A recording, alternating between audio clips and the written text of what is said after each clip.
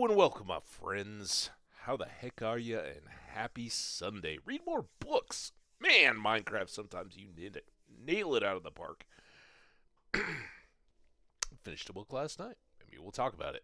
How y'all doing? Hello, hello, hello, and welcome. As always, I'm delighted you're here. Let's go ahead and get the game loaded up. We'll have our kickoff ad break, at which point I will make up that second cup of coffee, all that good stuff. But we have so much exciting stuff to get to today that I think we'll use these couple minutes here as people are gathering, getting going, just to kind of get back on track. Remember, at the end of yesterday's stream, if you were here for it, you know that we went over to the village. We did a few things there, namely, and we may be going back over there right now, actually. Namely, we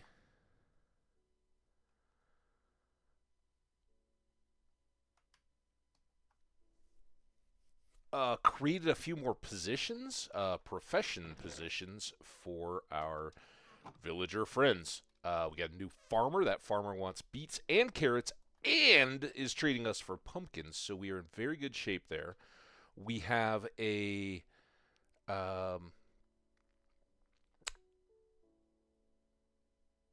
which other one did we end up with? Did we get I think we got the Fletcher. No, we didn't. He didn't take the Fletcher. That guy became the other farmer. Librarian? I don't know. We'll take a look. We brought the librarian stand back, right? So it's definitely not going to be an ad. An ad. The ad notice just popped. Definitely not going to be that. Let's go check on our melons and pumpkins. Now we can also harvest those crops, but I want to bring these beds back over kind of first and foremost and get the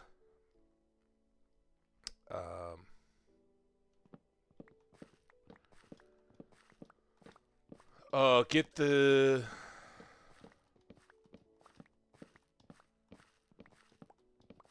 population up so that we have more villagers grown up that we can give professions to, because I think trades for sticks and the other Fletcher goods, right? Fletchers can move up from sticks to flint to string to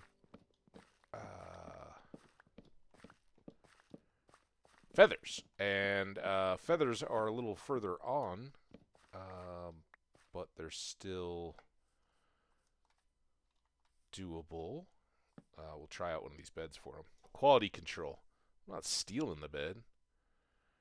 Oh, that. Look at our bees. Oh, they're so good. We gotta go. We're gonna be a little less focused on the base today. Yesterday was big base day, right? We did a lot of construction. We added a second story, or third story even, two, because I don't think we had a second when we started. So we added two more stories to the base. We got our enchanting room set up. It's brand new and untested. We planted all that sugarcane out ahead of us. We laid out fields, planted more potatoes. All in all, it was a great day. But it was all right around here. Okay, our ads are going. As soon as we finish these melons, I'm going to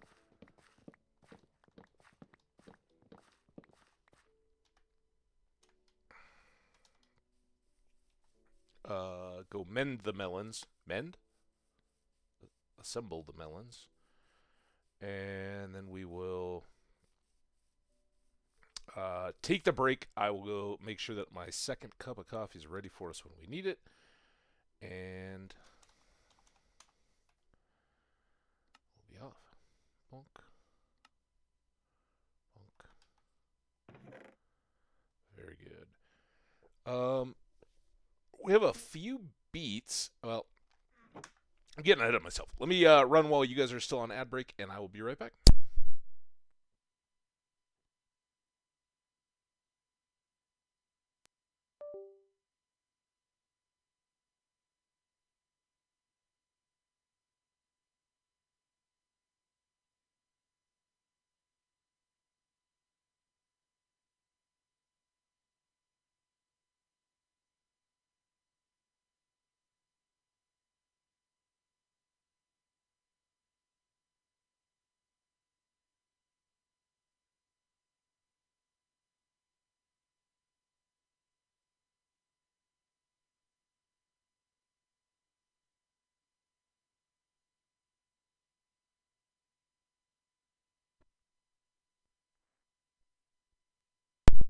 All right.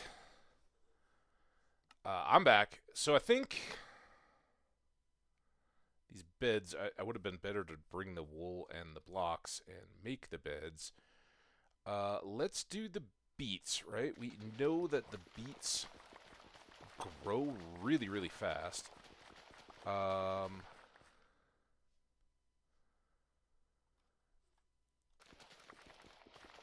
I know we replanted the carrots, but we did talk about the farms. We may switch this one out just a little bit.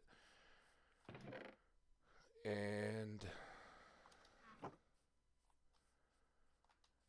see if we can't get these melons and pumpkins moved over by the end of today's stream, and enclose them in some kind of a fence and gates and all that, so that we're not losing the vines. We did have that issue yesterday, so that one could go. All right, got a few beets. I'm gonna take this full stack. I want to keep a few, just so we have some, kind of like, a few carrots, a few potatoes, just in case they come up as handy. Oh, that was the other one we made. We made the butcher who wanted to buy chickens, right? Oh man, I hope he's still there, because I don't know if I had any chickens to sell him. Did I? Maybe I did. I think we locked him in. That's right. We don't have a big supply of chickens yet. But that's a good one to have as well. All right. We are building up a surplus of pumpkins and melons, but the longer we spend over at the village, say putting out beds, maybe restructuring a few of the buildings, given a bit of expansions, something like that, we will have more chance to trade them. So I'll go ahead and load up these stacks. I didn't know so many melons were going to pop back up so quickly.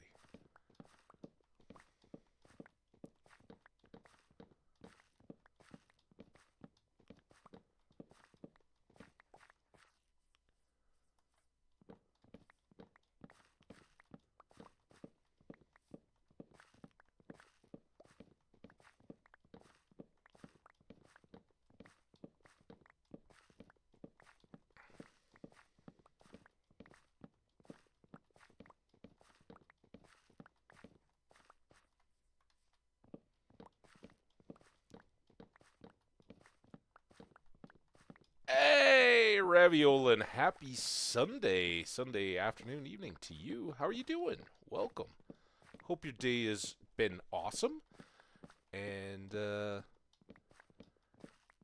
we got our snow, and the sun is back to shining today. It was the quickest, I think, the quickest turnaround of a substantial snow in a while. And it didn't even feel that substantial, because it was it's been like 40s, except for the time it was actually snowing, when it just dipped below freezing.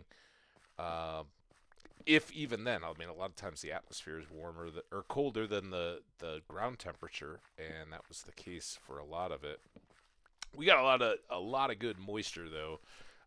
Here, while I was streaming, it was heavy, beautiful snow, big flakes, lots and lots of moisture, and it just dumped the whole time I was on yesterday. Pretty much began to wrap up after. It was kind of wild in that sense. Let's just go take these over and see about getting our villagers going. And then we'll come back and do the enchanting that we've long hoped for. We're trying to get our levels up by doing some trading. We're also going to try to increase our number of villagers. Oh, we don't have potatoes or bread to feed them yet.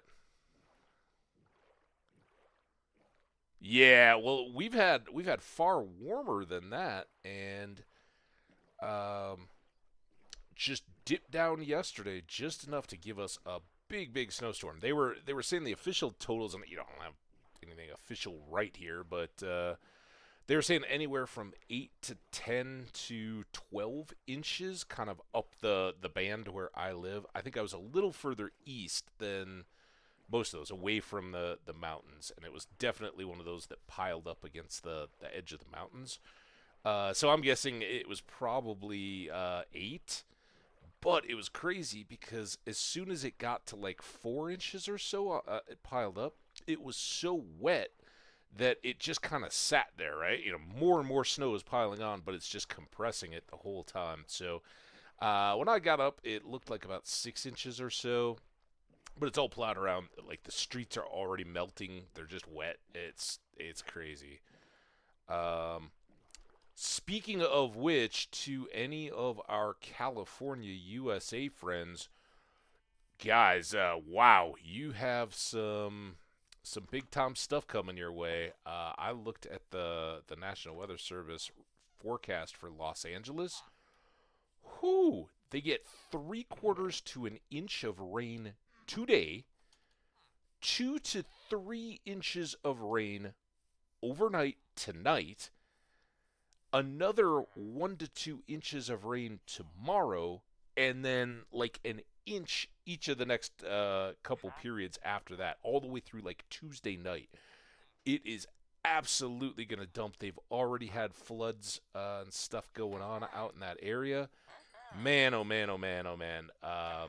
Hope everybody's safe. I hope there's not an abundance of stupidity out of people. So yeah, we made a butcher, and our butcher buys chicken, and we did sell him some, so he's locked in. We brought what chickens we had. We've got our toolsmith. He's the one that sells us our swords and axes. But we have 2 farmers now, and here's the other one. So this guy buys carrots and beets. I don't know. Maybe we could feed them beets to see if that would make a difference. Now, will you buy melons now? Yes, you will. Let's just pop him. Right in the jaw. Right in the kisser. We'll pop you. Now, expert. And master. There we go. Promotion of farmers. So now he'll sell us carrots as well. I've got a bunch more emeralds. Let's buy more of those. I have half a stack at home. And where is our other original farmer? I can buy...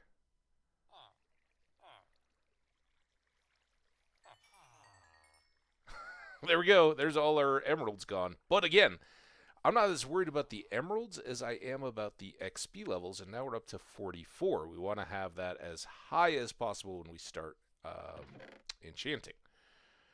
So let's stash these away for now. How was your Saturday, Raviolin?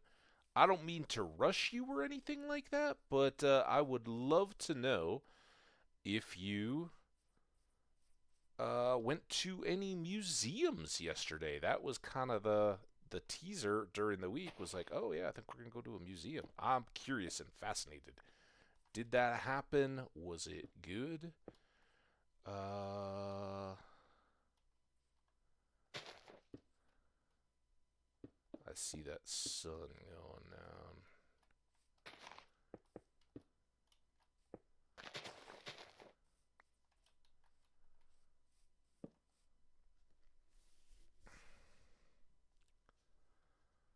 Maybe we lost Raviolin.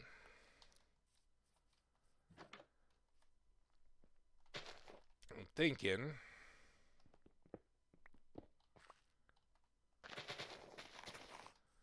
we're going to make this our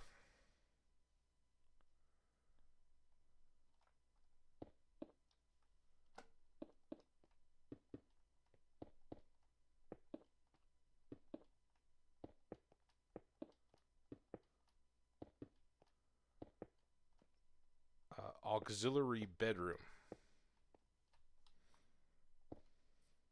Might give them some windows eventually.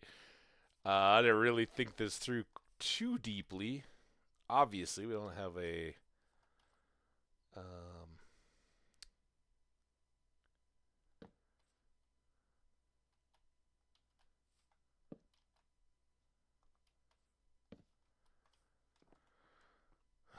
set of materials to make the ceiling or anything. I've used up. I was very fortunate with the cobble. Worked out just right. All right. Well, there's that. Alas for the museum. Oh no. Guys, get your tissues ready. It's gonna be a tragic tale of loss and love. All right. It was meant to be today. I made plans and then had to cancel them last moment because I forgot about other, more mundane but important plans. Isn't that the way it goes? The important plans are always the mundane ones, but we got to do them, right? Had to do the important stuff. Yeah, oh, I'm sorry to hear that, but hey, the beauty of museums is they're rarely like oh no, if you don't go to this museum today, it's gone forever. No, museums preserve all that stuff. So unlike say the big hot movie or whatever, they're not gonna be gone before you know it and make you feel like you missed out. I hope, unless it's like a crazy traveling exhibit. But since I believe the idea was, well, I'm not sure, but I want to go to a museum. I'm not sure which museum. That wouldn't seem to be the case. If it was like, I want to see the plutonium eggs that are the new Fabergé or platinum. I was not radioactive eggs. That wouldn't be good. I was going to say platinum. I don't know that those are a thing. They should be. Somebody should make some platinum artistic eggs so they're extra expensive. Palladium and platinum eggs? Ooh. All right, I'm babbling. Caffeine is starting to hit, guys. So we can come over here and do a similar expansion here for our other 3 beds. That'll work. And then I don't know if they're going to just breed of their own accord because we've got 2 farmers. They do harvest their own crops. You know, that's how we make our breeders eventually. In this kind of a setup, usually I'm just replacing the breeder, coming over with stacks and loading them up. All right. So when that happens, we'll have all these other job blocks, and they can come and trade with us. Again, it's going to be pretty chaotic. Let's do this. Sorry. Let's pop these. I'm going to bring some oak logs next time. I'm going to bring some glass. And some more cobble. We'll use the oak logs to put up posts to kind of match all this stuff and maybe run a, I don't know, some kind of an extension on the roof. All right, have we cleaned up? Yeah. Let's get back home with all of our carrots. Ooh, I want to try one right now. We haven't even had a carrot yet. I don't even know if we've had an apple, honestly. And there we go. Are they like 2.5? The golden carrot has some kind of a bonus over like cooked chicken or bread or potatoes, some of those lower tier, mid-tier. I mean, they're good. The advantage is you can just buy them that easily, so... There's so many museums in my town. I barely scratched the surface yet. Oh, I don't get to museums as often as I should. You know, it feels like one of those things that I do more on travel. And again, I don't live in the city of Denver, but there are the Denver Museum of Nature and Science is a very well renowned. I don't think it's quite Smithsonian or even like the Chicago Museum is a very famous natural science museum, but Denver's is widely acclaimed, and in fact, it was the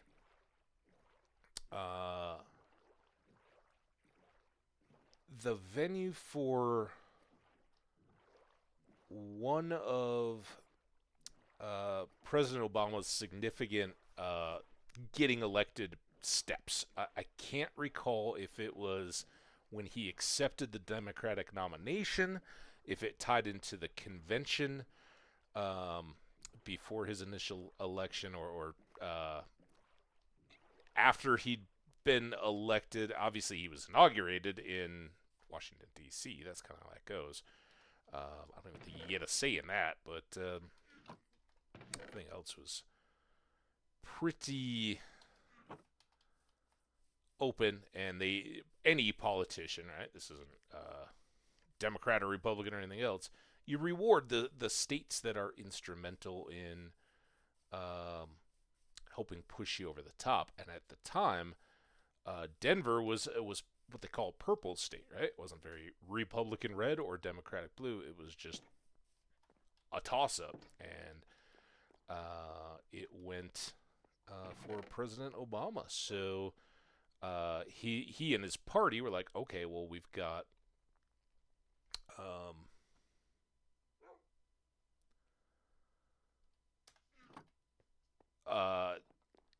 various means of saying thank you to the local people, and some of those are showing up for speeches and that kind of stuff, where it's like, all right, yeah, we'll get the name of your city, state, whatever, tourist attractions and things like that in the public eye. So that's a good one. Denver has a good art museum, and there's so many kind of Western history expansion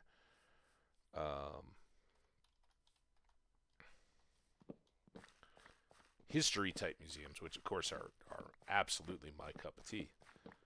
Also, I saw in the news, I haven't been up there to look, but my understanding is that the University of Colorado recently got a full dinosaur skeleton to display in their museum.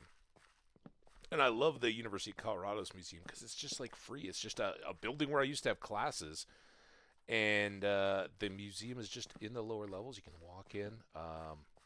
I had two professors when I was a student who are both, and now they're kind of aging out a little bit, but they both are very well respected. I'm sure many other of my professors were equally well known in their own fields, but for me it was kind of the history, archaeology, that kind of stuff that really hit. So I'm more inclined to see them later in life. But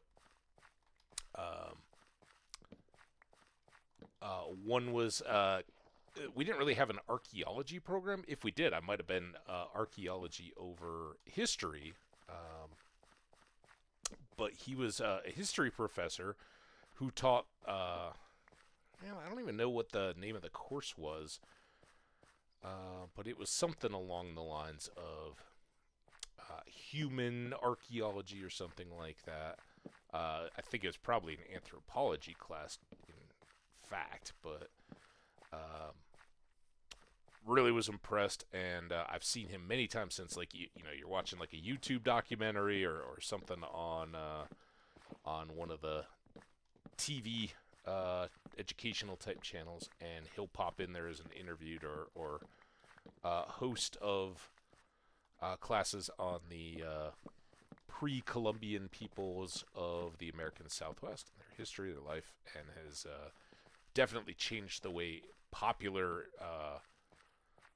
scholastic people think of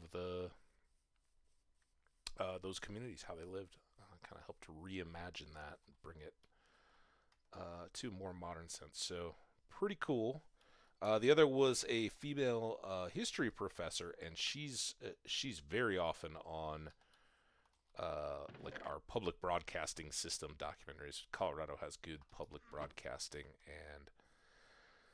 and she's often there adding her insights to a biography of so and so or whatever. This is kind of what we're waiting on at the moment. I don't have any iron axes. I very much want to combine these two diamond axes to get Fortune 2, but it's going to cost us levels, so I'm not going to do it. Let's go back inside. We need to get those logs. We need to get stack more of cobble.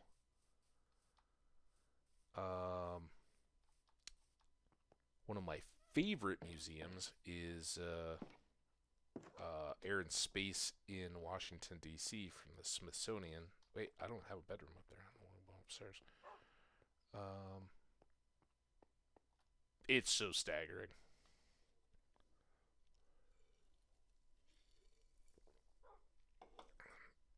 Craziest museum I ever went to was in, well, I've been to Amsterdam. I've been to some crazy museums. Uh, the craziest museum I've ever been to, in the United States at least, was in New Mexico.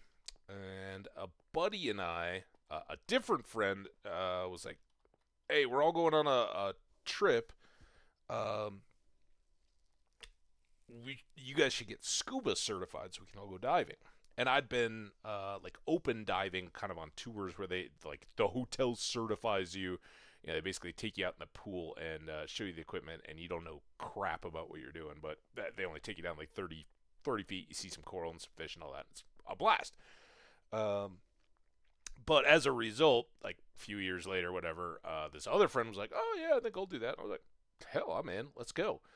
So we sat all the classes together, got all the stuff, did the pool work here in Colorado, but Colorado not exactly on an ocean or a sea or even really big lakes, and not directly close to any. So they're like you have two options for your open water dive trip, where you go and do the do all the safety stops and the resurfacing and pressurizing and all that.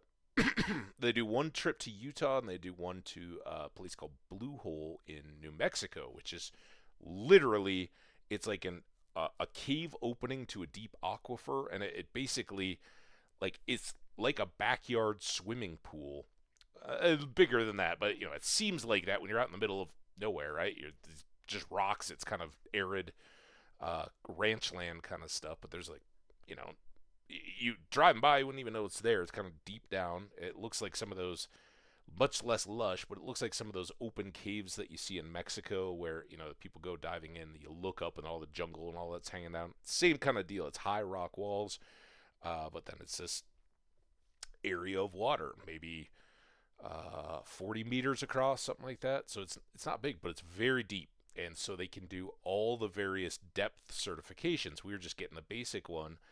And so it's like a 2-day deal. And my buddy and I are like, well, hey, it's a new place. Both kind of, adventurous, like, hey, let's travel and all that. And we're like, all right, well, if we're going all the way down, it's like a 6-hour drive or whatever.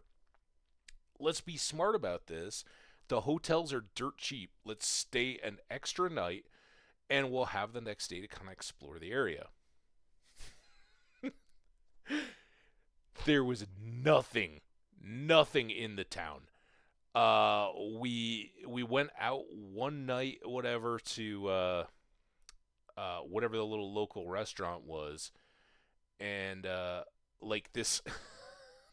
It's awkward, right? There's like this tiny little. It was awesome food. This little hole in the wall restaurant right on the main strip, and it's like a dead, kind of economically despairing old town, right? So much of America now, the small little towns, people will go live in a larger town and drive 20, 40 miles to if they're ranching or whatever, to go check on their cows, whatever you need to do. They may live around there, but they're going to do all their business in the bigger towns instead of having their little hamlets around. But we get in there, and there's this little restaurant, very good food. And we're sitting there, and we're like, it's like quiet and eerie. Like there's two other tables eating, and you don't even want to talk too loud because you're like, everybody can just hear everything that's going on. And I'm looking outside, and I'm kind of like, you gotta check this out. This ancient looking pickup truck rolls up, and this couple roll out, and you can tell like they're from out. out, right? They're not. This is a big trip to town, and this town is dead, nothing going on. They come rolling in this pristine but ancient looking pickup, maybe from the uh, early 70s, late 60s. I don't know, but it looks really nice, and it looks like it's just been washed, waxed, all that kind of stuff. And this guy's the couple is probably in their 60s or whatever. They've seen some time. Gentleman is not small. He's not he's not well, technically he's probably morbidly obese, but he's got tall dude and old, and she's already gotten out. He's driving. She gets out and is standing there, and she's got a full like long dress on and everything, like obviously done up for big night out in town. And we're like, we just finished our diving thing, and we're like, oh, we can't order another pizza. Let's go try this place. And out in the street while we're eating, this guy gets out of the car, and he literally has overalls on that are unfastened, and he's bare chested, and he pulls out a button down shirt, and standing in the street outside of the restaurant, he buttons up the shirt, like pulls on the shirt, puts it on, and then pulls his overalls up over his shoulders, the straps, and fastens them so that now he's all dressed up, and they walk in and sit down to eat at the restaurant. So crazy. Anyway, that's the kind of area that we're in. Well, we built in this extra day, and our diving stuff is all done. We succeeded and got our certifications, and woohoo, we're ready to go. But we are in Nowheresville, New Mexico. And New Mexico, for those who may know, there's Santa Fe and Albuquerque, which are beautiful, amazing, historic places, lots of museums, and fine cities. They may not be huge, but they're a very modern, beautiful, wonderful place. This is like Eastern Plains, much like Colorado, right? There's all kinds of tiny little dying towns in there, and I'm not poking fun at New Mexico. Wonderful peppers. We love you all for them. And I've really enjoyed all my time in New Mexico, the various visits I've made. But this part of New Mexico is very sparsely populated. It's very light cattle ranching, but you can't have any density because there's just not enough vegetation for them to eat. So we're stuck here, right? And I don't know why we didn't just like immediately turn around and leave, but we're like down there, and I was like, oh well, let's go to I don't know what the name of the town is. I'm sure somebody could look it up, but somehow something we got in our, well, we were kind of talking about going to oh my god, I'm blanking on the name. The alien place in New Mexico. How it's like the biggest pop culture place around. The UFO flying saucer crash, and um,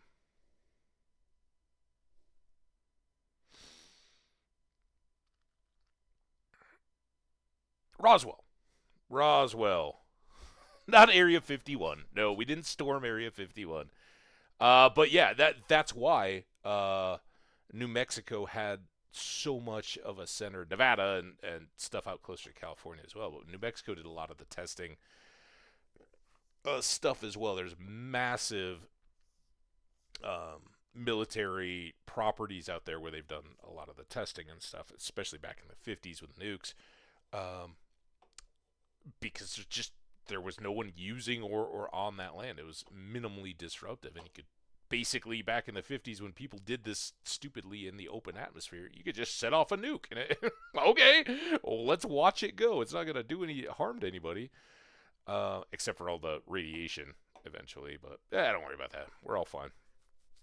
Anyway, we were thinking about going to Roswell, New Mexico, which it turns out is a really long way. And we'd driven and like finally come to this other town that's like halfway there, and it's like see Billy the Kid's grave. And Billy the Kid, for William Bonney, I think. Yeah, young gunfighter, outlaw, but also cattle hand, and all this kind of.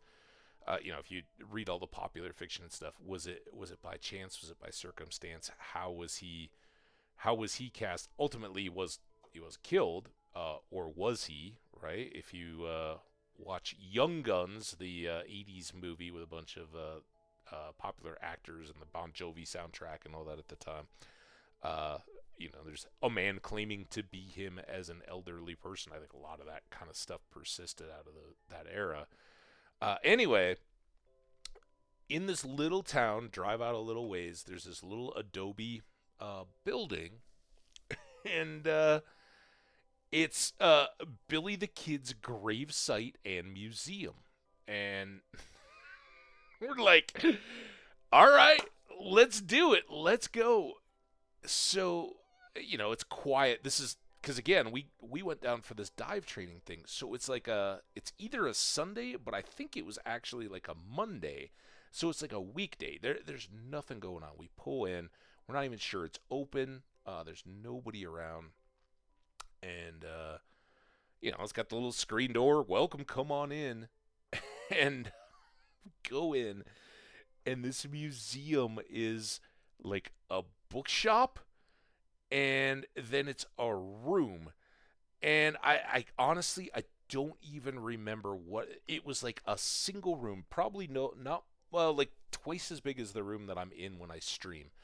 No bigger than my whole apartment by any chance, even including the bookstore.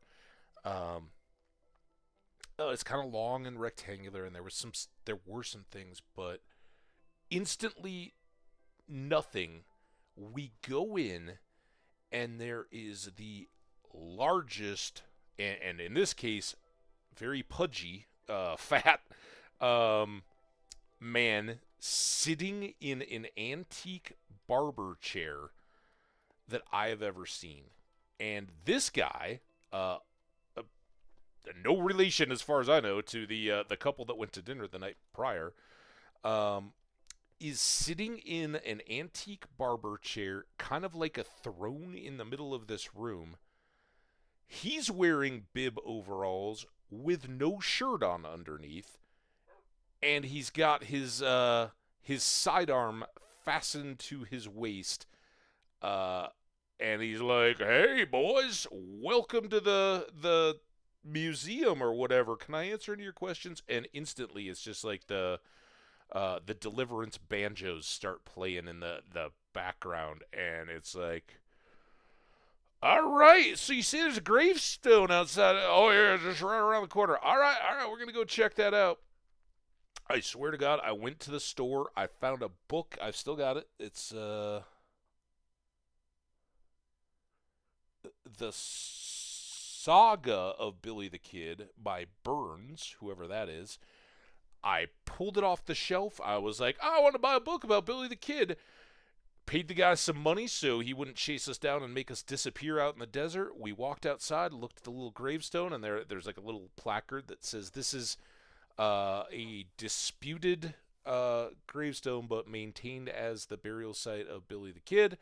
Blah, blah, blah, blah, blah. We got in and got the heck out of there. It was like, what have we just ended up in? It was some combination of at the end of Pulp Fiction when the guys in the pawn shop, are capturing people randomly, and like I said, Deliverance. You're just out in the middle of nowhere, and totally shady. I'm sure he was a fine gentleman, probably very scholarly, but you want to intimidate the heck out of your customers? Sit shirtless in a barber chair, armed. And I do believe that there was a Confederate flag on the wall. I can't swear to that. I may have just inserted that detail. It was a place we were not going to linger. It was hot. It was the middle of summer in New Mexico. New Mexico's a hot place. I'm sure they just do it for survival's sake, but whew, that was the strangest museum I've ever been to in my life, and I didn't linger. All right, well, we've spent part of our evening just standing here recounting museums. If you have a fun museum story, anybody, love to hear about it, and we can discuss. I'm still fixated on what's supposed to be hitting California is all these additional rainstorms. Again, remember, it's been what, like a week and a half, a week, 2 weeks that they've already had a bunch of flooding. I don't know. I love and am often frustrated by California. It's so many amazing, awesome things, but it's also so many things that it's like the best and worst of America, I guess. But the weather, it's just like, dude, you guys talk about how it's so beautiful all the time. Every time you turn around, California is either on fire or being wrecked with floods and whatnot, and they take all of Colorado's water. It's crazy. We love you, California. We love you, Vlex. Vlexi. Oh, Raviolin! I didn't even tell you. There's Vlex. Vlex was a little puppy.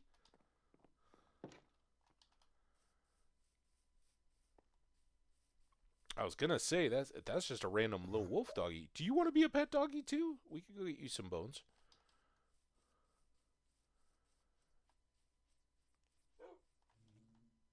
Oh, Raviolin Lozito, you are checking out and keeping an eye on our bees, Raviolin. It's a big responsibility. You've been doing good so far, but I hope you maintain the vigil, maintain the watch. Well, let's go see if we can get this other one. We had an old friend come back yesterday and spend most of the day with us. And I'm going to have to look because I don't remember exactly. There was a name change. I may have to wait. Come here. A little punk, huh? We got Skash.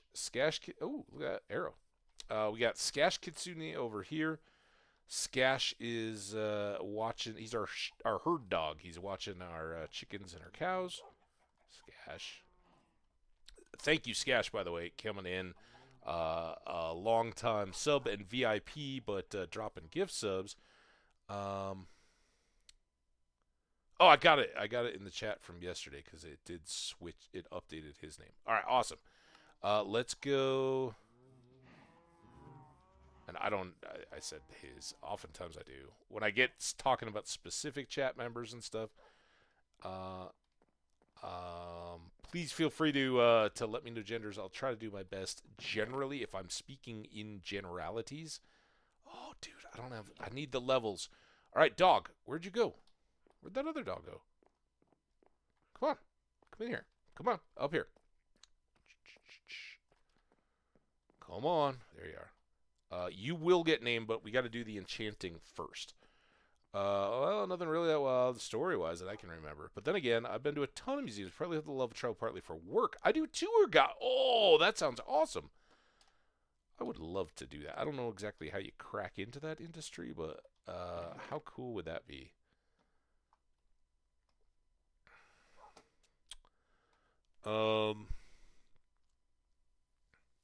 So I took a lot of places I can put on the roof. Oh, and then some of them are not up to code, and I have to improvise occasionally. That's exactly what you have to do. I'm a big. So the closest I've ever come to that, I think, is you guys can probably tell. I could do the rambling and keep talking bit of tour guiding, no problem at all. I'd like to think that even with a little bit of prep, I could pretty well stick to a script and keep things moving along. Oh, so you all want to come and be jerks then, huh?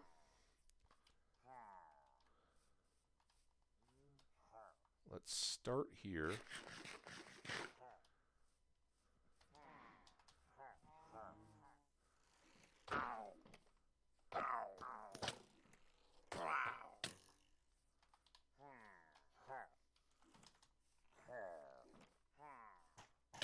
Ow, ow, ow.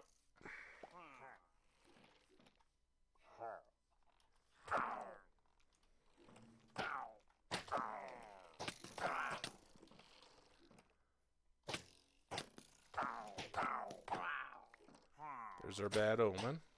So now before we go back to the village... Don't you... Oh, you jerk! I did that. That was my bad. Stop! Serpentine! I totally knocked him down on top of my crops.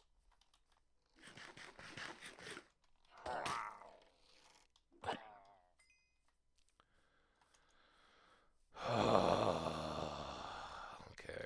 Wait, was there more or was that a cow? Oh, been a lot of places, done a lot of stupid stuff.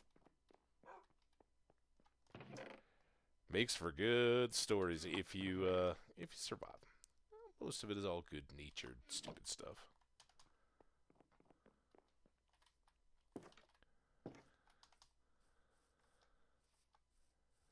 Alright, we're gonna chug the milk. Get rid of the bad omen.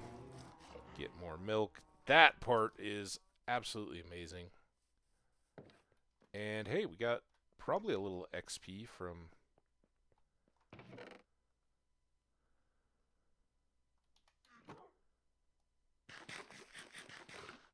fighting down those pillagers. Mean and nasties. Why is that in there? Go... Why are these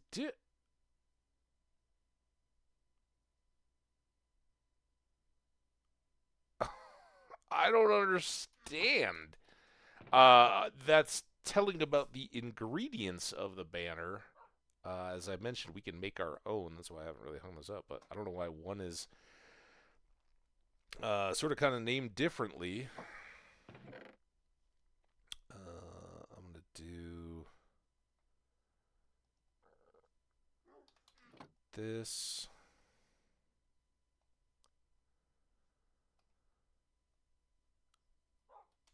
We're going to need... probably we're going to need more hose.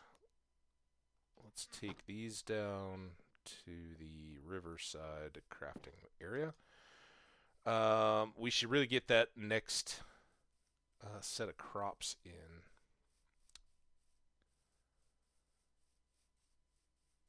While some of these grow up, we can still do all the villager trading there. I want to take the logs and the cobble over so that we can keep our trading up, but we need potatoes or carrots or some such to get them bred up. So we're kind of waiting on the crops behind me now. I didn't grab the actual tools. There we go.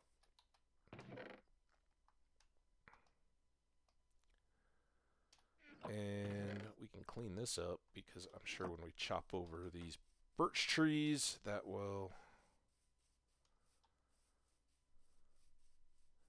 clear them up.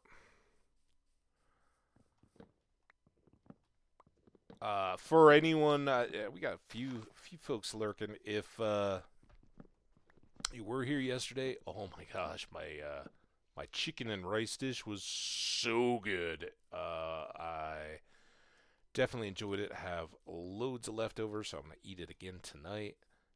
Carrots and broccolis and chicken and brown rice was basically it.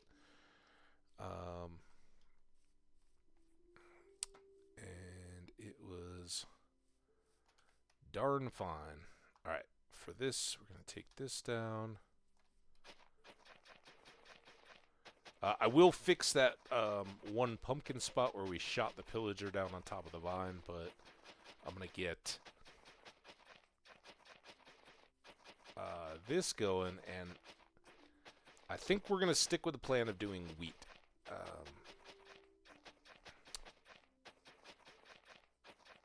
We need it for the cows. We've got plenty of seeds, but we can keep those going for the chickens as well. Parrots.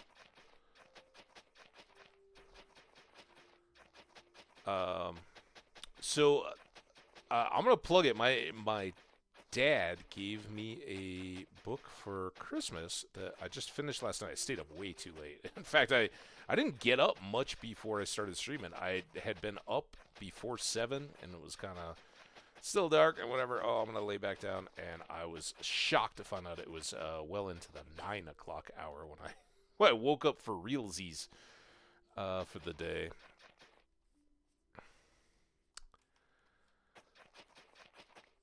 But you get to that like tipping point in a book, so I was up till like after 2 a.m.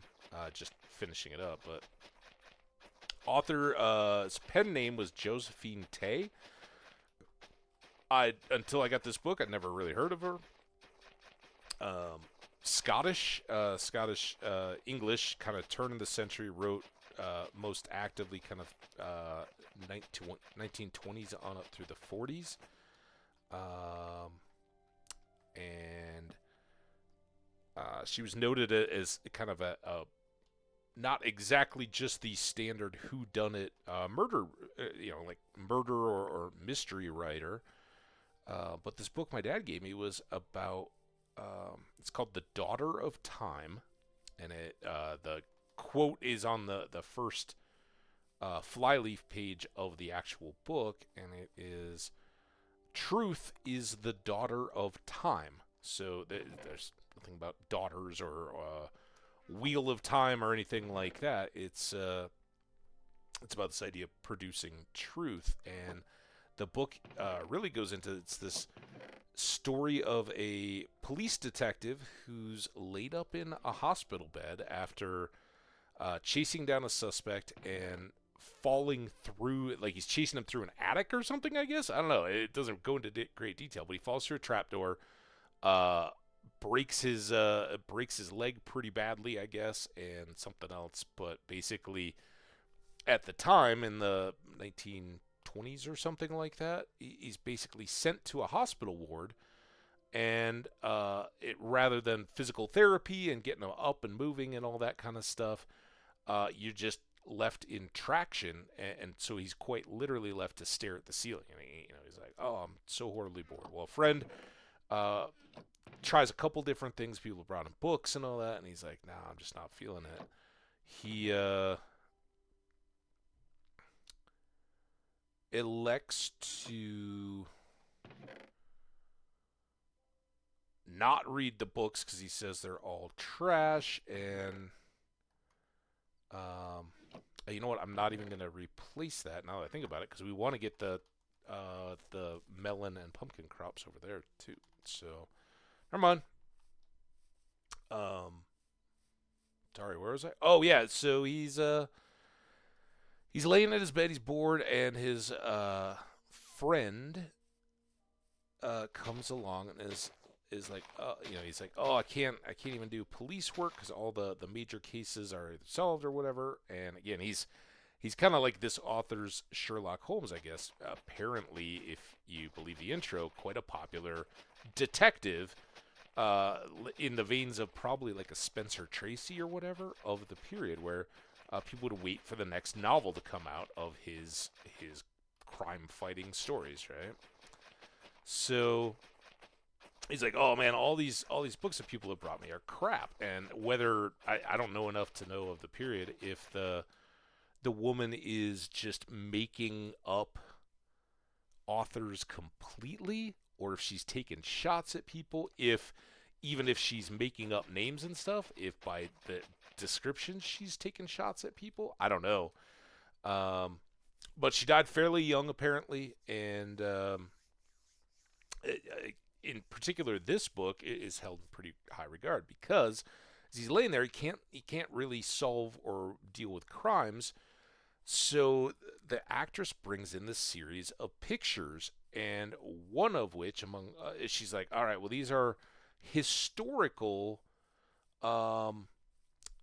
people involved in kind of legendary crimes or whatnot, right? Like, and what do you evaluate of their faces? What do you see in them? Would you pick them out of a lineup? Anything like that?" And I think I talked a little bit about the first little bit when I cracked the book. So it ends up that the whole deal is about Richard the Third. And if you know anything about Shakespeare or English history or anything like that, Richard the Third was uh, the Hunchback King, right? Shakespeare um, pillories him, right? You know, his depiction of this monstrous bent hunchback guy is legendary, and you know, it basically starts with he's like, yeah, well, he's the guy that killed the boys in the tower, right? And I'm like, oh, what was that? Um, you know, the versions of the history are that if you take the Tudor or Shakespearean side, is that um, Richard the Third's brother, Edward the Fourth, second, I don't know, is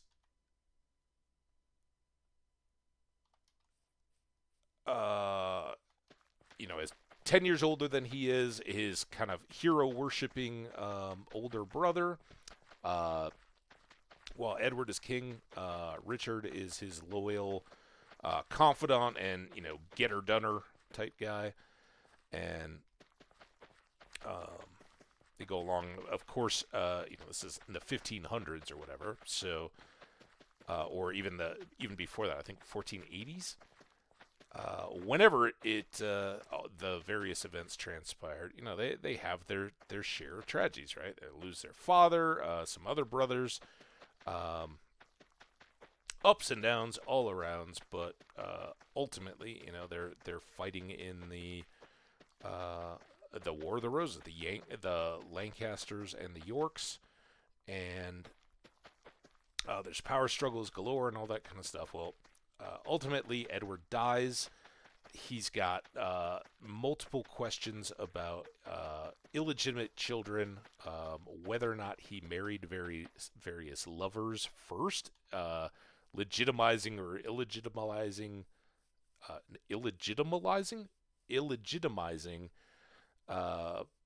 particular of his children versus others, and all the implications,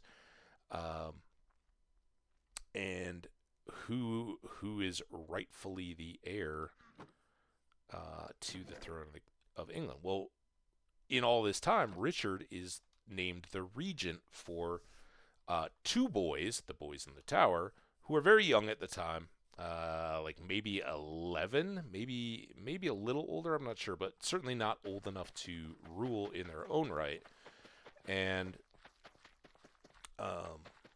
as the story goes, Richard, upon taking the throne, sends the boys to the tower, confines them there, and ultimately they disappear and are eventually,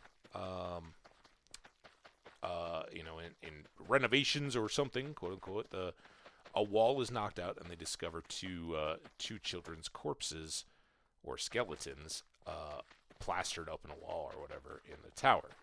How much any of that and how accurate that account is kind of the mystery that this guy is working towards with various historical texts and stuff like that. He can't move, right? So he's got to rely on friends and conversations, and he's asking all the nurses and doctors, what do you remember of this guy? Reading, some of them have old school books and stuff, and he's finding out how they're accounted for.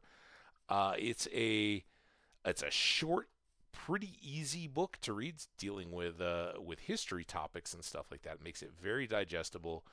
And despite having stayed up late to finish the last bits of it, it was a quick page turner, and I would highly recommend it if you're into any kind of like historical fiction or anything like that, or if you've ever had much English history at all and are curious about lines of succession and how. It was popular at its time, and it's popular still now, because the bigger message, if there is any, is look out for what people tell you history is. And sometimes, the Mandela effect and things like that come up, how our perception of past events is changed based on um, what we're told how we're told we're supposed to remember these things, right? So really good stuff. I enjoyed it. I don't know how we got on that.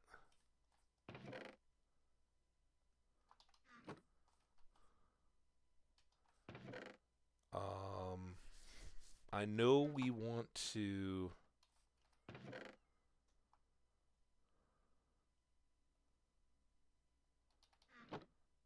clean some of this stuff up. I really don't have. Sorry, I'm kind of talking to myself. We don't have much in the way of iron tools to take on big projects. I'm just really sitting here waiting on potatoes. We can take some of these carrots over and feed. Now that both our farmers are masters, any of these crops are just kind of secondary, get some more emeralds. The melons and the pumpkins are the big cash cows.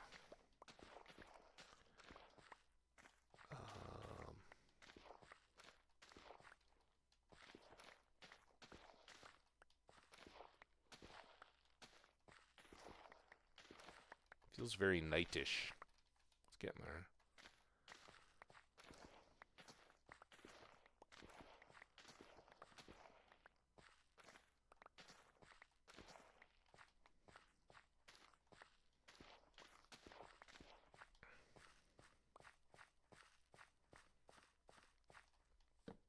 They match my bed.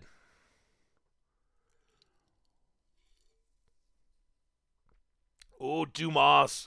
Are you just flattering me? I absolutely love Dumas. Um, yeah, I struggle even more with French history. Um, but I did just a couple nights ago. I'm not sure which night that was. I watched most of a documentary on Napoleon, who I know probably more than the just average student, grade student, regular Joe on the street kind of person, but certainly far from any deep expertise. But I know a lot more now than I did certainly a few days ago, having watched it. Uh, a lot of what I have are from various books that I've read. For instance, War and Peace. I think, unless I'm confusing it, War and Peace is the one that has a long account in the midst of it of um, the Battle of Waterloo. Oh, we got an ad break. I don't know. I got nowhere. we got coffee and backup coffee. We're going big today, by the way, folks. So be ready.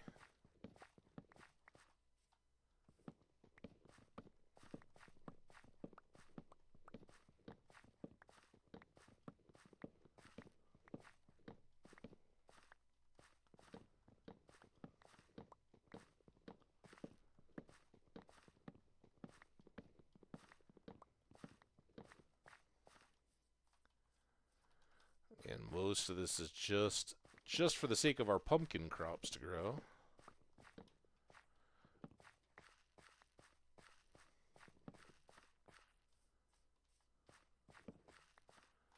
All right, that's a lot of crowding. I don't know if this is going to be a good idea. We're going to have to drop off something.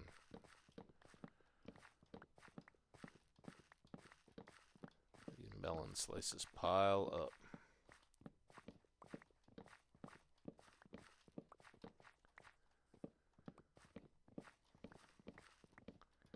At this point, I probably could just use the enchanted axes for the pumpkins as well. It's not going to give us a bonus, but it does have efficiency and unbreaking on it, so it would save us having to make more iron. I just happen to have that one in hand, and yeah, we're not going to have enough room. Maybe if I do that. Oh, where I got this stupid stick from.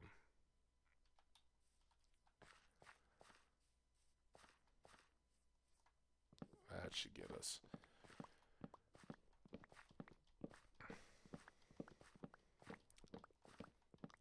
Because even if these get worn down, we're going to combine two of them, and that will give them a nice repair. So I can just go ahead and use them, kind of. Who cares on both? We'll go back over very soon, as the potatoes are built up a bit more fully. Actually, I should go over right now and feed with these carrots. Let's go get our. Oh, dude, I knew it was gonna happen. Do I have crafting tables scattered anywhere over here? Be nice if I did. Or up at the animals. Crafting table by the bees wouldn't be a bad spot. Ultimately, we'll make honey blocks or honeycomb blocks or stuff like that. There.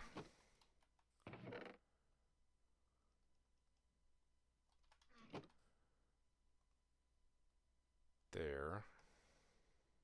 Go place that. I'm going to get a stack of oak logs, a couple stacks of cobblestone, more carrots. They're almost done.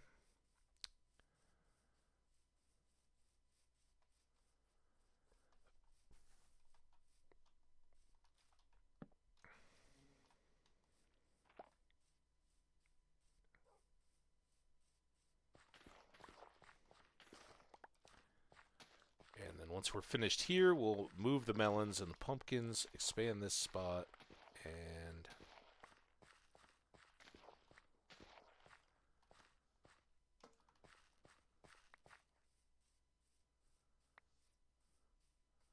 call it all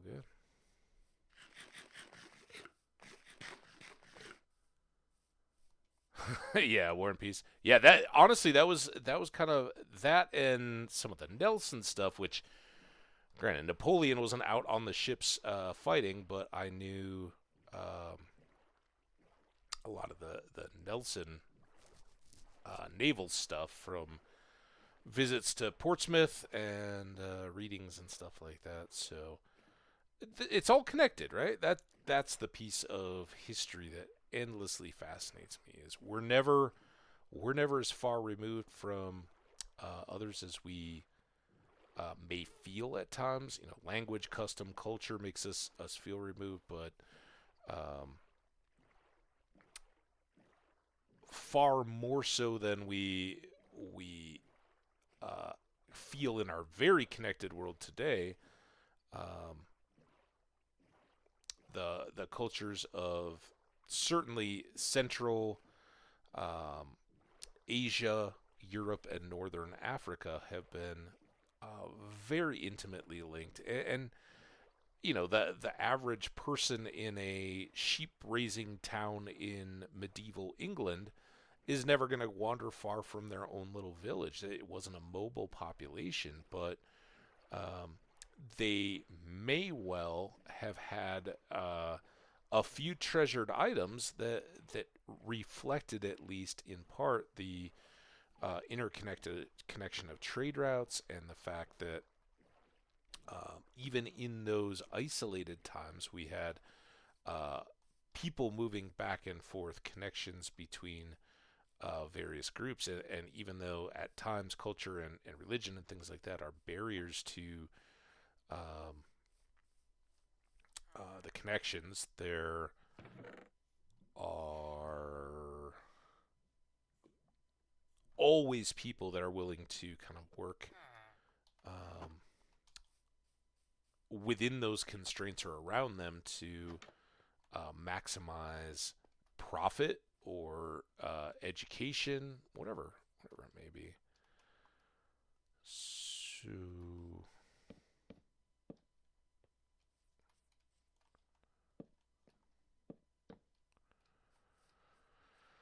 Yeah. All right, that was 4. Oh, I forgot about glass. That's secondary. We can get these guys in, get roofs over their heads, and start to. Here we go. They're in social hour. Oh, don't go yet, way yet. Grab. All right, so if there are available beds, and they should count the beds over there. I don't know if they have to be covered. We'll get to that. Even if they don't, there's some carrots there. We might see a wee lad or lassie running around.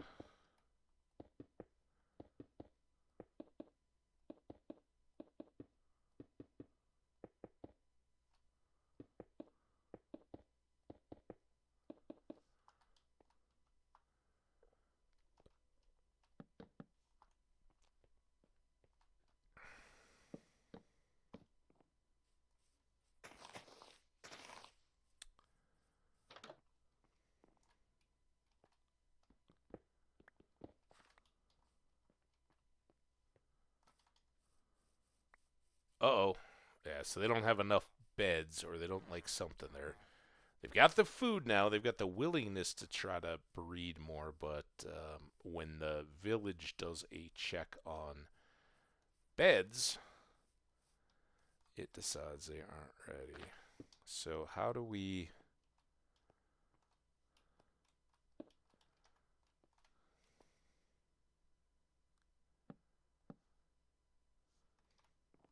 patch that up?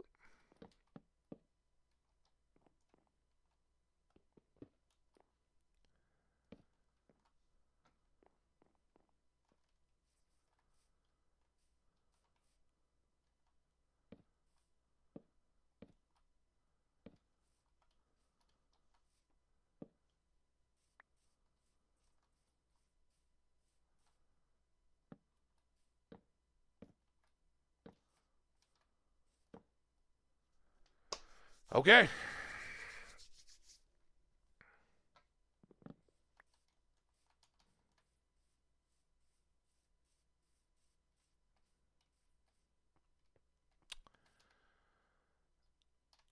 Let's see what we're left with if I do the same over here.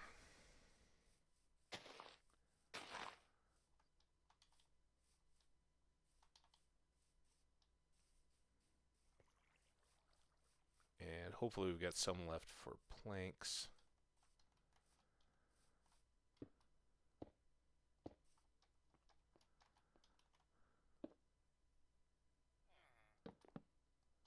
This whole building with logs thing I've started on this this world is really expensive. Oh, damn it.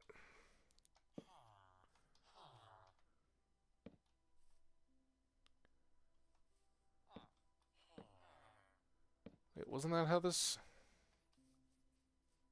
Is this one different than the other one? Oh, not much matter. I guess they went vertical. What do you do? Dude, you're going to get in trouble. Oh, at least you can get back out again.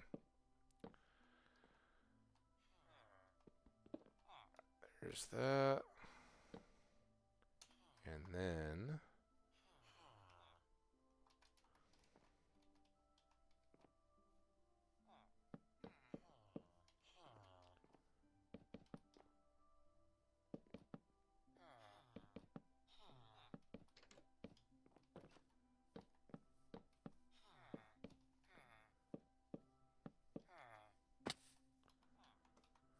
I'll do there and there, because we're going to have the windows again.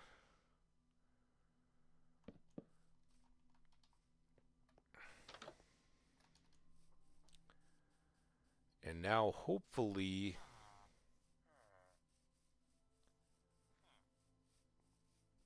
Yeah, they are built differently. Those other ones had vertical posts all the way through.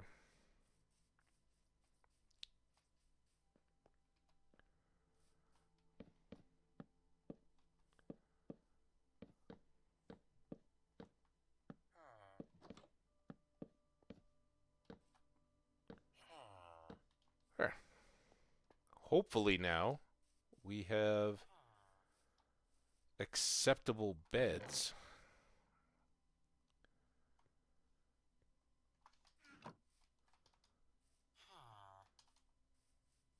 for more breeding.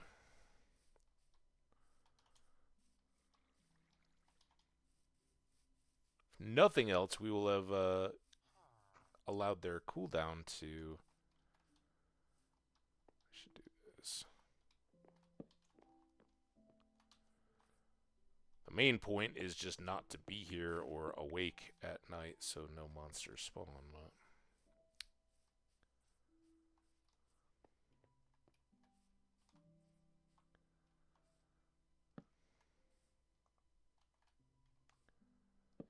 This one's bigger. I kind of felt like it was bigger. Like it. All right, we can put in even more beds. Now,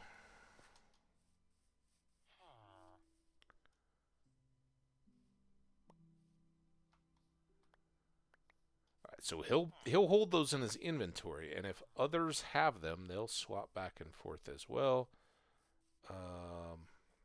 And we will begin the great baby building.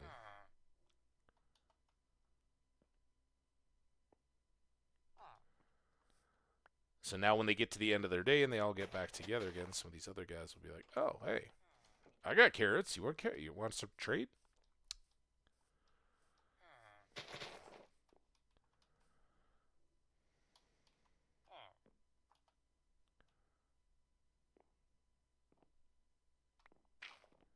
What I've never really been able to figure out is whether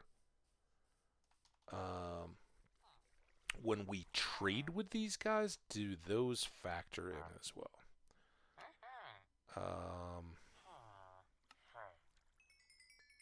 Hang on to the carrots. Still stuck on level 44. These levels slow down. Wait till we're like up in the 70s.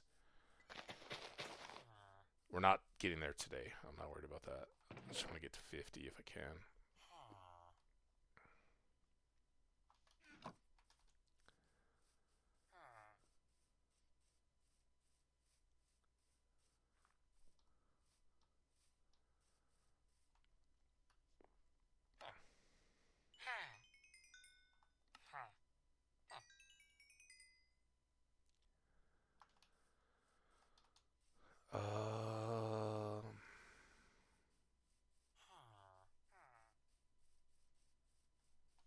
Did I put anything in here?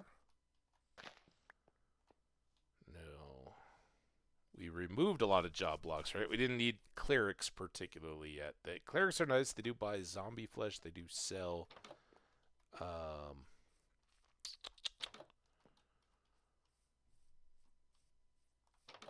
redstone stuff, right? But I don't know where they ended up. I don't know where I ended up with the smoker either. Is the smoker down here in the building where we put the beds?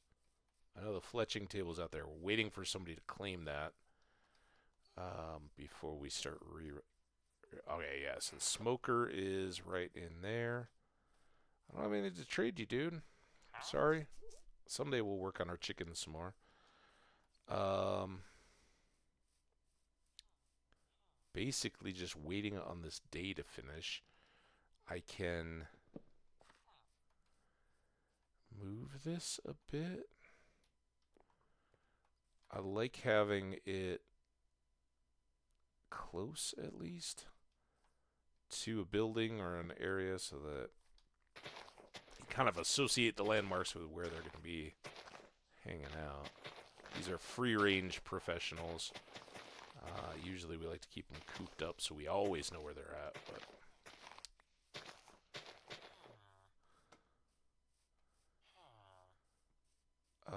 come on, guys.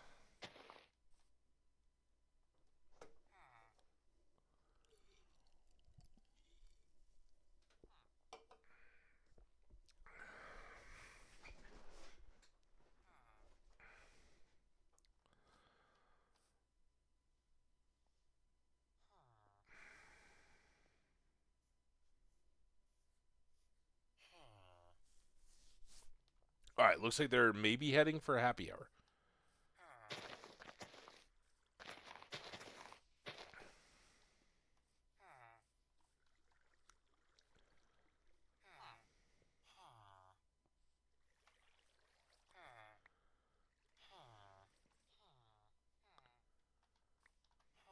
we go. Trade them up.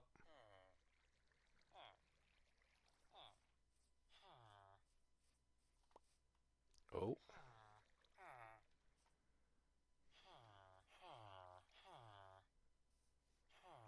We might have to make a boat and get that guy out of here. I don't know if they breed, are they more likely to make other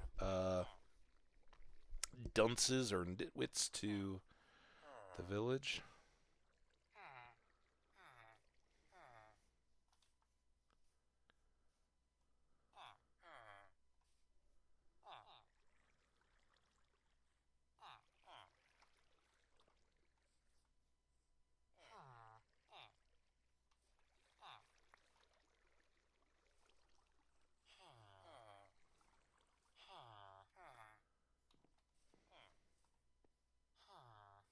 Why's this guy just hanging out in the door? By the way.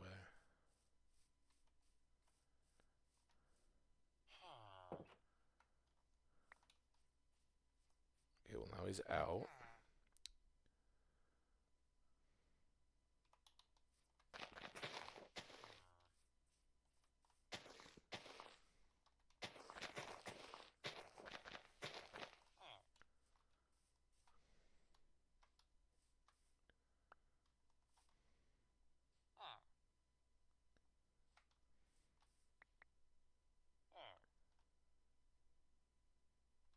Get him all. Okay. I don't know what his deal is. Did you come over here to hang out with all the other guys? Gals.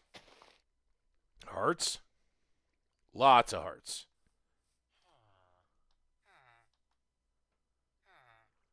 So many hearts. No!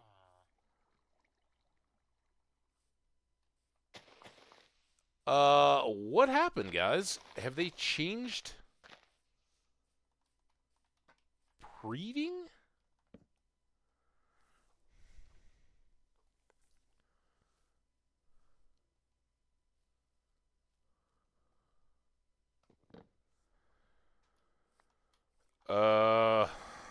Huh.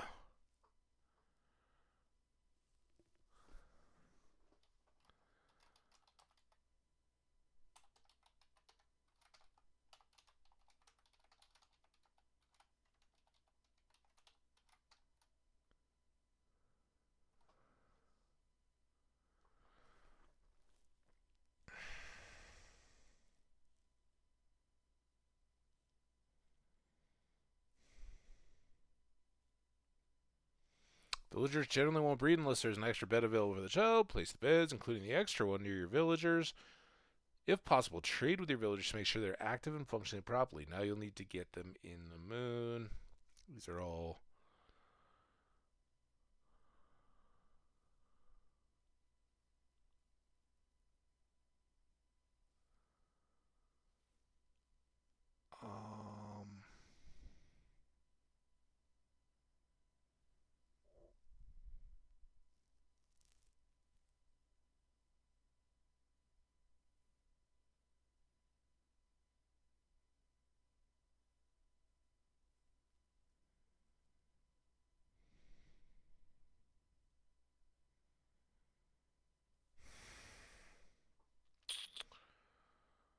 I don't know, guys. What, No. No, it's a critical game mechanic. What I'm wondering is, do we have a pit or a cave or something that they're getting stuck down in, and we have a much larger population that I know about?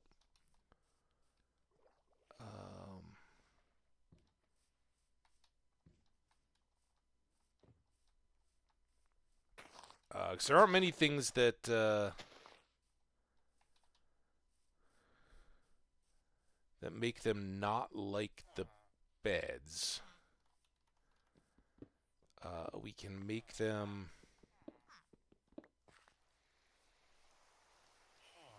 Oh, there's a baby. Who knows? Is this going to be a storm? This looks like dark rain clouds. It would be nice because then we could sleep again. Turn it off.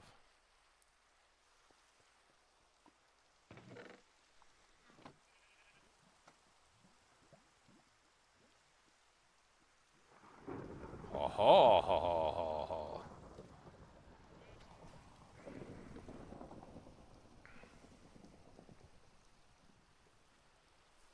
ha. Storms are good. They're fun. We'll deal with them a lot later. I don't want to listen to the rain though while we're going. Basically, monsters can spawn while it's daytime in the storms. And there's a few features that are unique only to storms. So yeah, I don't know why they were so reluctant early on. I think the machine is going now. We got one little kid there. Um, Hopefully soon we'll have full gangs of children running around. I'm going to go put an extra door over here. There's somebody said that these beds are kind of removed from the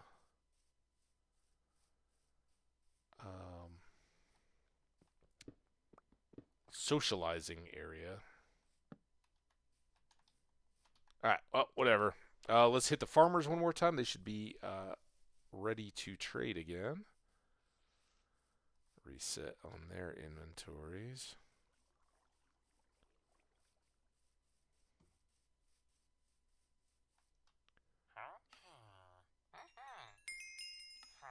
There's level 45.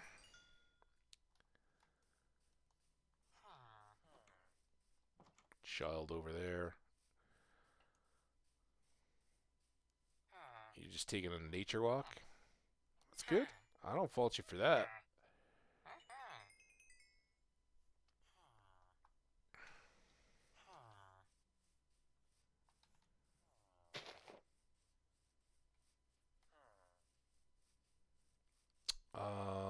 Where is our butcher? Can I buy anything?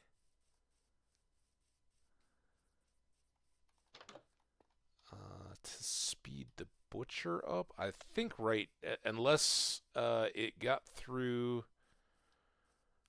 to the second tier, I think the only thing we can do is sell pork and chicken, so...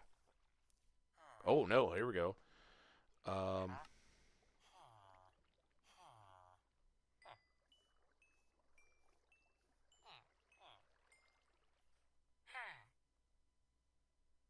Oh.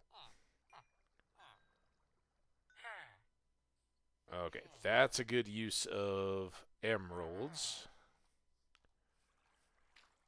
Because now he will buy steak or beef as well. So now we can trade from our surpluses from our two sets of animals. And that's another good one because oddly the top tier of butcher is to buy berries. And we got that berry patch. We get like a stack every time we run by there. All right, well that's all very good. We got some extra food. I don't know that we really need it now, but doesn't hurt to have. Especially since we have our own chickens.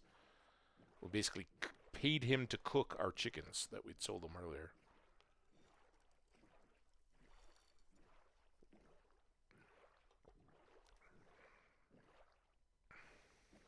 For anybody wondering why we always boat right past this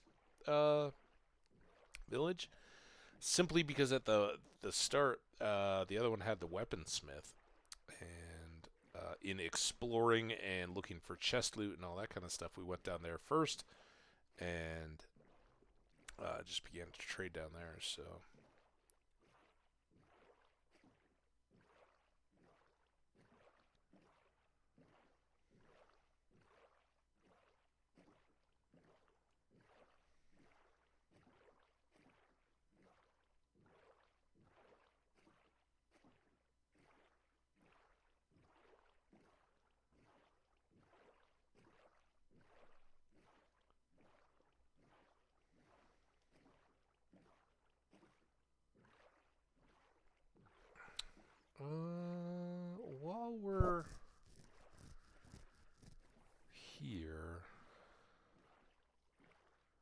gonna take a little detour because I think it was right past that big outcropping where we got back out to the ocean. But I'm wondering if we can't just do some little bit of punch through to get to those other villages. It's not too small of a punch through, is it?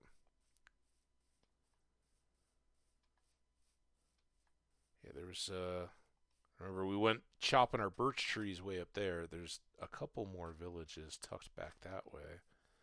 But I was just wondering if it was just like a little narrow strip of land we could easily cut. Doesn't look like it. We'll definitely go back to those later today. Oh, salmon. When we get out and about, we're just kind of wrapping up this this leveling, these villagers, getting our XP, doing our enchanting, and then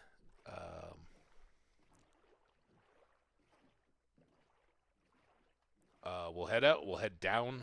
I don't know. We'll just the world's our oyster at that point.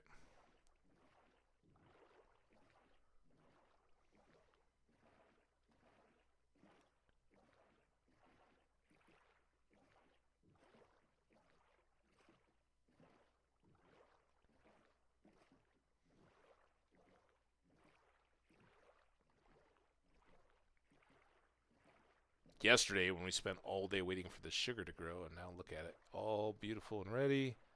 Our berries, we'll pluck those a few times now. What do we got here? Seeds.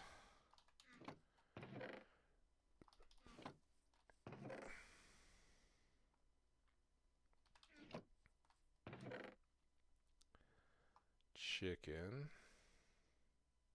Oh, I should have left the emeralds and all this stuff there.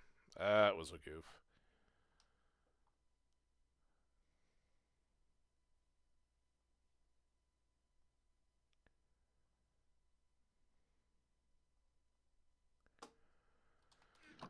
Okay, there's all that. We didn't end up needing too much cobblestone.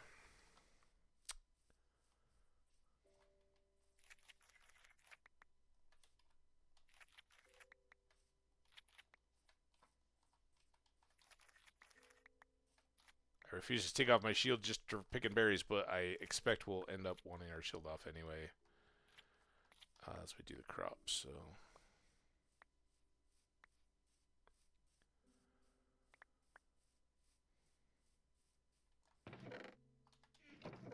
more berries.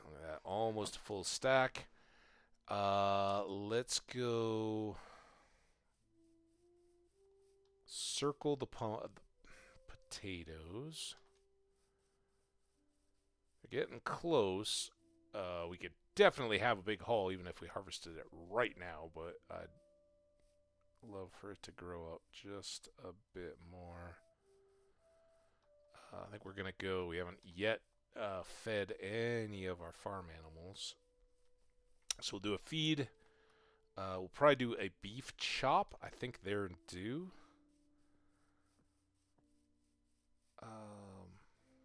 Again, I'd love to get that butcher leveled all the way up to berries.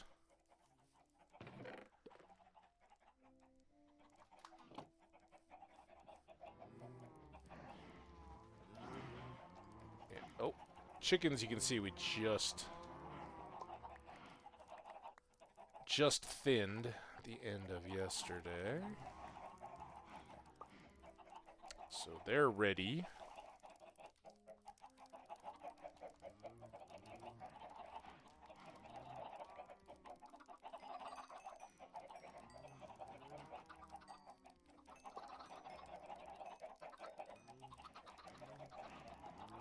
Not too many of them. We don't have to chop these guys either.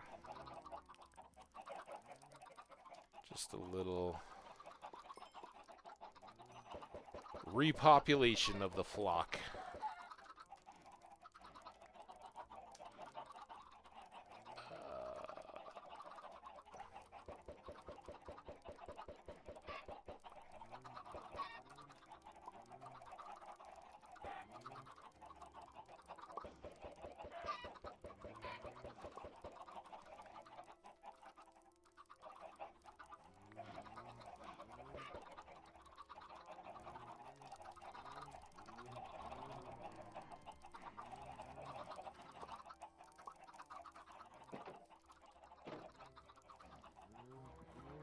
And the moo cows. How's our...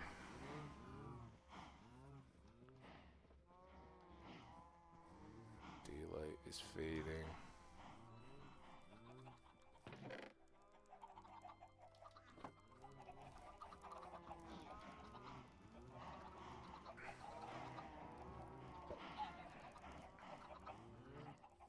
Hey, Skash buddy.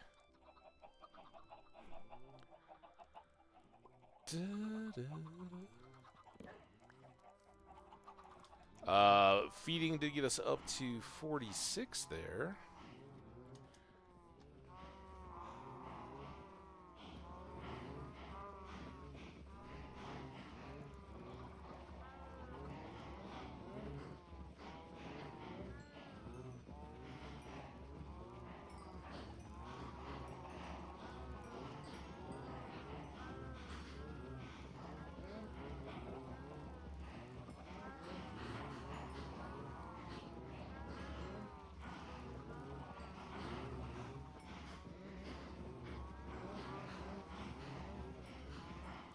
Alright, now they are free to mingle. We just kind of stir the pot a little bit. Lots of babies in the middle there. That's good. And chopping time.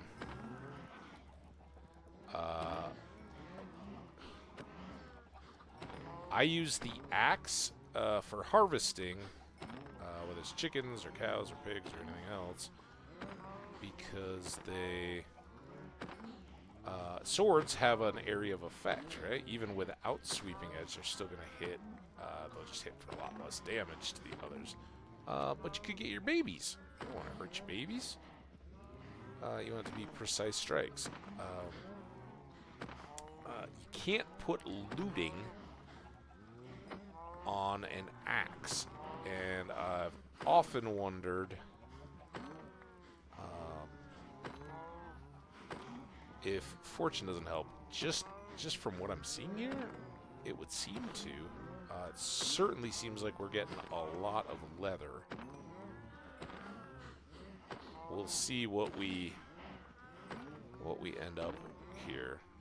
If I had just been using an iron axe, I would expect maybe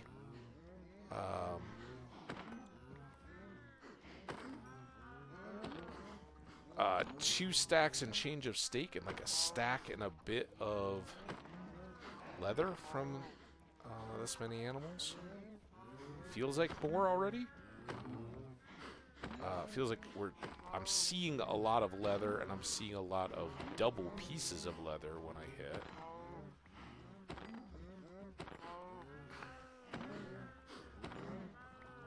But then again, I'll lose all track. And you never really know how many cows you got. It's just general. Yeah, it's time to thin them out. It's getting crowded in here.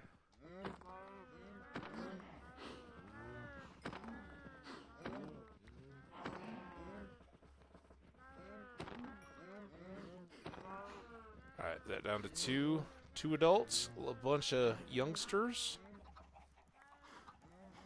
I know we did well. We got up to level 47, which is the most important bit. Well, that's pretty normal, I think. So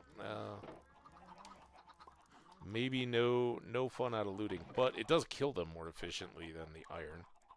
Hey, Mel! Oh, Mel, how you been? It's good to see you. I'm so sorry I've been erratic of late and tough to track down. Here, we're going big. We're chopping cows. Oh, I'm delighted to see you. I'm so good. So good. The great dumpster footing construction project of 2024 continues. We had a lot of snow. It was a beautiful snowy day yesterday. I streamed with like the blinds open because snowy, so no blinding sun, and just watched the snowfall the whole time. And now it's bright sunny and it's all melting away. It's beautiful. Love it.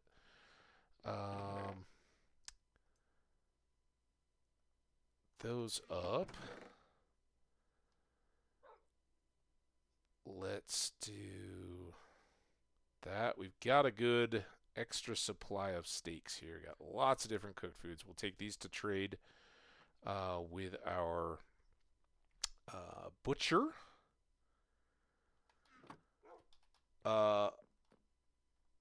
And big crock pot day while it was snowing yesterday. Made a different chicken veggie rice dish. Oh, so good after. I'm gonna have more of it. Leftovers tonight. I'm excited. All right. Let's see about our potatoes. Pumpkins are right there. I can see them. Our potatoes are getting closer. I think what we're going to do is go make iron shovels and lay the paths in around those fields. Because that'll keep us close, keep them growing. We can get these carrots.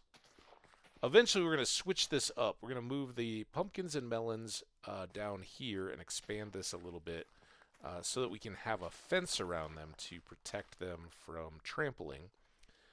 We'll move the carrots and the beets up to here, and we've got our wheat and potatoes already moved over. So doing a little bit, basically, see that big 47 in the middle of my screen? Well, I'm trying to grow that up to near 50 if I can,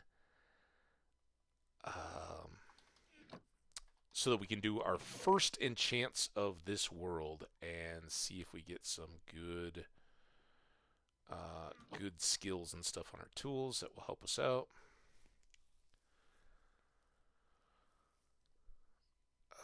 I suspect I'm going to need more than 2 shovels to do all those paths. Let's do...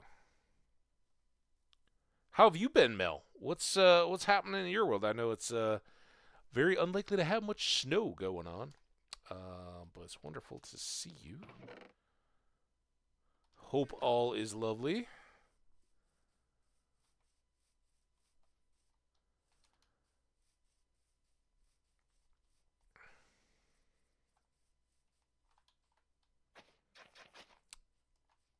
And I know you spoke of children's preparing for exams in the past. Are you in the midst of like a summer term at this point? It's like vacation holiday time. Anything go on in that, or is it kind of year-round school and with a lot of little breaks scattered throughout, as opposed to like a longer summer holiday term?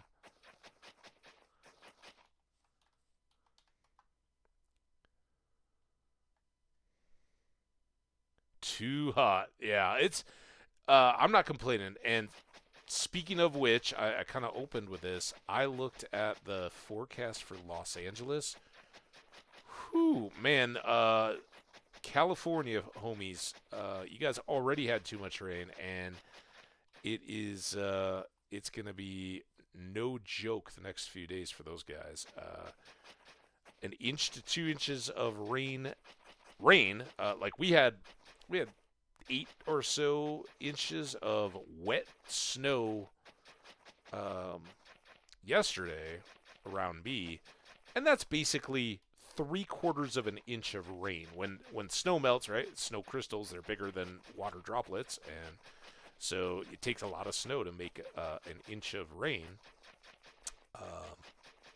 So we got in a very good wet snowfall. We got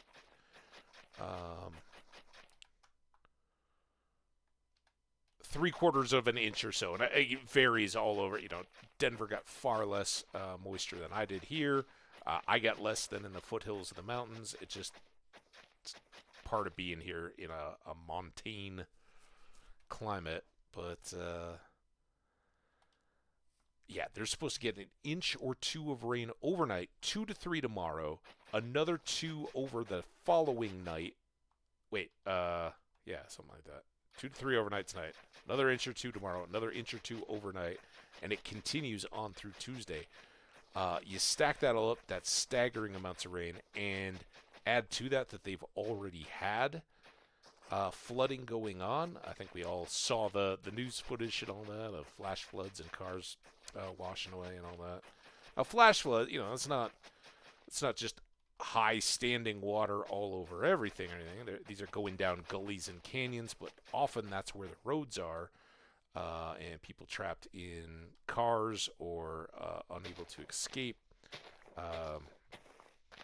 Very at risk. So yeah, I hope the best for I as a kid we had there was like an 8-inch rainfall overnight one night in Minnesota when I was a kid. It added to that another like 2 inches. It was basically like 10 inches of rain, all in kind of one system, much like this. But we had like 7 to 8 inches of it overnight, and I remember water just pouring into our basement through the windows, down the walls, and everything. Everything was just a wreck, and everybody had carpets that had to be ripped out and all that kind of stuff. It was wild, and we had probably 6 inches of rain or something in our basement, and you just, in our case, there was no worries. There was no wall of water coming or anything like that. It was just the ground was so saturated that the water pushed through and over foundations and stuff like that to spill into the vacant basements and all that. So really, it's one of those things where once you've been through it, you can relate. You understand that at first it's shock, like what? There's water, and it doesn't seem like that big a deal. It's like, oh, okay, get some towels and all that. We'll wipe it up. It's no big deal, and it just keeps coming and coming and coming, and builds and builds, and at some point, realization hits pretty quickly that this isn't about minimizing the mess or trying to dry it up or anything. It's about getting out anything that that can't be wetted, damaged, and so it becomes panicked instant moving of books and furniture and all that kind of stuff up to the upper, in our case at least we could move it up to the upper levels and get it out of harm's way. A lot of things got wrecked, though. It was you just can't move it all. I remember a lot of our toys and stuff, because we were kids, all got, it just had to be tossed, As a kid, you're like, oh, I don't want to, but it was, the house wasn't damaged or anything like that, other than, it was, everybody needed carpet replacement and that kind of stuff, so there's big demand and long delays getting that done. All right, this looks pretty well set. Week of holiday during Easter. Nice. Easter's, it's getting there, right? We got what?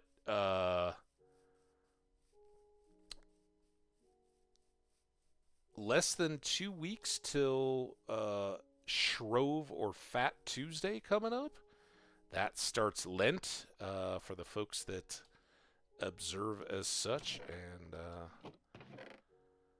prepare, and then we're on into Easter. I think it's an early Easter this year.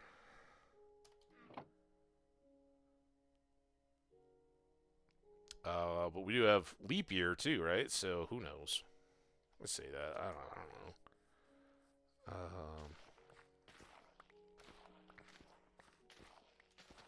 I was raised Presbyterian, so as far as like saints' days and holidays, seasons and all that, I do my best. A little bit like Kings of England and Napoleon and French aristocracy and all that. I think I'm a little more conscientious of how little I know, so I try to do better than a lot of people. I don't know. Fat Tuesday, it's time to go drink, go throw beads at girls, get them to lift their shirts. But it's all those events have meaning in the church calendar, and particularly for more Orthodox religions, whether that's Roman Catholic, Eastern Orthodox, any of that kind of stuff. Um, the rites and rituals that rotate around the seasonal calendars are huge, and in a lot of countries, it's why it's so cool that through Twitch we all get to talk internationally. Um, in a lot of places where there may be either a current or a tradition of a state religion, religious holidays are much more strongly built um, into the calendar. Here in the States, where we have an official separation of church and state, um, you really can't have official bank holidays that are directly tied to a particular religion. Now, Christmas kind of pushes over the top of that, in part, and in part because of it. That's why Christmas is so commercialized, and everyone seizes on the ideas of St. Nicholas and Christmas trees and all of that. And while there is certainly a lot of religious symbolism built into that, it's down heightened. But here in the States, I know, working, a few companies will elect to have a Good Friday holiday around Easter. But I know from working with international teams, like in Canada, Good Friday is just a national holiday. Now, watch all the Canadians. No, you're stupid. That's not true. I know a lot of my Canadian coworkers always had it off, and a lot of European countries and things, because Easter falls on a Sunday. You get Good Friday, certainly, and you may get an Easter Monday holiday, and that's just nationwide. The banks are all shut. There's no business being done. Here, we don't get that. We get a spring break, though, and that's that's a student holiday. Companies rarely shut down when you're an adult working a job. You don't get that, but for school kids, you'll get a spring break, week long, generally speaking, and it's gonna fall on one of a range of 3 to 5 different weeks, and schools very often will set those according to their own calendars with, while they may fall in the range of Easter, they, or to one side or the other of Easter weekend, they don't necessarily, and that is largely at the behest of a lot of the tourism industries here in the States. If you've ever seen an 80s spring break movie, I don't know, maybe on the East Coast it's still a massive deal. Obviously, I'm a ways removed from my own spring breaks, but I lived in the era of MTV spring break every year, having the music and the games and all that on the beach, and wishing you were there. I did travel on spring break, but I didn't do too many of your traditional spring breaks. I never went to Florida or anywhere in the Gulf on spring break. I did go to California once during college, but most of the years in college, I would go back to Minnesota. I had a long-distance girlfriend, and we'd try to connect. I had just all my back home friends. My parents were there, so get back, see the family and friends and all that. And it's you always think like, okay, road trip and a bunch of college friends all piling into the same hotel room, cheapest you can find, right? That was the kind of Florida deal, like 10 people in a room and taking turns sleeping and all that. And really get into all of that stuff. And find it super appealing. We certainly traveled with friends, particularly later, and did a little bit of that, but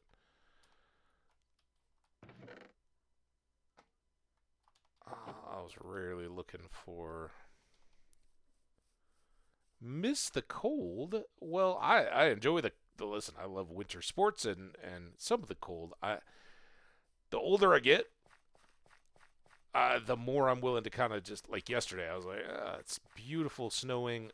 I'll sit and enjoy it through the window, right? It's, oh, are you kidding me? Oh, I never put this in. All right, there we go. I thought, I was like, man, I have 2 stacks.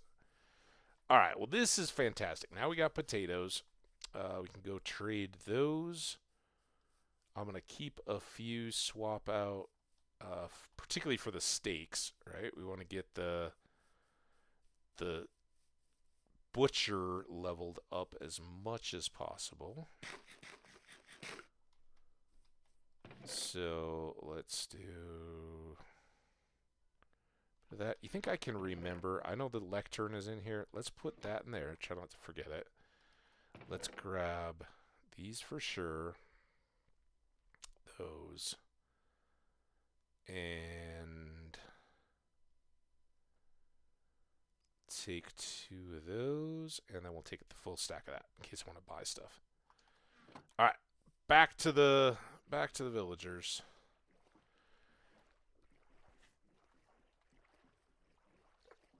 I do prefer the cold, certainly, to, if it's height of winter or height of summer. I prefer height of winter because, as I would say, even if it's chilly, you can always throw on an extra blanket, woolly hat, heavy slippers, whatever, add more layers. You can deal with the cold. There's only so many things you can take off if you want to remain decent, or even if you don't. You can't keep taking stuff off if it's really, really hot. It just, ultimately, it's hot. You can't do anything about it. So I feel you.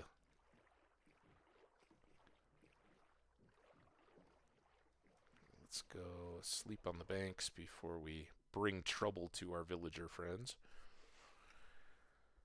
Oh, sweet, sweet coffee. Oh, we almost got a break. First one I'm actually going to take at the 2-hour mark. It's a big day of streaming today. I got nothing planned, as hopefully most of our snow melts away. Just enjoying the good company. So glad to have everyone hanging out. We're going to go explore more. Go down into our basement. Hopefully, man, how great would it be if we lucked out and got a good fortune pick. We'll do our best to stack the deck towards that, but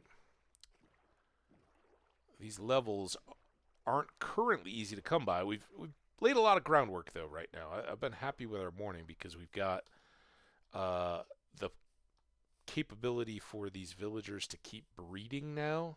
Not a full breed or anything, but we give them a bunch more beds, a whole bunch of carrots. Now with the potatoes, we can give them a lot more, and they can keep filling up those beds, which turns into new professions for us. Oh my god.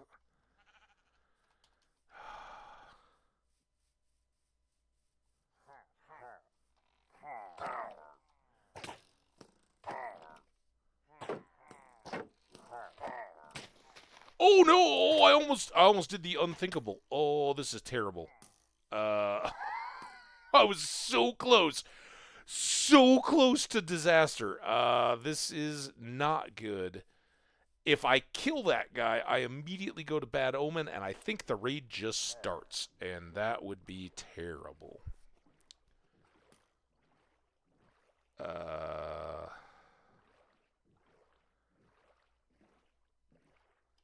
I think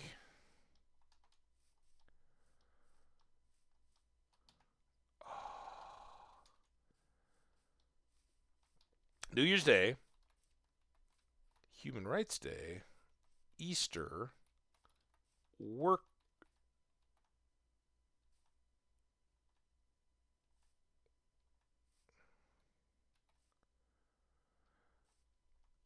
April Freedom Day. That must be like an Independence Day. Youth Day, National Women's Day, Heritage Day, Day of Reconciliation, and of course Christmas. Yeah, that's cool. We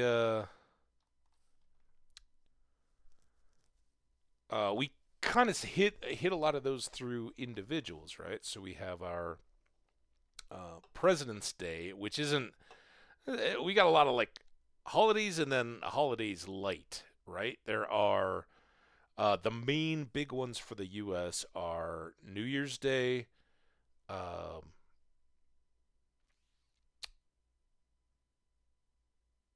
Memorial Day, Independence Day, Labor Day, Thanksgiving, and Christmas. I think those are the ones that there's basically nothing open. Then you have President's Day, which is coming up in a couple weeks right now. It used to be Lincoln's birthday and Washington's birthday, which are about a week apart. So they just combine those into President's Day. Um, we have MLK Day, celebrating the Dr. Martin Luther King Jr. and a few others of those that get even a little bit less visibility. Columbus Day used to be a big one. It used to be quite official and kind of more widely held, and of course, um, as more and more people were given voice, it was like, yeah, maybe not. Maybe that's not ideal. Maybe we shouldn't be hyping. That is now Indigenous Peoples Day. Um, so yeah, it's we got a lot of kind of second and third tier type holidays as well that schools may take or have, and some businesses and banks and government, the government takes all those holidays. Most actual businesses don't. So um, that's where we stand. I don't know. Did I grab? I didn't grab the boat. So if nobody knows what happened there, the pillagers, right? There are a whole band of them. What did I do with my boat? Oh, there it is. A whole band of pillagers, and they come in and we kill them around our farm all the time. But if you kill the one with the banner, the leader, um, you get an effect called Bad Omen. And if you enter a village with Bad Omen, you trigger a raid, and that's just where wave after wave after wave of those pillagers come, up to and including some ferocious different um, combatants, mob types that we haven't even seen yet.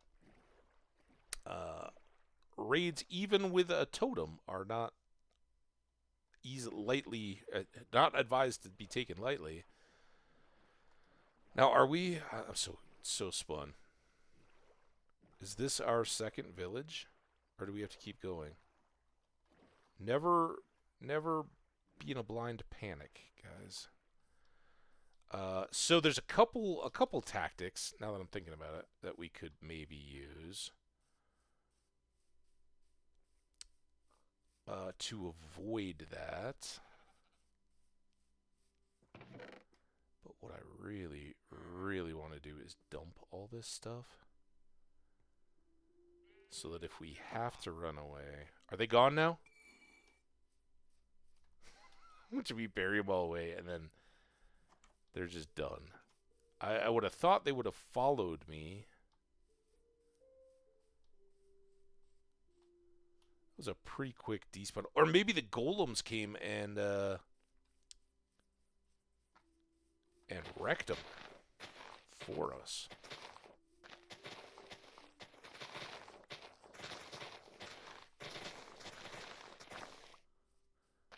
But yeah, raid would have been real bad.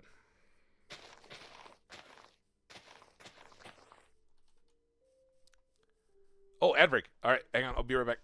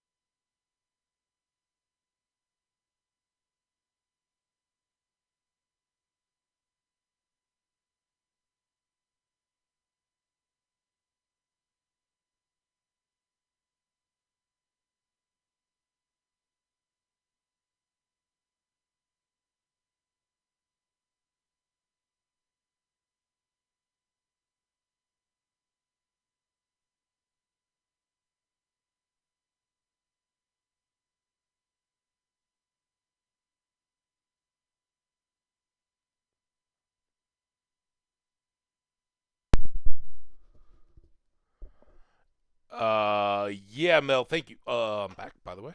Um, our Labor Day comes in autumn, but yeah, basically celebrating labor that we all do it. So yeah, May Day or May 1st. I don't know if it was ever marked too much. You get a little bit of a push from the far left for a May Day. Um, but particularly in the 50s, the kind of Red Scare area of the U.S., McCarthyism and blacklisting suspected communists and that kind of stuff in the height of the Cold War, um, it was very much de-emphasized to have anything affiliated with May Day or that because it was such a concentration of labor workers and the kind of spread of global communism as being perceived as a threat. So I think they moved it as far in the year as they possibly could to celebrate Labor Year. So we have that one in the fall, and in late late May we have our Memorial Day. We also have I guess Veterans Day is well, it's not. I never got it off of work. Um, that's was formerly Armistice Day, so November 11th. Anyway, holiday talk. I think we're okay. I think I will panic less if they show up again, but I certainly won't just dive in and start almost killing them. Hey, what's up, buddy? Are you doing good? You all right? Everybody cool? All right, let's go. Let's go get our loot that I just threw down in a panic. What I wanted to do was leave it if I needed to go away further to get them to despawn. All right, so we'll take all those. I'll take a few of those. We can trade off to potatoes now for feeding our various villagers. I don't think the individual. I hope they didn't kill anybody. You guys still got buddies, right? Yeah, we're all good. I really hope I don't have to start over on my butcher.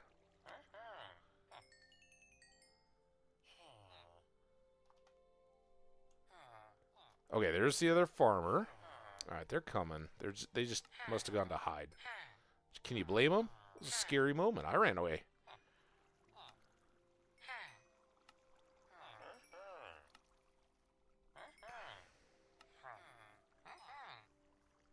Okay, you still want melons? And you still want at least a couple potatoes. Oh, we can do a few more there. And you don't want melons. All right. Where is our butcher? Butcher friend?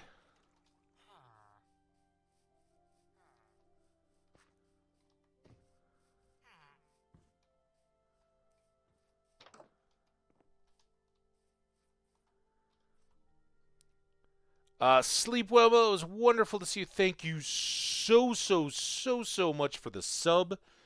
You are absolutely amazing. That support is incredible. Thank you.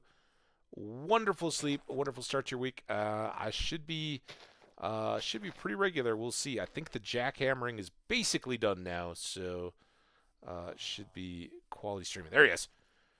Before you go to bed, buddy. Before you go to bed, I just quick word. Oh, you're an expert now. Wait, hold on. We can sell him kelp. That one's gonna be tougher. Here, let's. All right, I guess that's all you got. Will that get you master? Bubbles, bubbles, and oh, wait, let me show the people. Let me stop dodging berries. So now we can take those stacks of berries that we got at home and get those up. We are now at 48, almost level 49.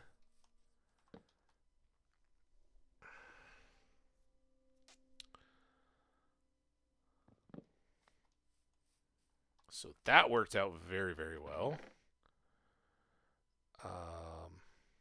Last thing I want to do during our little stay here today is take a few more potato stacks and let's try to load them up again so that I don't know how many children there are, how far around they're ranging, and whether they can even appreciate that there are 3 unoccupied beds down at the far side of town. But I certainly want everybody to have lots of food fuel so that they can breed whenever. There we go. Grow up big and strong, kiddos. I want a Fletcher. And ultimately, we're going to want at least a librarian to just reroll and reroll and reroll and reroll until we get mending. And then we'll want a bigger crew, but we're not going to get too caught up in any of that until after well, into the week, right? We'll make a different area of librarians kind of set off on the side and safe, where we don't have to worry about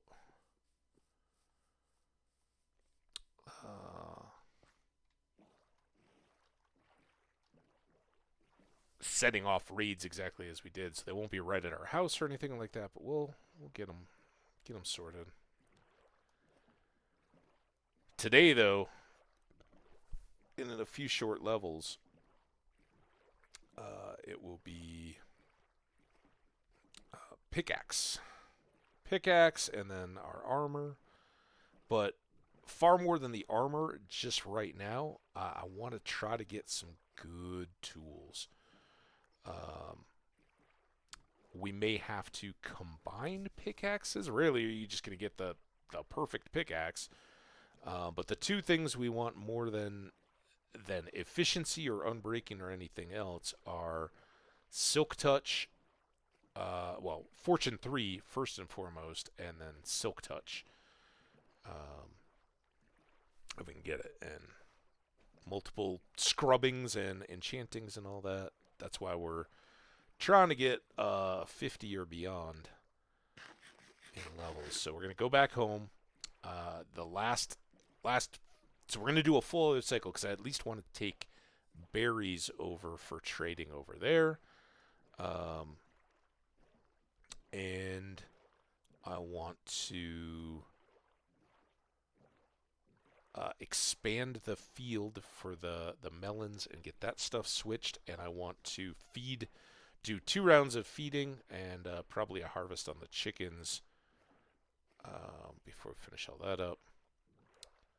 And hopefully, in and amongst all that stuff, we'll get a Fletcher adult to start buying sticks and progress on up to buying the chicken feathers.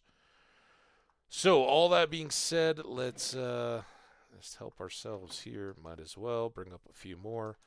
I'll go get the wheat. I can do this. Some of these little trees that I've enjoyed having filter the view a little bit are going to go, so we can expand the melons, pumpkins. Our wheat fields should be coming along. We can harvest that, so we'll have plenty of future cow feed. But this one in particular is just quick and dirty. I don't need to harvest chucks or cows.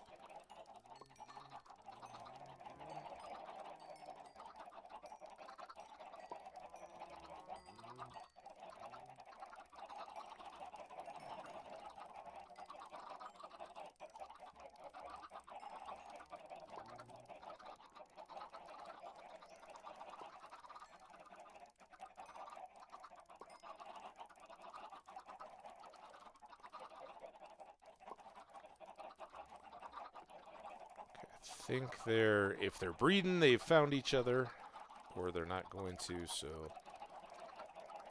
pull them all in again.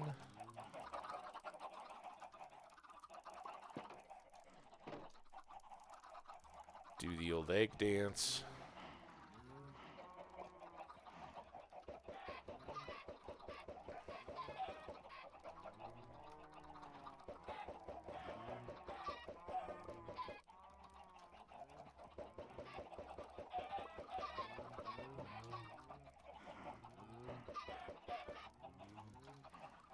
Okay.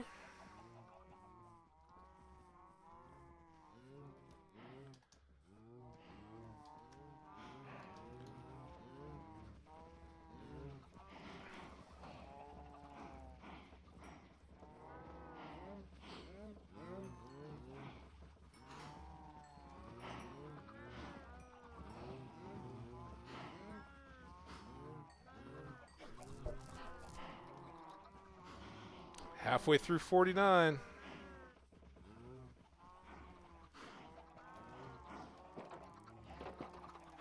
You. That was close. All right. Good here, and good here.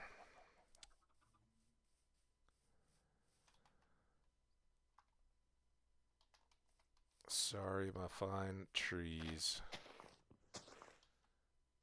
Gotta go.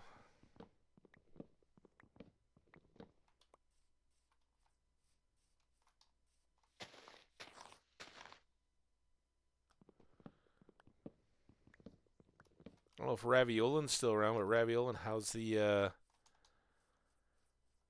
the ever never-ending hunt for gold going? This is gonna get close. Not much I can do to prevent it, and it's actually a pretty good thing, right? That keeps our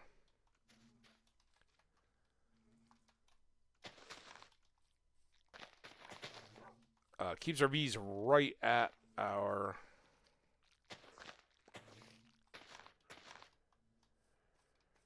crops as close as possible.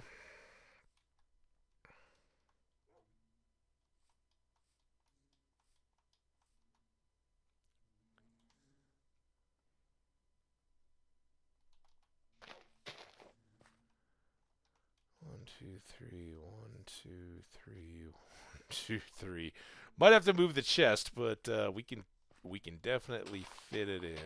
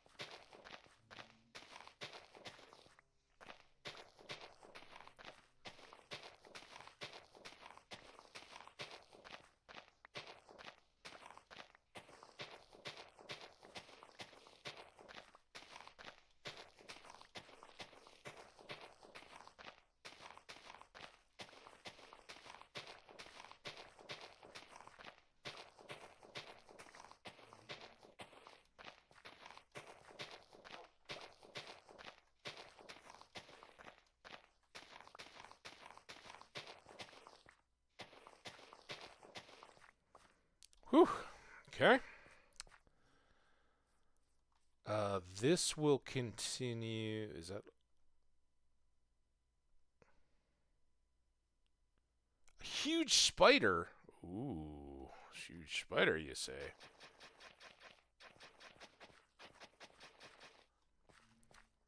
Well, best of hunting to you.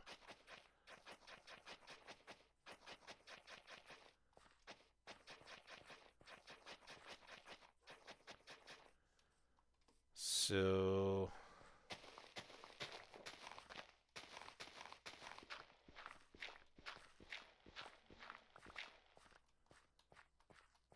don't know that this completely matters, but I think we're going to do this.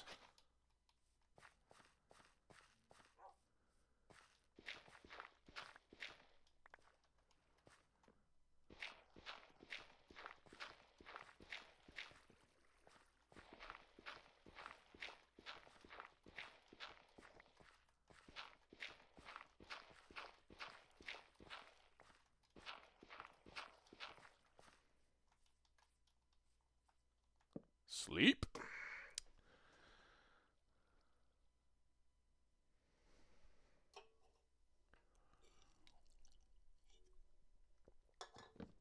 We haven't gotten to the huge spider. If it's a particular huge spider, of course.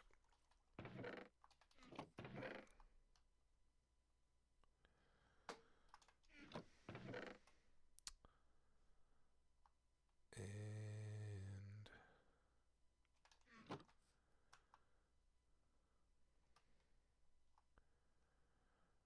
I shouldn't need any more than that. So we got some extra planks here.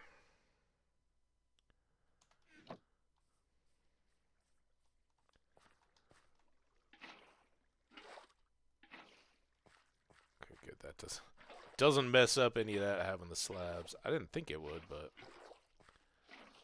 can't say as how I've ever had to fill once. Oh, we had these little points of water in.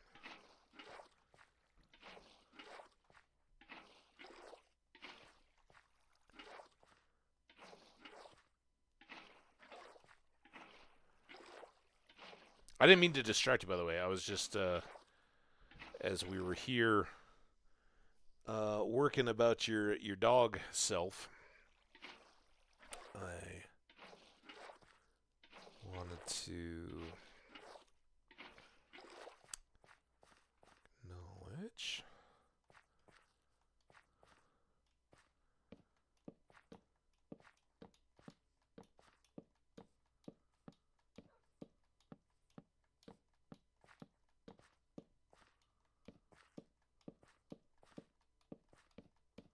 A big part of what I want to do today, we keep talking about how, oh yeah, this is just getting the XP and doing a few side jobs in between.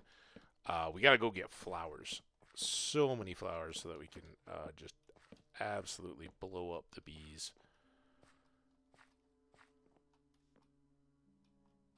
I don't know if I picked up that dirt or not. Did you see that like water bubbling up through? Could be odd. All right, this is gone. Let's get... I don't have hose.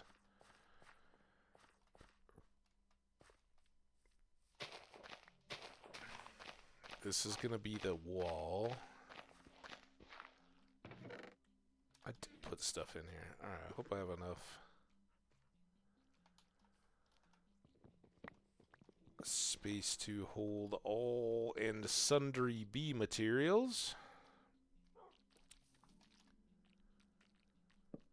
Put them up here, out of the way.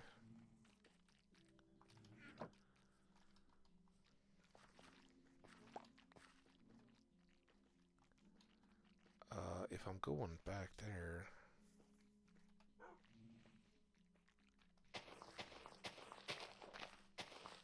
I think this is where it needs to come to anyway. I'll probably actually have to go one more to put in the fence, but...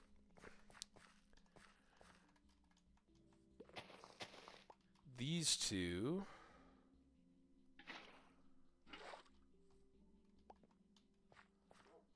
need to go there.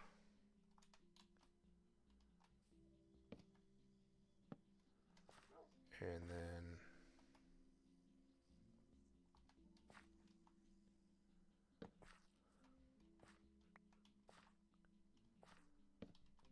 Nope.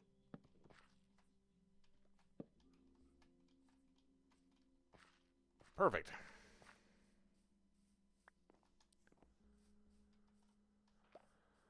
Okay.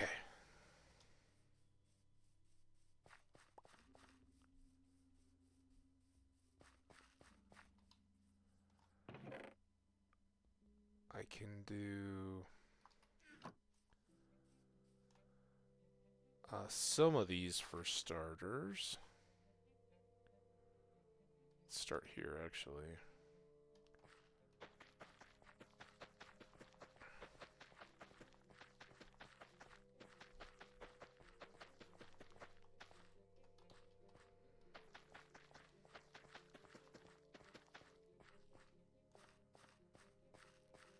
So these should mostly take care of the other fertilized soil by themselves. I got nothing there. I do have these.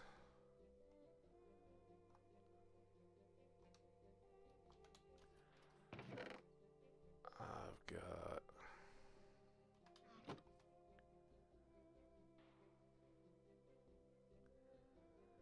Shouldn't need too much. Do I have extra hose? I'm going to need another shovel or two.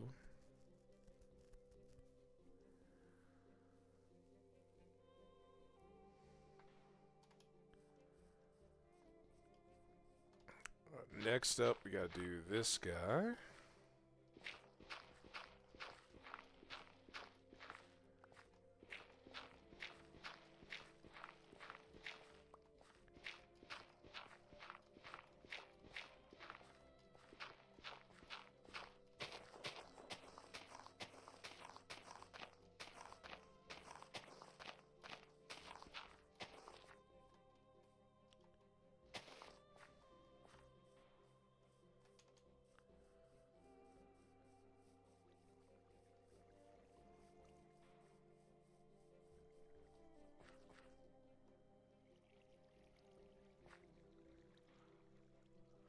A particular spider in the... Oh, in the old forest.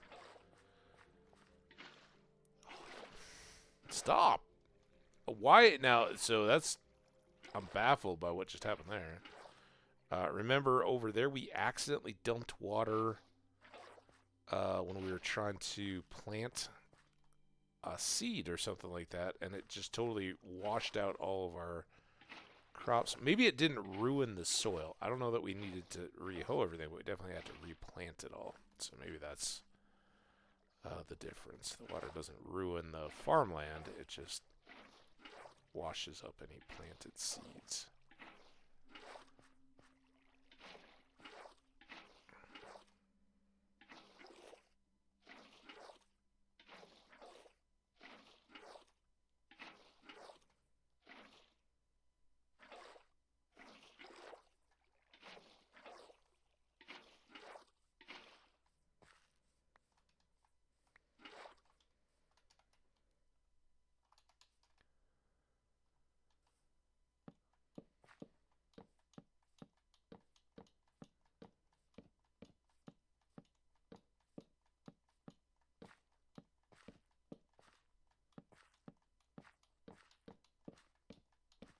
Really don't want to have to break all my farmland here, so I'm going a little cautiously.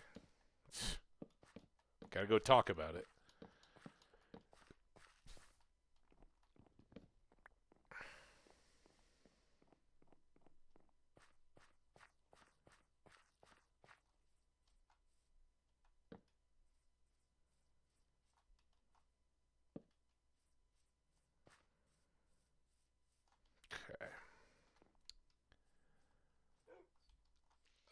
These we need to reset.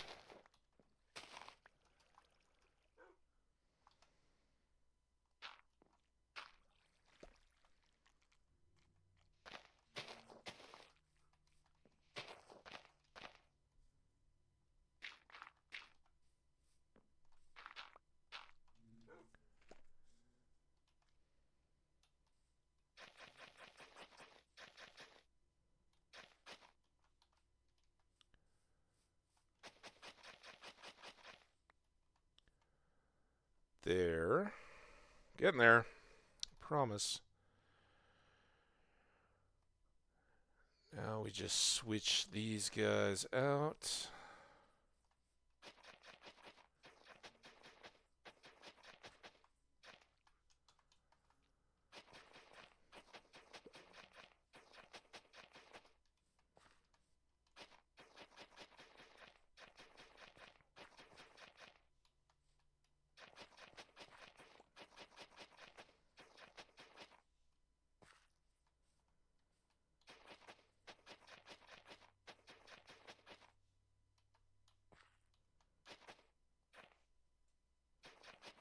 path scar.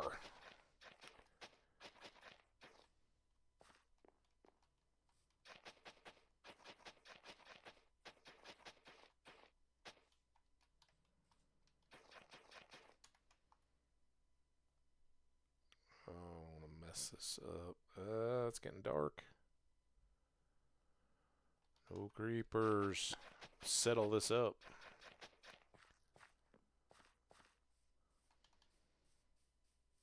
B will protect me.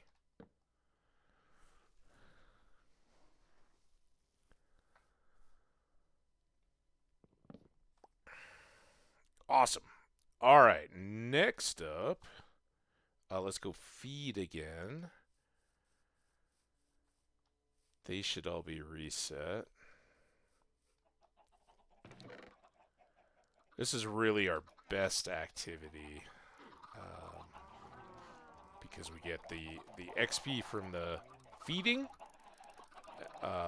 we get the XP from the processing, and we get the XP from trading their produce. So,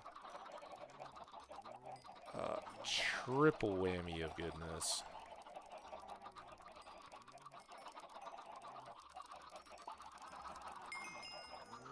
There's 50. All right, we're still gonna finish out our last few little tasks here, but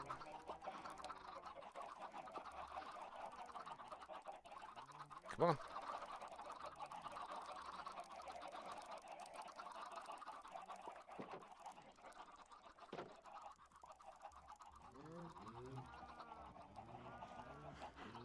So many eggs.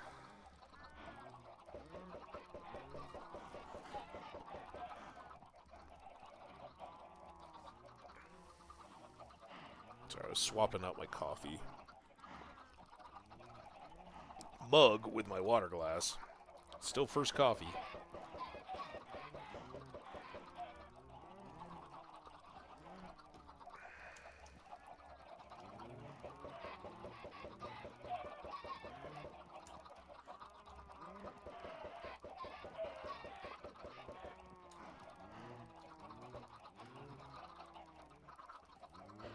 I don't know why I hit W there. Oh, I made a baby chicken. It's like, I want to go hang out.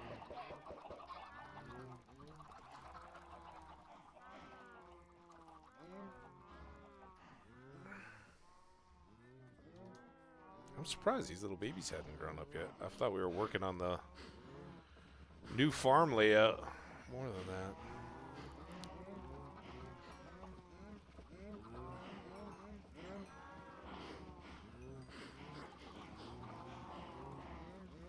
Fewer cows now, so we gotta get them all pulled in here. Haha. Too quick for you. We are short on wheat.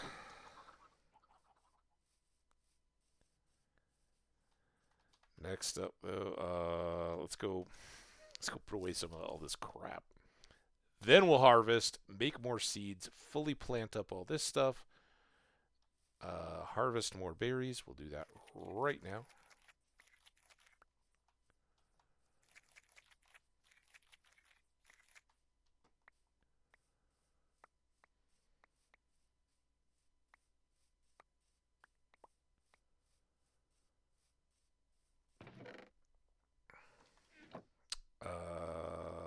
We had iron and sticks and slabs.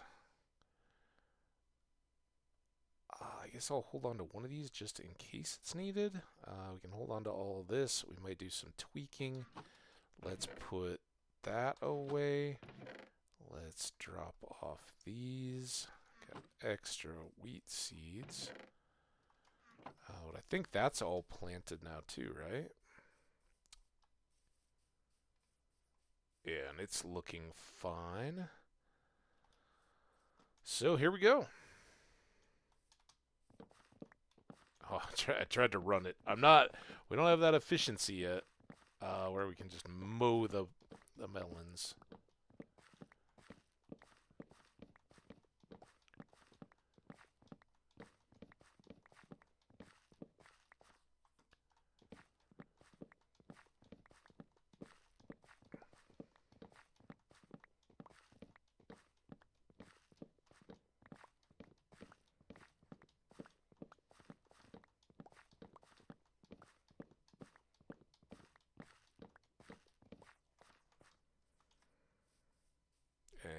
yeah, now ultimately we get an extra little section here. So we got 31 seeds. Let's see what this does for us. So we got pumpkins growing over on the other side. We'll do melons here.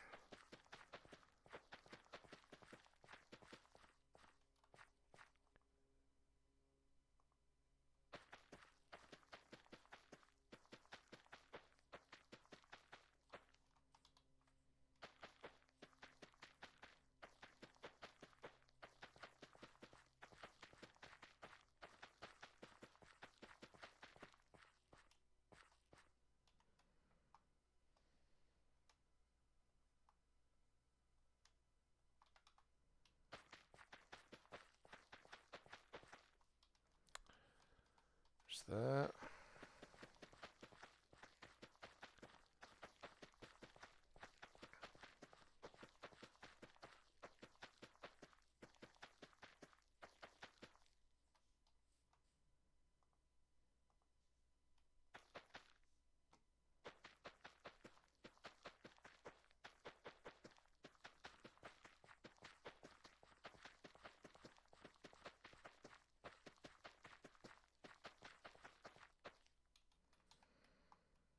Okay. Very nicely done there.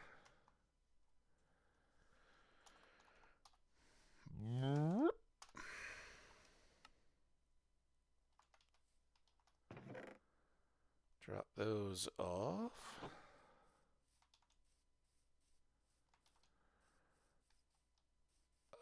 As soon as I get all these others planted, then we'll have to go and clear these plants so that we can eventually switch these fields over to beets and carrots. And while the fields over to the right where we're planting the pumpkins and melons are larger, they have an extra section. The bigger issue here is that I want to enclose these patches with fences so that wandering traders and other, if we're just awake all night in our home up there and a bunch of monsters spawn, they aren't going to be dropping down on the heads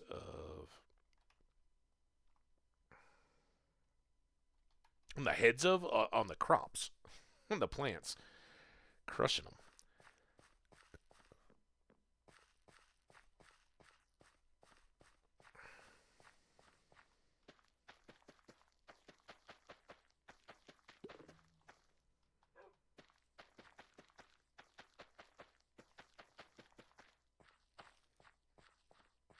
I don't know how I missed one there.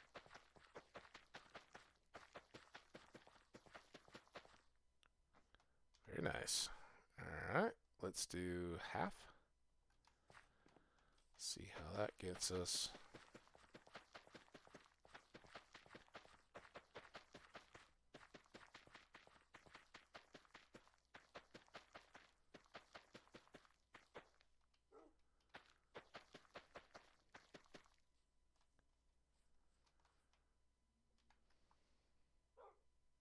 One more. That's gonna be perpetually odd, I think. Alright, now I gotta be pretty modest. I mean, we can always store the seeds. It's not that big a deal, but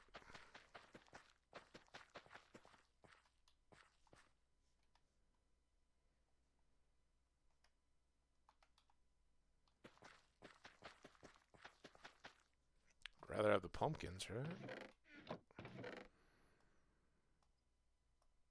Alright. There. Oh, oh, damn it! Where'd those come from? Alright, all of our new vine crop patches are done. And look at the bees. The bees are doing their thing. Fantastic. We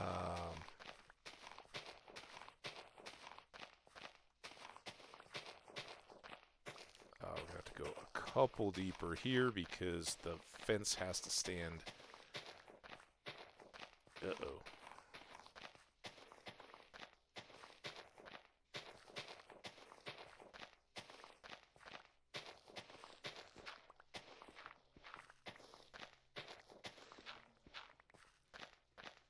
Oh no, because I don't need a side. So this can be fence here. We could even cut that down if it becomes an issue.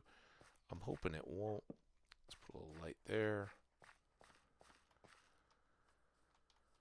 All right.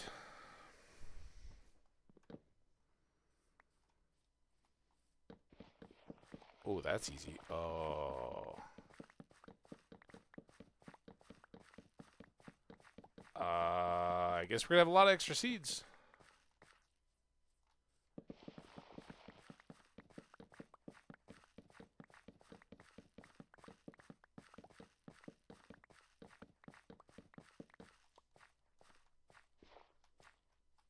Yeah, you're hard to get.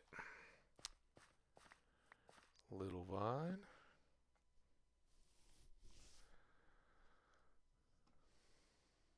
Pop, pop. All right.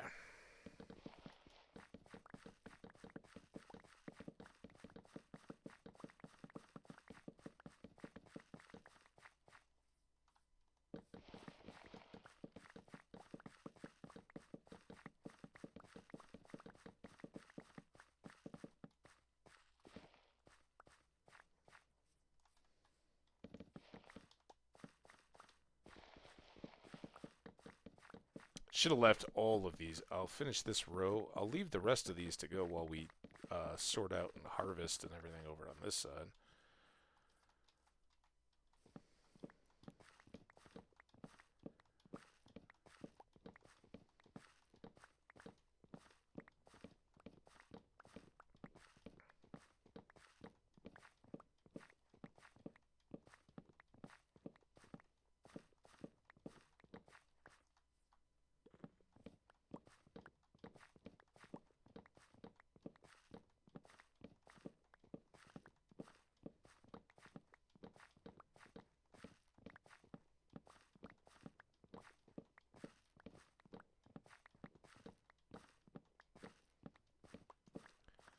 Okay.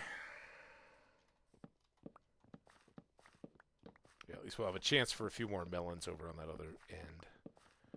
Again, we're doing the opposite here that we did here. So we'll hoe the middle of these. We're going to have to put in the... actually, I don't even need to... I can just leave the water as is. I was probably just fine leaving the water as is over there, come to think of it. I don't know why I extended the water. I wanted to. No matter. We got lots of water over there. This water will be fine. We're going to hoe in all these intermediate strips. And this is where our carrots and beets will live. So I can do this without too much stress to the inventory.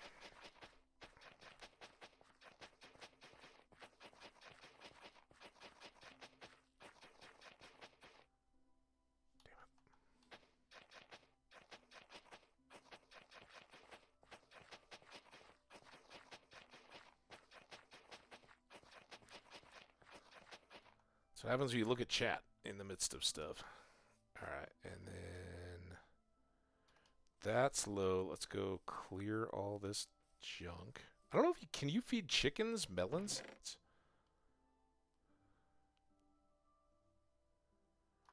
It's another one of those where the first ones are so precious. You're like, oh my gosh, I gotta have you. And then afterwards, it's kind of no big deal. Just inventory fillers. We don't need extra soil. What I should have done, I guess, was just hang on to a few. Do I still have? Yeah. Still got that. And I need carrots. How bad would it have been if I'd used all the carrots?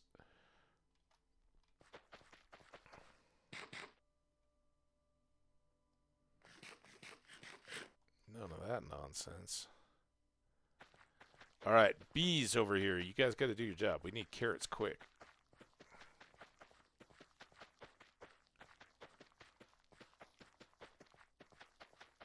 fact, I should probably concentrate what carrots I do have down here near the bees.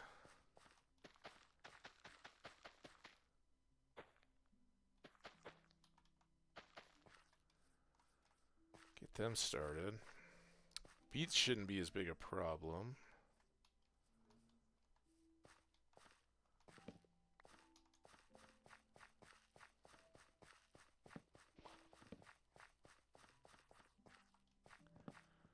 I wonder if you could plant golden carrots. Not that I'm going to.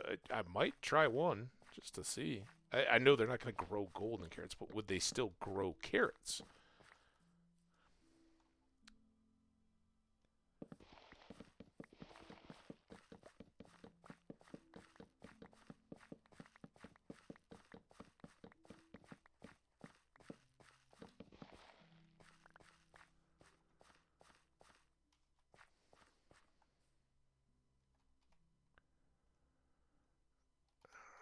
Let's get you done.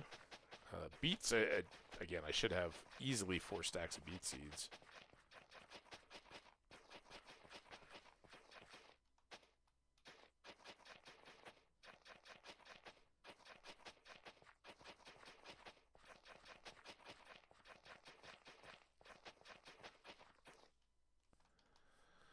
And about this time, we're going to start lamenting for why can't we get shulker boxes and ender chests and all the rest of it.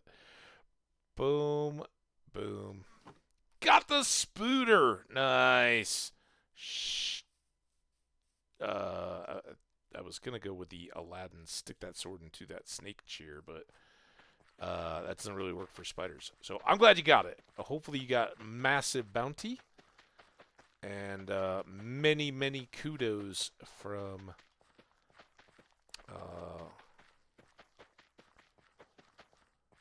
Bucklebury and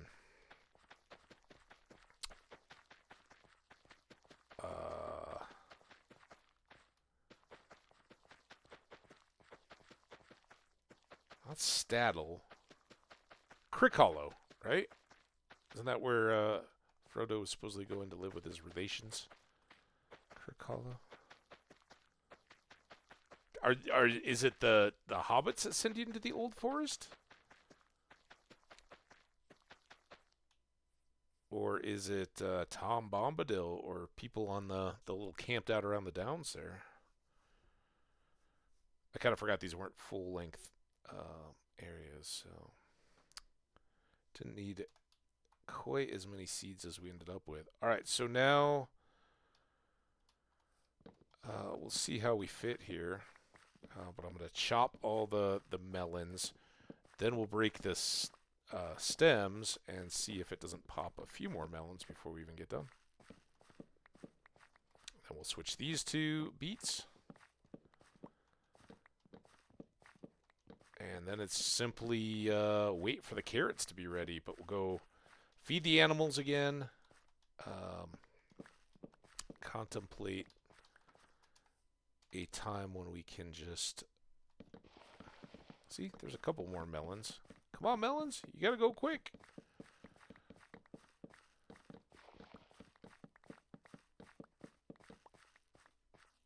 What were we gonna talk about? Time to harvest them.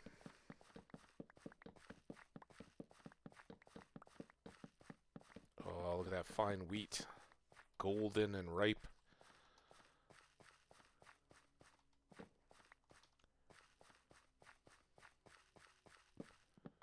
All right, let's do some science, some ag. Wait, before we do any of that, let's get this going. Do the task at hand instead of running off on a million other things, right?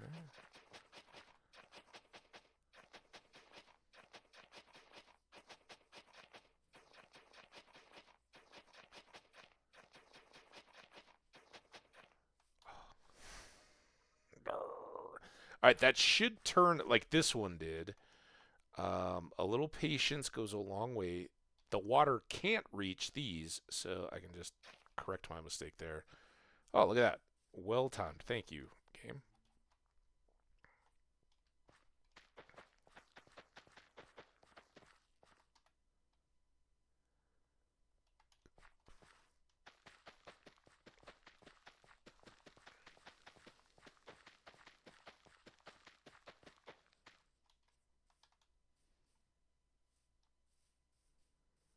close to more berries. I don't know how many we're in. Oh, you know what we should do? Let's drop off all this. I assume that they will, but I just want to find out if Chucks will indeed eat those. Oh, use nothing that has a right click. Ugh.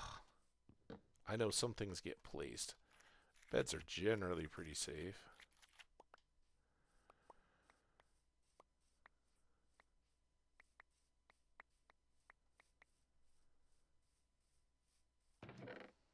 Go dump those off. Dump that off.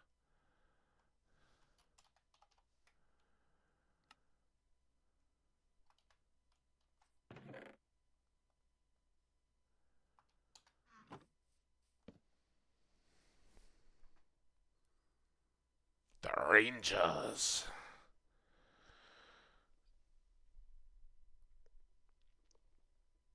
It's the last for the deed. Hey, oh, nice. Well done.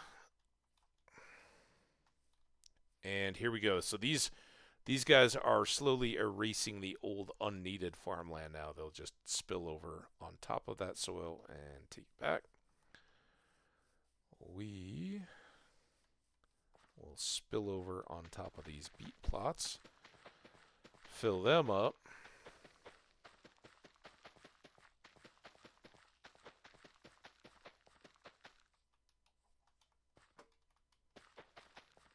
I'll leave the excess, whatever we have, up for the chickens.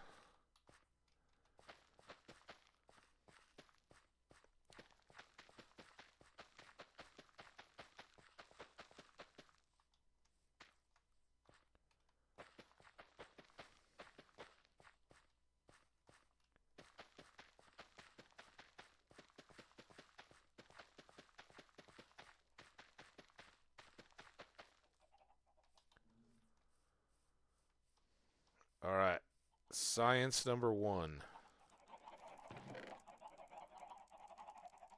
You will do, my friend.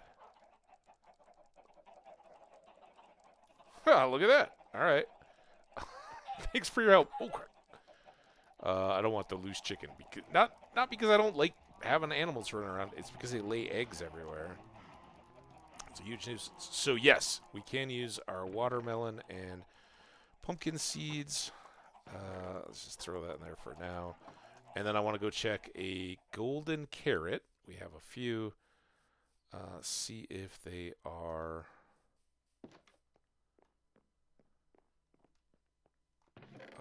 viable for planting here. We'll mix it up a little bit. Get a little fruits in our diet. I don't think I need dirt right at the moment, so let's free that up. What do we got here? Anything cooking? Oh, lack. We're pretty good there. Let's top off the furnace. I was actually wondering if I needed to make more charcoal, but I think at the moment we're good. Let's cook more of this.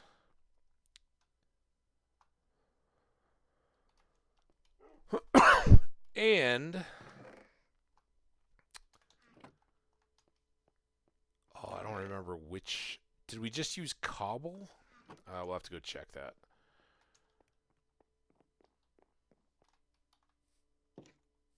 Was it cobble brick? Yes.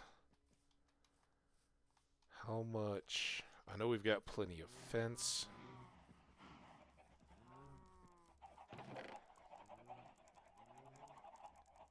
Well, I know we have plenty of gate, is what I was going to say. I don't think we have enough fence.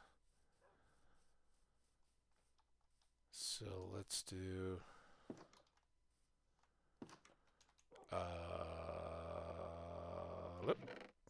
2 more. We're going to do a bunch more bricks. And a bunch more fence. We'll just throw it back. Any extras we'll throw back in that chest. It's easier to have it than not. Oh, golden. I got golden carrots. All right. So that's our next silly science. Personally, I don't. Oh, we gotta till that field too. Nope. Hey, you don't know until you tried. I'd never tried before, as far as I know. So there we go. Can't plant a golden carrot.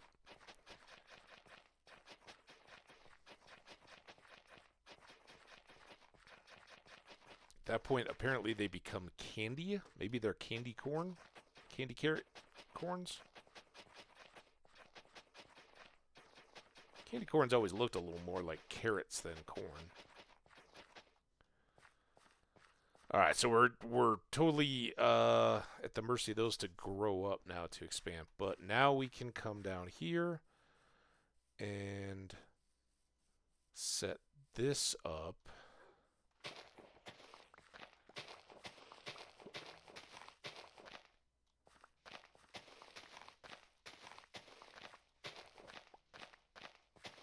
I just keep pushing this back more.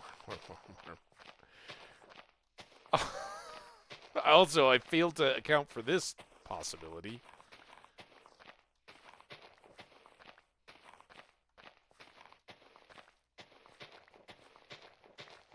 You're supposed to go the other way.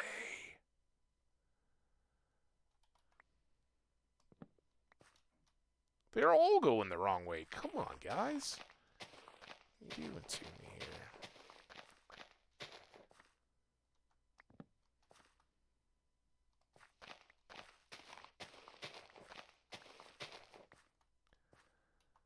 I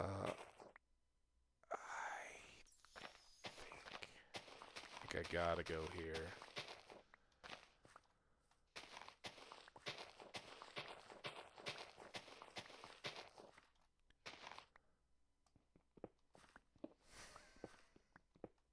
It's trouble everywhere.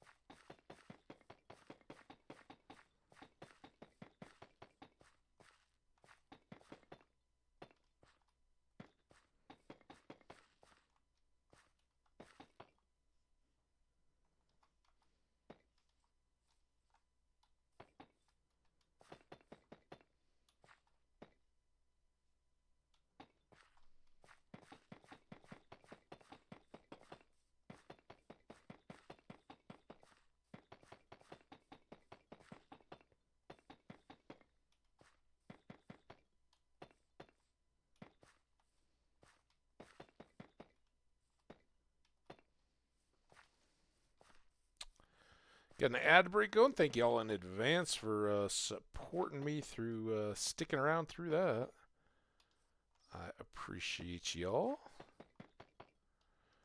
I think we're just gonna keep trying to knock this out. This project perpetually takes longer than I expect. Bop, bop.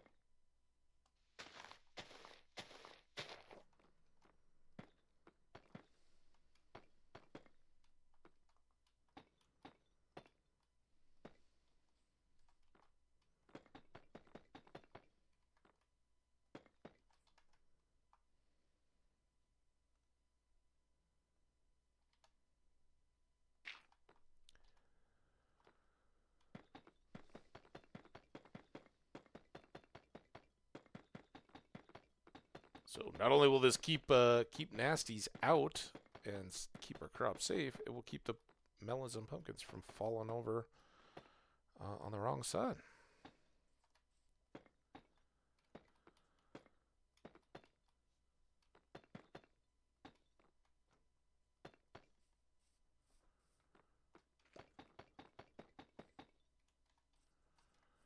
So that.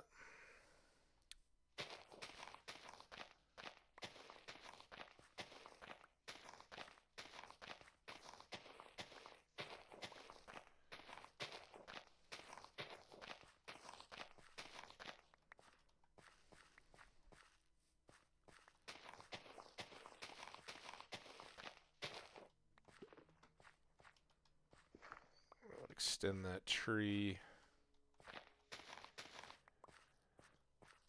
I'm going to hope for the best over here, that we don't run into issues, but...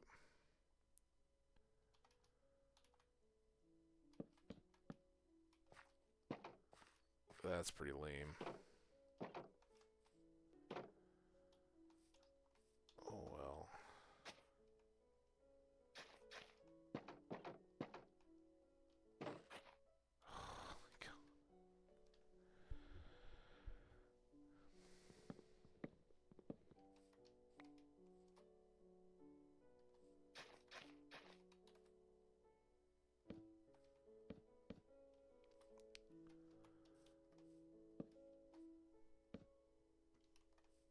Welcome back. Thank you everybody for supporting through the ads. I think I can sleep in the midst of a field here without too much issue. Wake up with a fully grown melon in my lap.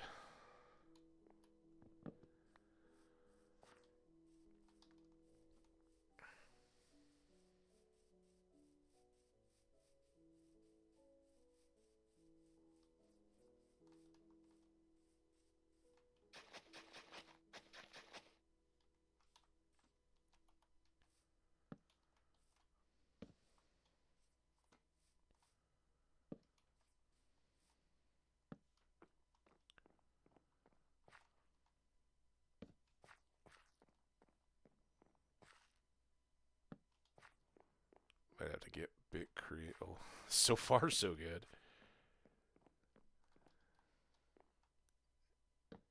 Nice.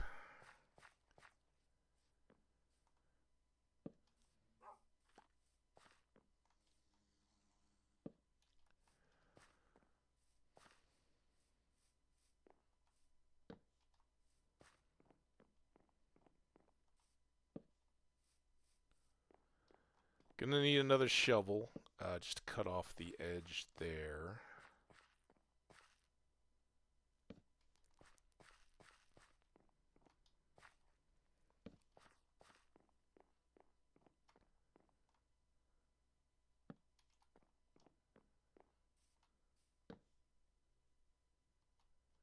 I don't think I need these on the path line. I was trying to keep the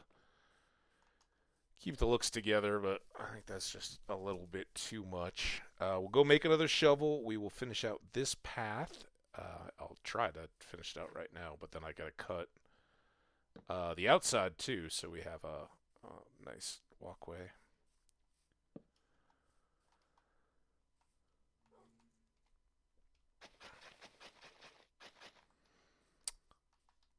So generally speaking, I'd have pathway all the way around the outside, but I really see no reason for it. We're just going to be harvesting going up and down. We don't need to replant or anything, so keeping this night nice and snug is good with me. That big old project is done, and again, I'm very happy not to have to deal with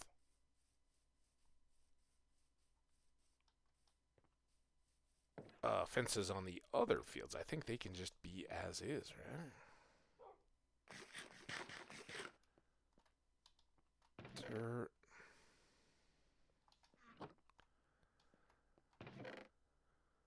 Alright, let's make some carrying around. Well, I don't know. I really don't need the axe. Let's just make 2 shovels. Don't have immediate needs for them, but we don't have a diamond option on that. Whereas the fortune axes are good. I don't think I need much here. We'll go tidy those up, put them away. Let's go do another feed. Oh, you know, we probably have to go get wheat now, because I don't know if I have enough to do the cows. I can do the chickens. Yeah, we only got 40.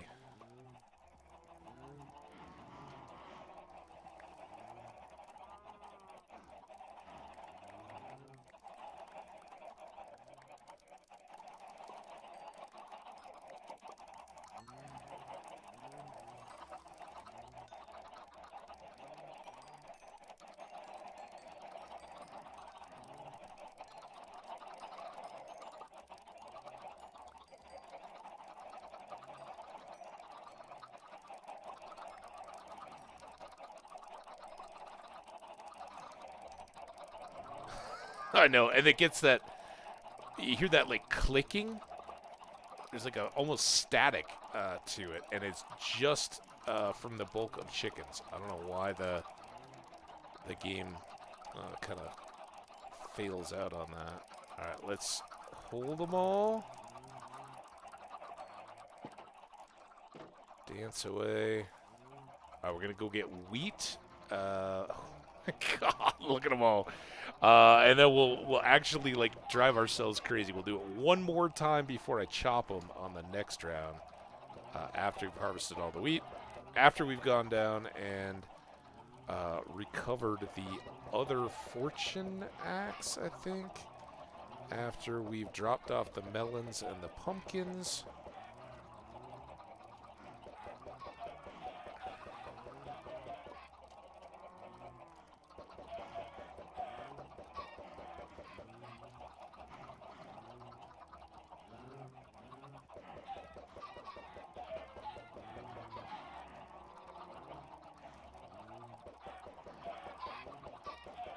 Adding so many more chickens.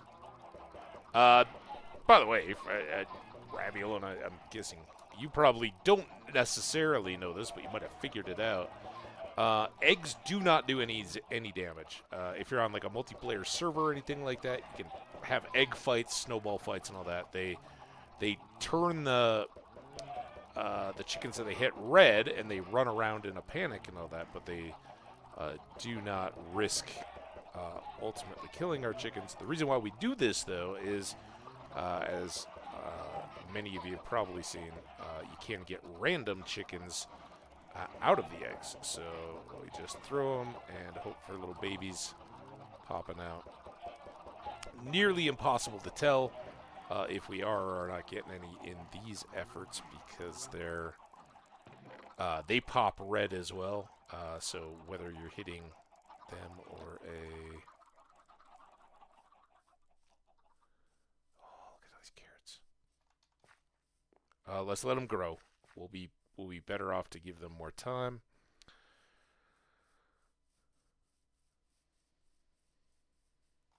Remember, that was kind of our starting, getting some stone. We needed tools. Little hole that we quarried out. Oh. All right, here. I think we're good.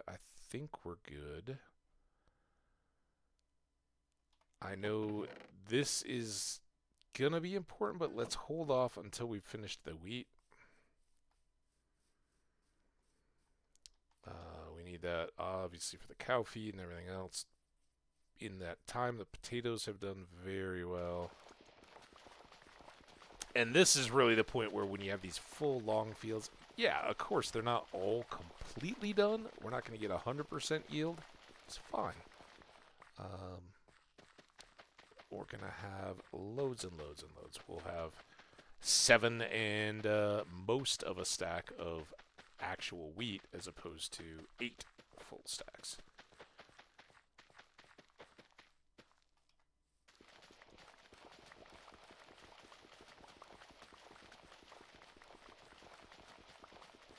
We will need to expand some chests into these areas, particularly for the wheat and beets. The seeds are just overwhelming as we try to harvest this stuff. And until we get composters, they're by far just best left as side items.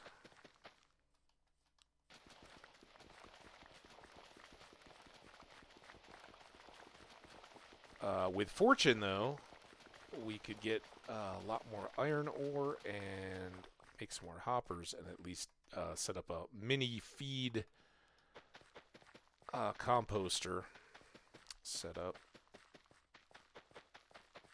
The sort of kind of manual where instead of dumping the seeds, we're just dumping into the composter, making bone meal as we go about our business.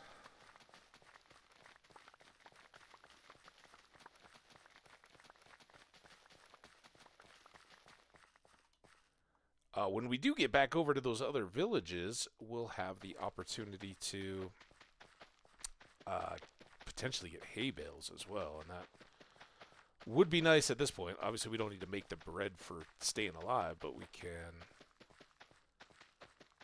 turn that into wheat for feed too. Because in this, other than we need the XP right now, we don't really have a good source of it.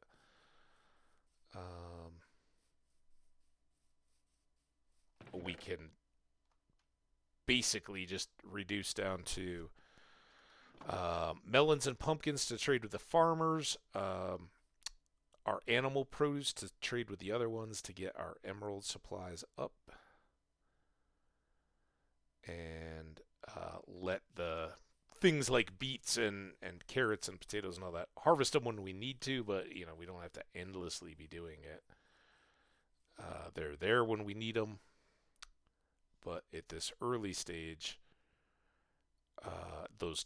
any of those trades are helping give us experience levels. So we would have made it to 50 nearly so easily as we have. And hey, 3 levels and enchant. Maybe we get just 1 or 2 more.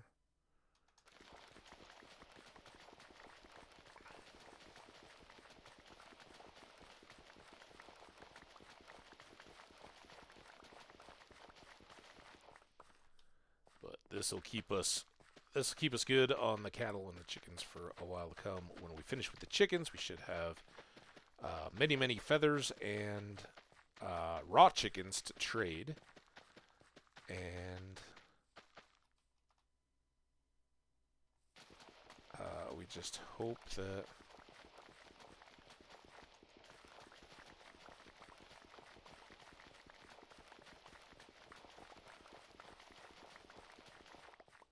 our villagers are over there populating and growing up. Unfortunately, they're not loaded, so they're not getting older while we're over here. But although they're between us and spawn, I don't know how wide the spawn chunks are, and I really don't know all the spawn rules myself. Like, do villagers grow and go about their day-to-day operations in the world while we're outside the spawn chunks? When I say spawn chunks, that's the area around where we spawned into the world, where we started. For some machines, there are certain farms, like iron farms and things like that, where mobs will remain active, so those farms will continue to run while we are in other parts of the world, not even there. So you can set things up and basically let them behave like an AFK farm. They'll just do their thing while we're doing ours far away. But I rarely make a whole lot of use out of that kind of stuff, and I just honestly don't know. There's certain things like crops won't grow, but some things will, and do animals grow up, all that kind of stuff. Things to learn. This is a great complex game with lots of layers and facets to it. So again, there we go. We got 7 stacks and some wheat. I'm going to put you guys away. I'm going to bring these up.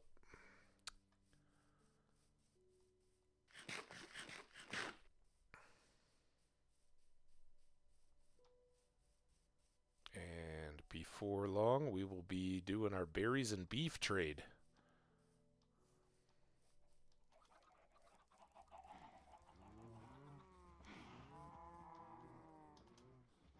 Oh, I hit that wall.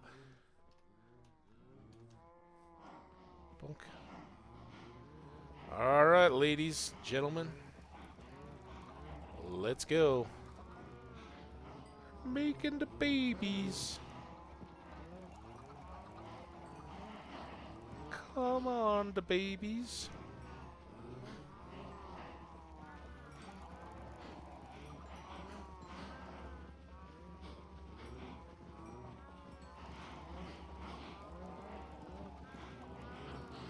Alright. There's so many of these guys, it's a little tougher to get out.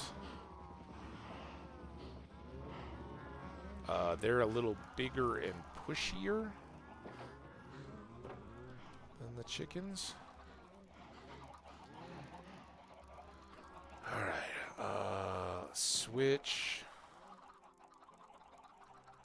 This is gonna take a minute, so... Oh, I don't have...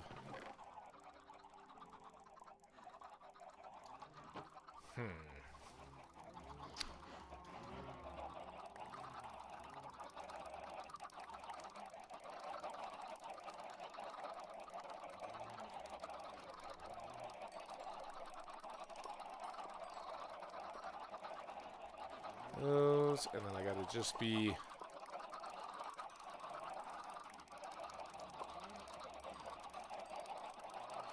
careful. That's fine. Level 51 and then some. Look at that. We're still dinging. More of you? Alright, let the chopping begin.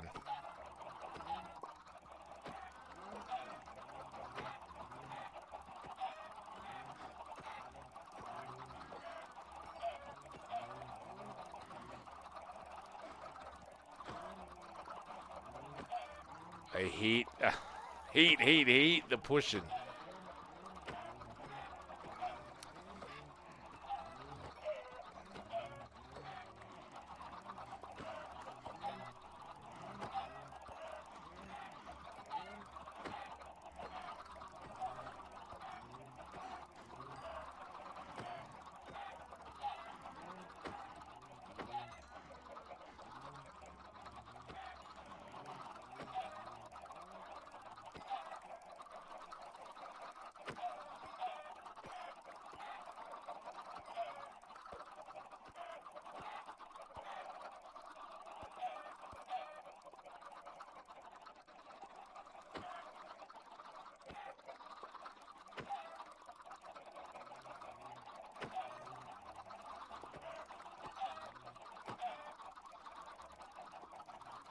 Dude.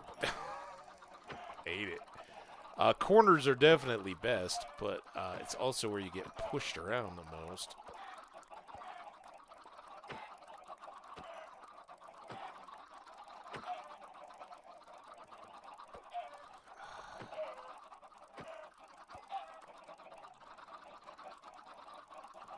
Oh, it's so much just frantic motion, and our base of reference gets knocked around so much.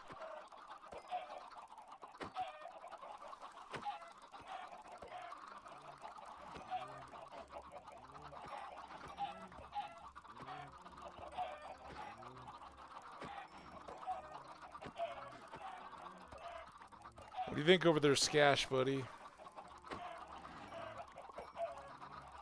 Keeping us there.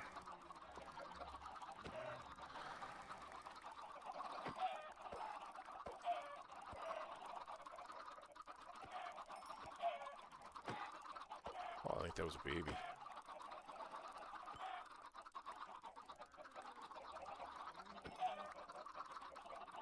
I think the little ones, even if I accidentally kill them, they give no drops, right? It's like harvesting an unripe plant, but I think they do give you XP for the kill, oddly.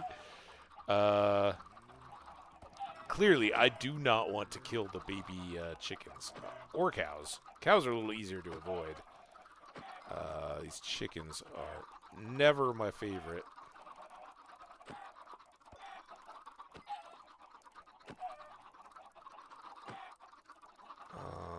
But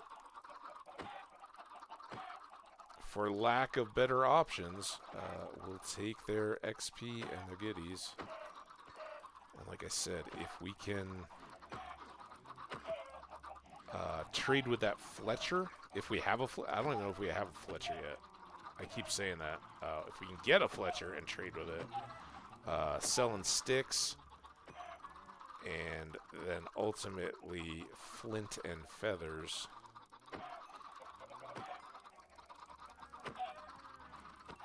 We will be... Come on, 53.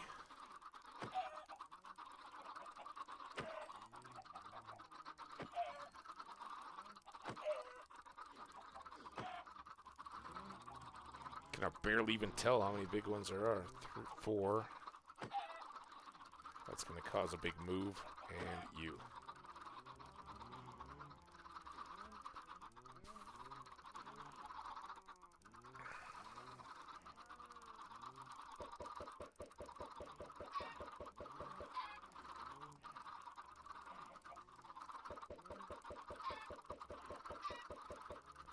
There we go. All the little extra bonus baby chickens help us repopulate after a big cold like that.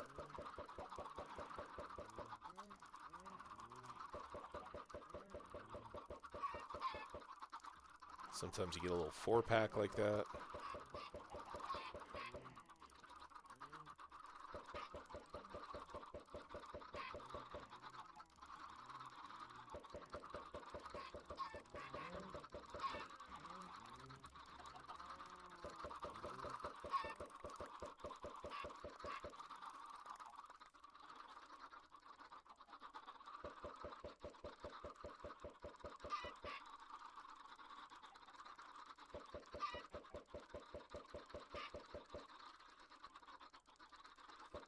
It sounds more fun when it's just all little ones.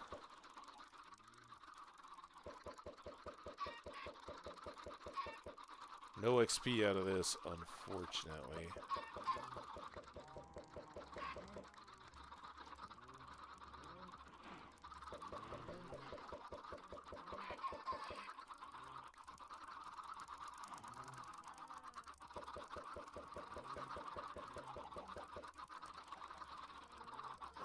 Clean out these corners. Catch some avian flu.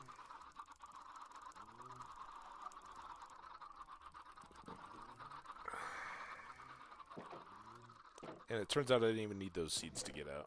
I thought so many baby chickens would be all over the place, but not too bad. All right.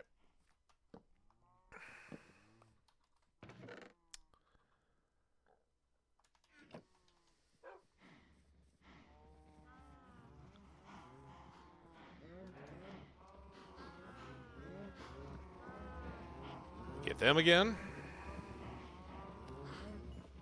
And this time we keep using the axe. Come on, 53. There we go.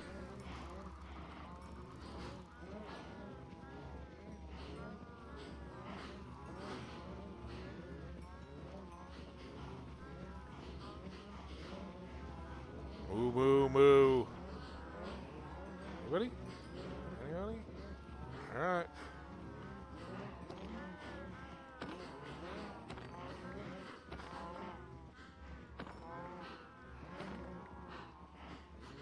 Okay, bouncies.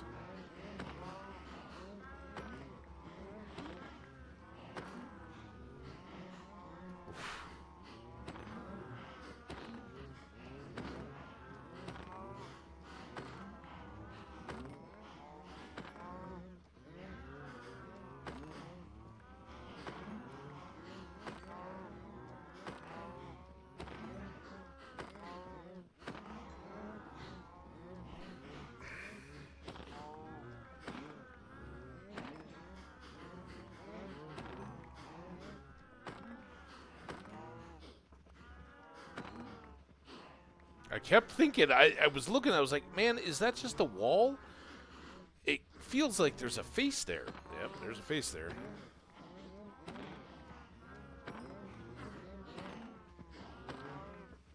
Did you see what he's doing to all those cows?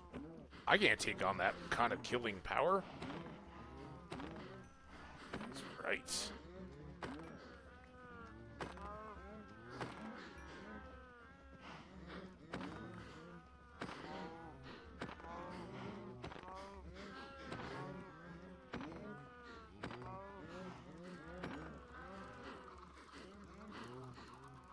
Oh, stop it. I'll start killing babies if I have to.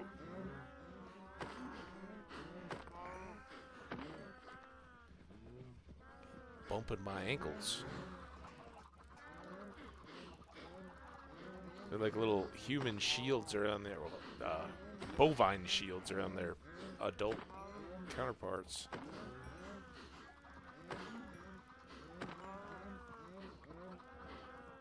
Alright, 2 big ones. Lots. That's a little. They're very bouncy. Excuse me, guys. I gotta pick up all the pieces. Still missed pieces. Can I get them? Oh, yeah. You guys are dead now. Oh, I don't have my...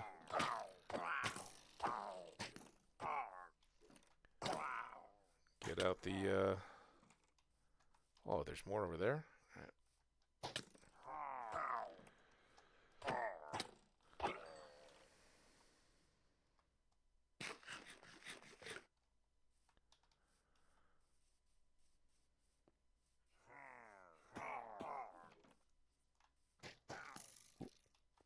Oh, one of them shot the other. Where'd the other one go? Lost you. Okay. I think we took care of that little threat. Hopefully, that means we won't have interruptions over at Villager Town.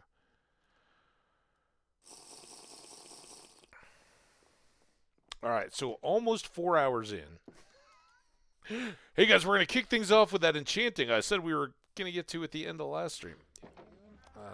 It's so much better, though, to be able to get enchants at level 50 and beyond. Basically, the more levels we get right now, the more multiple enchants we can get above level 50, aka the top tier. I don't have any regular carrots here. I thought I'd just check. I don't have anyone that wants to buy leather at the moment. I really don't have anyone that wants to buy feathers either. But let's take those. I'm going to take all the meat. We're going to drop off the banner. Definitely go out this door so I don't forget. Wheat goes back in the chest. Animals have done their little part for today. If we have downtime, we give them more feed to try to bring them back up again. But they're good. Extra chicken. Oh yeah, there's this bit.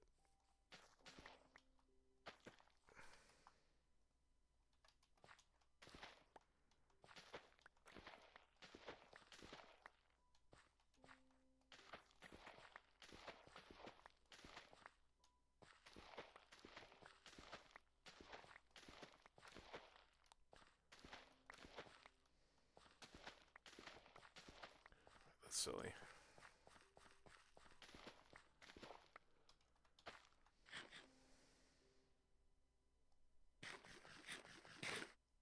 Whose face?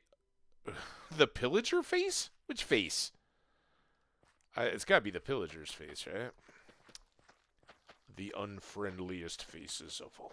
Well, not really, but not the unfriendliest we're catching at the moment.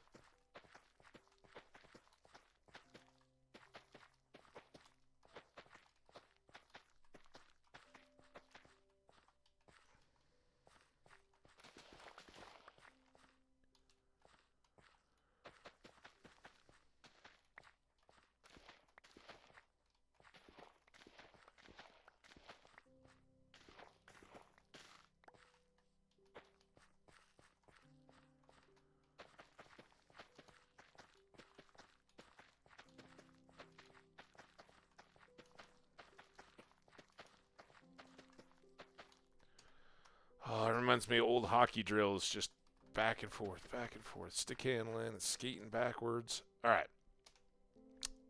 Enough of that. We don't need to harvest anything more. I think we have some melons and pumpkins from our whole moving few. Oh, berries, right? Let's get all the berries. Definitely all the melons. And sure, we got room for the pumpkins. Let's take the extra emeralds and nope. Let's save those just in case a wandering trader comes by with something.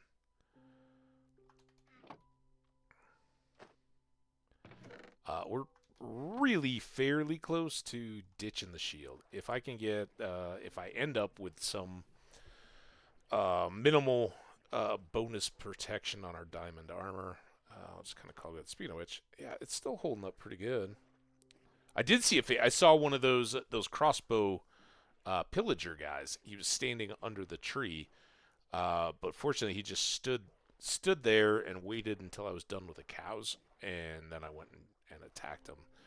But basically, it was under the tree with the stone of my base beyond him, and they're gray faced as well. So I was like, am I seeing a face? Am I not seeing a face?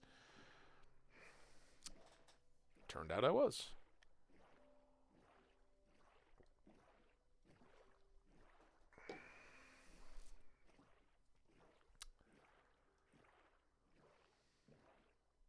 Yeah, oh yeah.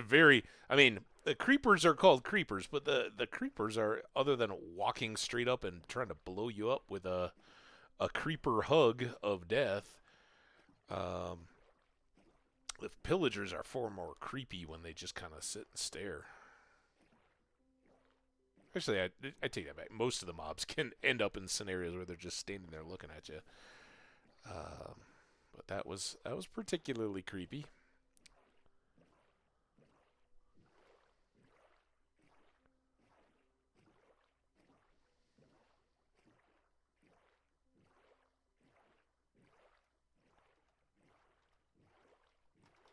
Okay.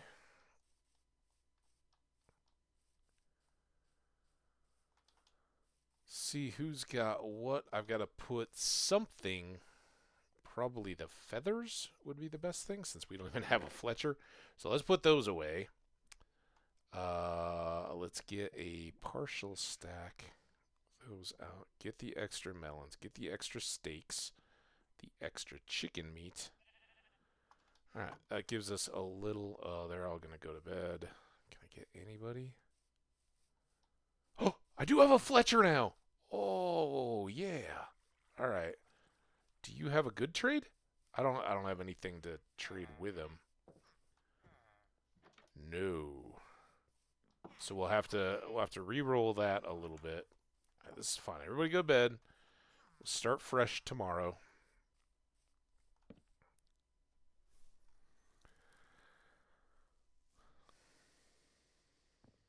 Okay.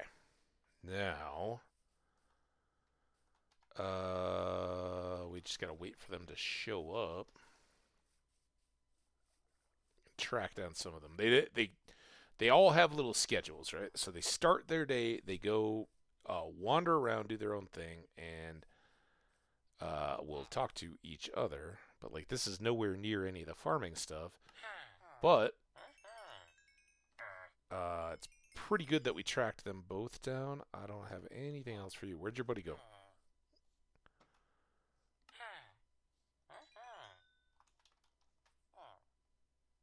How are you all?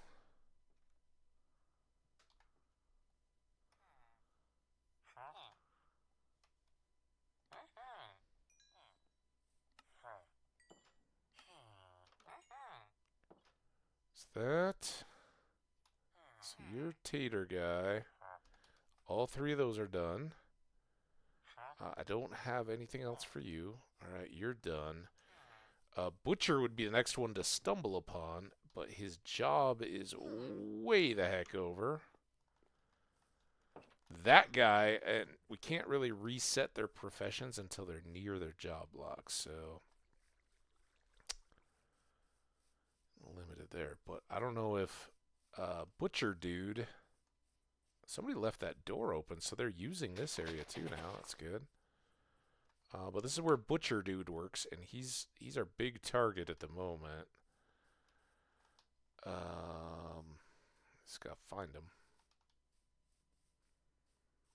And wait for the part of the day, like mid-morning, when they all go to their job blocks, and they remember where they are, and they'll wander over and basically start working at their profession, right?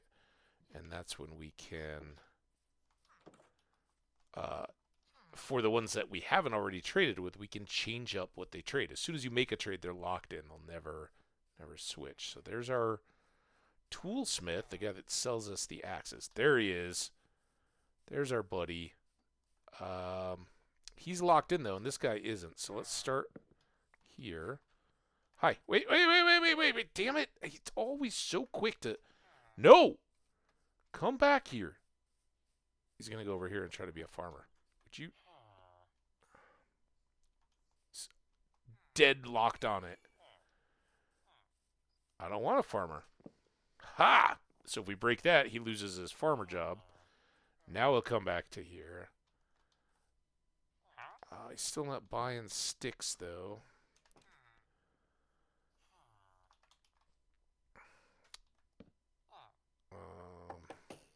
And usually we keep them nice and... Oh, I didn't even check. That was probably it. Come here. Usually they're... Okay. He'll buy...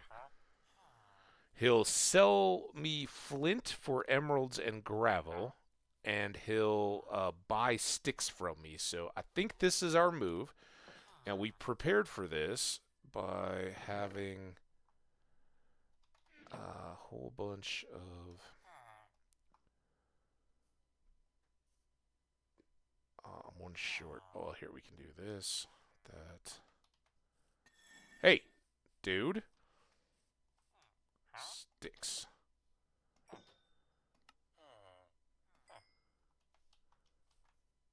And then...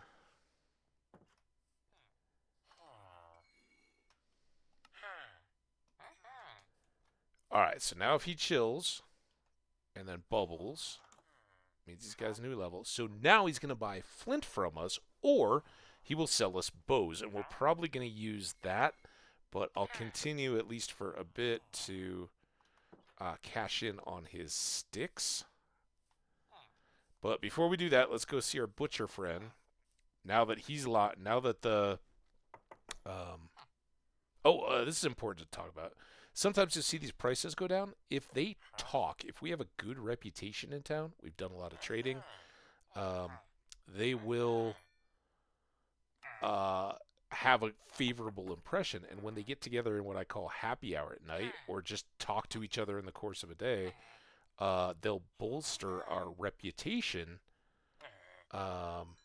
amongst each other, and we'll get discounts. And that's ultimately what we're doing if they get infected by a zombie, and then we heal them.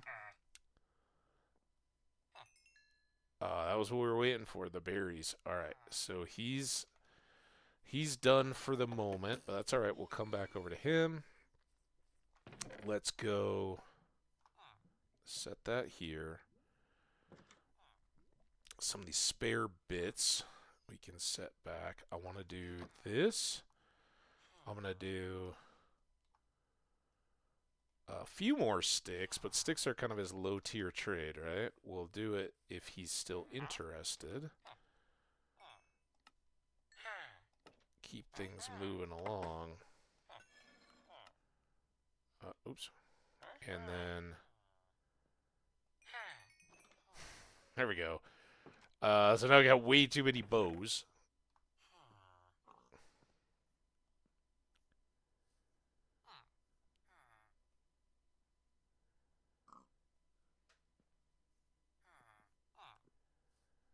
I might as well trade out my bow for a fresh one. Alright, now what do you got? Now he will buy our string. We're one closer. But we don't really want string either. What we want is him to buy our feathers. So now, even though I don't want crossbows either. I'm going to do that. Pop him up. And now he's going to sell us. Ooh, well, it's a very, very whatever bow. A little bit more durability. But now he will buy feathers. And feathers are pretty great. I do want to dump that. Let's make another chest. I don't want to hurt his feelings. I think like, oh man, I'm the best bowsmith in the world. Totally loves my products. But we'll just stash them here in case we need them later. They're in very safe hands. And town, if you need to arm yourselves, keep off the monster hordes, you do so. All right, now these guys are good, and we can take this. I'm glad they don't just pick up the emeralds. Hey, wait, you're the butcher. It scares me to have my bow in hand. You ready for more berries? Yes. Okay, there's that done. Let's go see if we can catch this Fletcher. Sell him the feathers that we brought.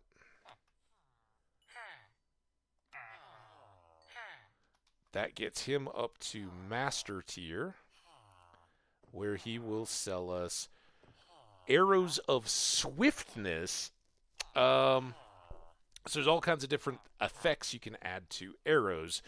Unfortunately, this isn't a really good one for adding to damage. All it's going to do is make our enemies faster. Kind of nice for us, but otherwise, what we really just cared about was getting more XP out of selling him any of these possible items, but making our chickens that much more useful. And then always hit these guys. Where's the other farmer?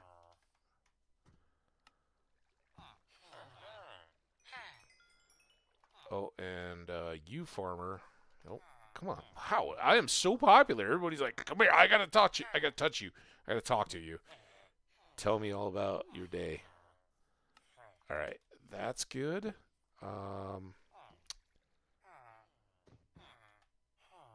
Berries. Berries with a butcher. Are you set again? No, you're not set. That would be really pushing it. All right. Wow. Up to level 56. That is, that's fine. That means we can do a trade at, or an enchant at 56, an enchant at 53, and an enchant at 50, and they'll all be max tier. So, pretty, oh, I can do, you think they're already in bed? We're not even that close to a trade, so it's fine. Or another level, so it's fine. Finally, my friends, we are headed home. Home and to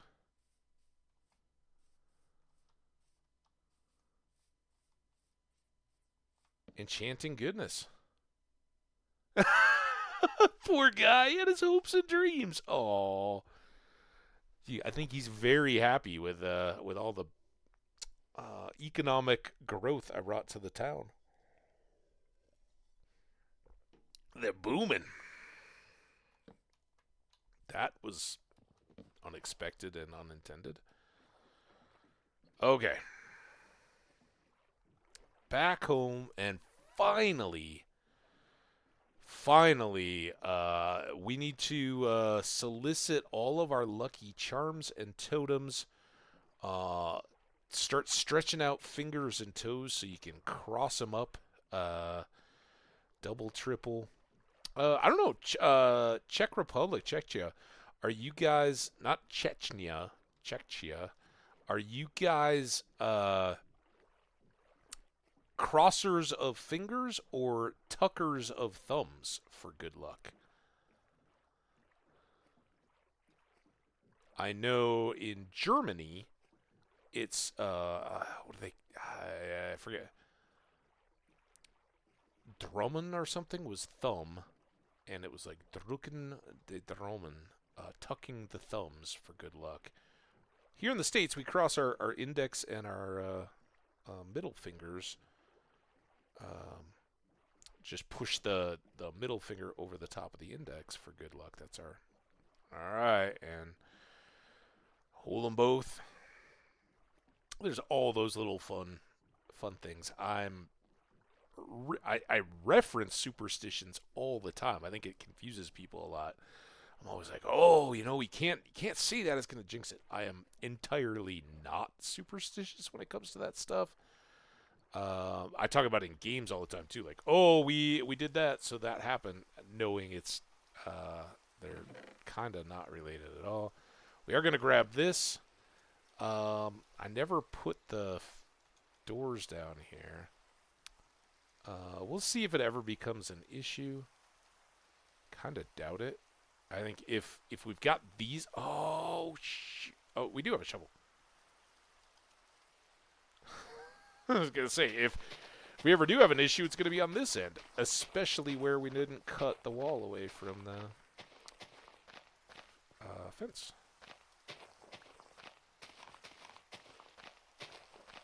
Sorry. I thought we were done. Nobody wants to be done more than me. I've been spending the last 2 days and many hours around here. All right, now this is fairly safe. As I was saying before I realized it wasn't done, if we're up in the base, this end may be loaded, but the far end isn't. So the odds of like a wandering trader or somebody getting in to jump around in our crops just idly from that far side is pretty rare. If we start to notice that it is an issue, I'm going to surely be back up there with 3 more gates and close it all in. But it's all good. All right. I think we have everything we need upstairs. Raviolin, have you even seen upstairs yet? I haven't even really talked about it. This is what we did all of yesterday. It's still a little work in progress, but we made our grand gallery staircase up. This is all open, like we talked about. This is where eventually, as we have more trophies and finery and stuff, we'll display around. I think I'm going to put a runner of the deep slate tile around this upper edge as well. And we'll just decorate it more and more as we have time. But this was a big deal yesterday. We had just a wall up here, nothing else. So I had to carve all that. We had to grow all the birch and chop it for logs. But finally, we got up here. We've got our room. We're going to put our bedroom or kitchen or vice versa between these two. And we've got this little side hallway out to our enchanting area. All right, couple words on enchanting. Well, it's just the base of our big skyscraper tower that's going to go up there, right? All right, so a few words on enchanting. For anybody checking the VODs, anybody lurking that's interested or anything else. We've got a few things going on. I've talked about it throughout the course of today's stream that we really want fortune on our pick, but there's a lot of mechanic stuff. I do not have the books up here. Let's go get those. And there's, it's a system in a game, so there's some mechanics to it. Basically, we're improving our gear by putting stuff on it. Like the swords and the axes and things that we bought, you can have multiple enchantments on a tool. Let's look at remember we combined our swords, right? So we started by buying a sharpness 2 sword with knockback 1 on it from the weaponsmith in that village. So it has 2 enchants on it. The sharpness is level 4. The knockback is level 2. For various enchants, they have different amounts of levels. They also have certain incompatibilities. For instance, sharpness is a universal damage boost. It does X% more damage against any mob type that's out there. There's another enchant called Smite. Smite also has levels 1 through 5, and Sharpness we could take up to 5 as well. We just couldn't do it buying and stacking the swords together. But with enchanting up at the table, we could. We could get a Smite 5. If I tried to put those two together, they wouldn't work. It wouldn't allow it. You can't have Smite and Sharpness on the same weapon, right? And there's multiple exclusivities of different groups where you can have one, and they kind of fit into slots. So like on the sword, whether it's Sharpness, Smite, Bane of Anthropods, there's a couple different damage wielding types that kind of fit into that first stack, right? And you can only have one of those. And then there's Unbreaking is universal. It can be on any tool, weapon, or armor. Just reduces the item wear. There are in tools things like efficiency. For instance, our axe here has a bit of efficiency 2, and Unbreaking 2. Efficiency goes on tools like Sharpness or Smite goes on weapons. Unbreaking, like I said, goes on everything. You have Fortune in axes, shovels, and picks. You have Looting in swords. Do basically the same thing. Drop more loot, more of whatever it is that the things are going to do. Yeah. So there's lots of different kinds of things. Swords probably have the most. You can put on fire effect so that you can light your enemies ablaze. Obviously, we have knockback. There's a sweeping edge that lets you hit. That only goes on a sword, but lets you hit in an AOE attack more effectively. So if you're swinging at 3 or 4 different zombies all coming at you, you'll hit all of them with more damage. Lots of that kind of stuff. We'll get the idea, but I wanted to explain that there's multiple enchants and there's levels of each enchant. Like Unbreaking, max we could ever get is 3. Fortune is 3, but efficiency, sharpness, protection goes up to 4, I think. They have different heights of level, and that's why 56 was big compared to just doing the enchants at 30. Enchanting tables cap off at level 50, and they so you'll get the maximum effect of your enchant at level 50. And so at 56, and each of those is going to cost 3 levels to do an enchantment at that level. So we get 3 tries at a top tier, and then it's certainly better to be at level 47 than it is to be at level 30. So we can continue to work a little bit from there. The other piece, the last thing we got to mention, are the bookcases. Up to 15 bookcases will further boost the enchanting table. So you can see all these little runes that are flying through the air to it. They are basically boosting the power, and we have 11 and 4, so 15 total bookcases. If we had put bookcases back in the corner and they were blocked line of sight, wouldn't help. If they were below the level, they would not send enchants up. So you kind of have to have a little pattern, and they can be up to the 2 blocks away. So there you have it. Now, here's the actual mechanic of it. So you want to enchant something. We would love for our pickaxe to be glorious, right? So it goes on the table. Lapis, this blue gem, it was at one point only decorative until they were like, we'll use it to power the enchanting table. So there you go. It's got a purpose. It will eat one of those to power this operation.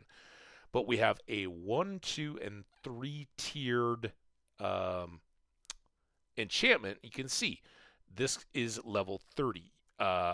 We want a level 3 enchant all the way down to level 30. We're using the levels downward to get back to that point. Synod! How you doing, my friend? Welcome in. Hope you're doing great. We're just doing our first enchants in a Minecraft world. Pretty exciting stuff. So we're hoping that this pick gets a really good enchant here. So the cheapest one, which would only cost us one level, would take us down to 55, is just efficiency 2. I think we only see one per. It's been a minute. So it costs us one enchantment level and one lapis. This one we know we'll get Unbreaking 2. Costs us 2 lapis and 2 enchantment. That's right. We only know one thing. And this top tier one is efficiency 3 and other. The question mark at the end means and other stuff. Who knows what that other stuff is? I'm doing so well, man. Got the big old snow yesterday. It's sunny and beautiful and bright out, melting it all away today.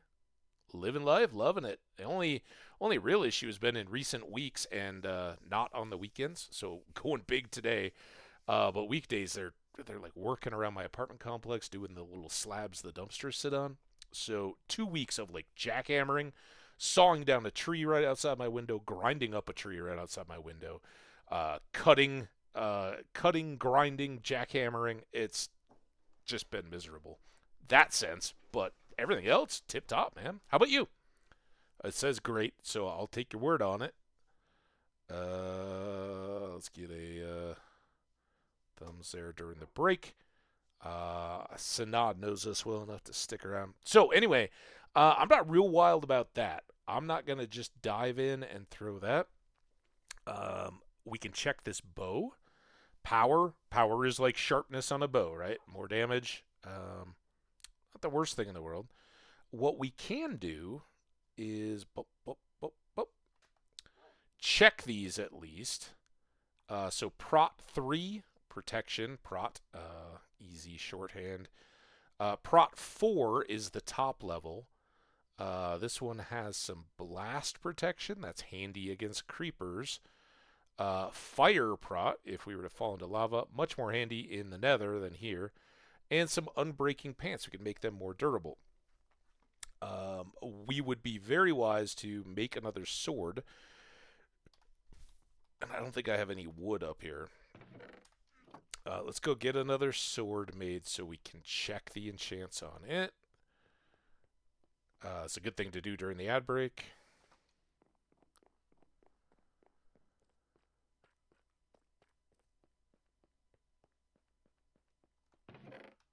I'll just grab those.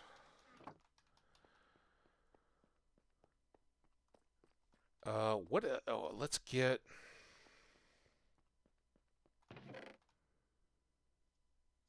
This is kind of stupid, but I'm not seeing anything super great. I would kind of hate to waste this, but for inclusive sake, we'll throw a fishing rod up there as well.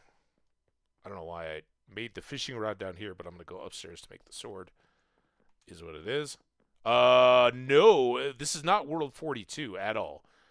42 still exists. It's fine and dandy. I think you were in here, though, the other day, right? This is the same world as the other day. We haven't lost it. We're building our tower, but not our big, deep original world. So we've had our cows and chickens. We've got some farms laid out. Our house is much bigger now. And, yeah. Doing great. So, again, before we get to the book, let's go with a sword check. Knockback. Dang it. What would be great here is if I had a sharp 5 by chance, or a looting 3 or something, I could combine it with this one and hope that hidden away in there is some unbreaking or something like that. I've already got knockback too. It's not even my favorite, but it's already maxed out. And then we have books. Books will allow you to take a single. You'll never get more than whatever is showing here, but you get one single thing. Actually, I don't know about that enchanting books. I always think of buying books. You could put an enchant onto something and then spread it back onto whatever it's applicable to. I guess we didn't look at this. Stupid. Unbreaking 3. Meh. Uh,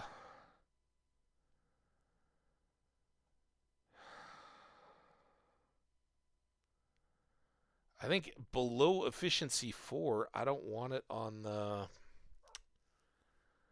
axe. I didn't have anything top tier there. So I think we'll take the bow. And man, that was trash first tier.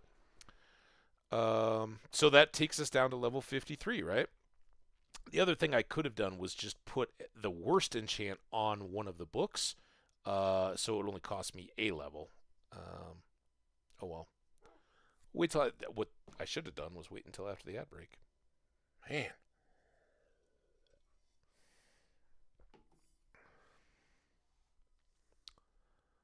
But the bow, it's good to get more damage there. We've certainly got arrows and axes now with feathers and Fletcher and all the rest. We got plenty of access to make more arrows, even though we don't have infinity or anything yet. Who cares? All right. Hey, welcome back. Thank you, everybody who's stuck around to support us through the ads. I really do appreciate you for that. We rolled our trashy first enchant as a power 3 bow. Had it been anything super awesome, I obviously would have waited. I totally wouldn't have rushed ahead at all. Fortune 2. That's going to be tough to beat. Obviously, we'd like Fortune 3. But early on, that's a big start. That basically gives us a huge jump on our diamond yields. We'll just take a look. Depth Strider, that makes you move better underwater. Prot 3, again, not top tier. Unbreaking 3, lots of durability. And Unbreaking 3, that was Smite. All right, well, it's a no-brainer, really. Although you do kind of want to check. You never know when you're looking at a Fortune 3 here, or a Fortune 2, you put down the book, and it's like, oh, there's Fortune 3 right there. Just be careful, right? Power 4, we could take that, add that to our bow, and bring it up a little bit. I'm not even close. We want this one. Fortune 2, and here we also got Efficiency 4. So that is a long way towards what we wanted. Now, oh, it's nighttime. That's why it's nice to have a good little enchanting area. Enchant in the day, enchant at night. So we want to keep looking at picks. This is Minecraft after all. Unbreaking, Fortune 1. Again, you got to have 2 Fortune 2s to make a Fortune 3. So that doesn't really do us anything. Efficiency 3, same thing would be there. You'd have to have 2 efficiency 3s. So we're not in the pick market right now. Check here. Sharp 3. Our sword, same deal, right? That doesn't help us too much. Check the book. Fire prot, projection prot, those are arrows. And then we can just check here. Prot 3, unbreaking, and fire.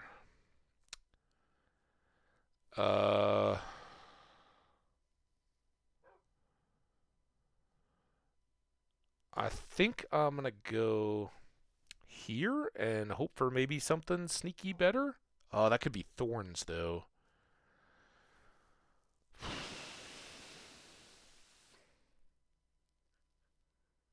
Yeah, even... Well, it's just that. All right. Because this represents the most diamonds of what we've got, I was like, if we get to do anything, let's throw it on. Now, we will continue to see the 30 and above level enchants here, right? Oh, that's very good. We just may not get as much extra stuff as we go from 50 down to 30. So That's a strong contender. That's maybe even better because we can put it onto this sword, repair it up a little bit, and get more and better monster drops. Um, breaking, breaking, blast 4. What do we got here? Smite 4. Um, Anybody got strong opinions? Synod? Um,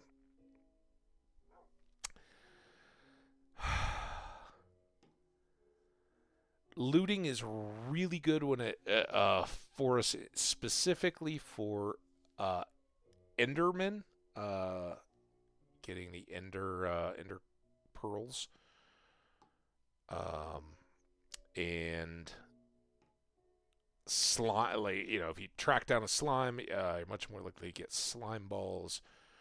There's not a lot of stuff that we're slaying for loot.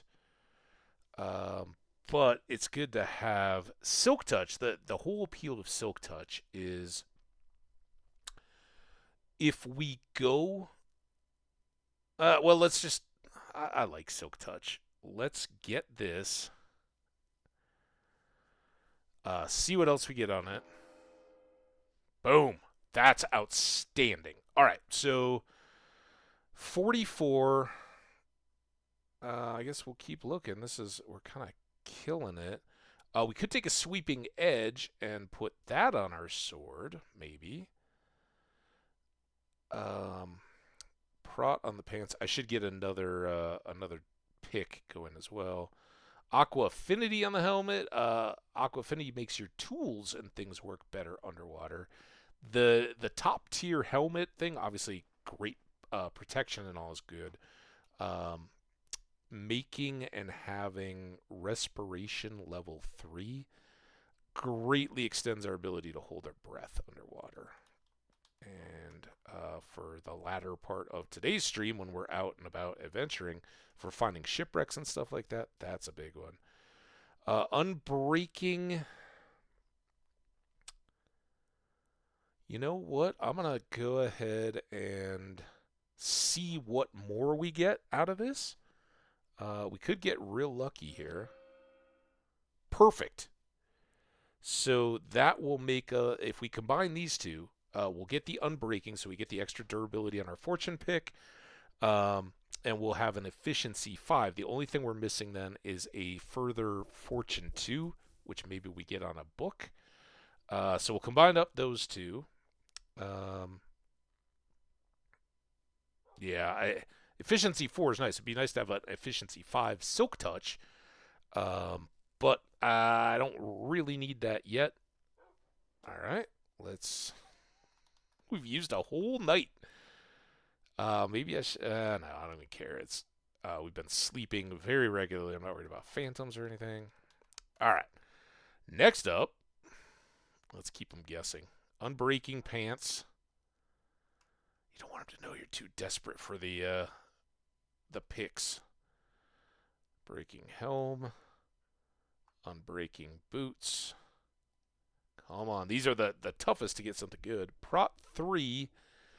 No. I haven't looked yet.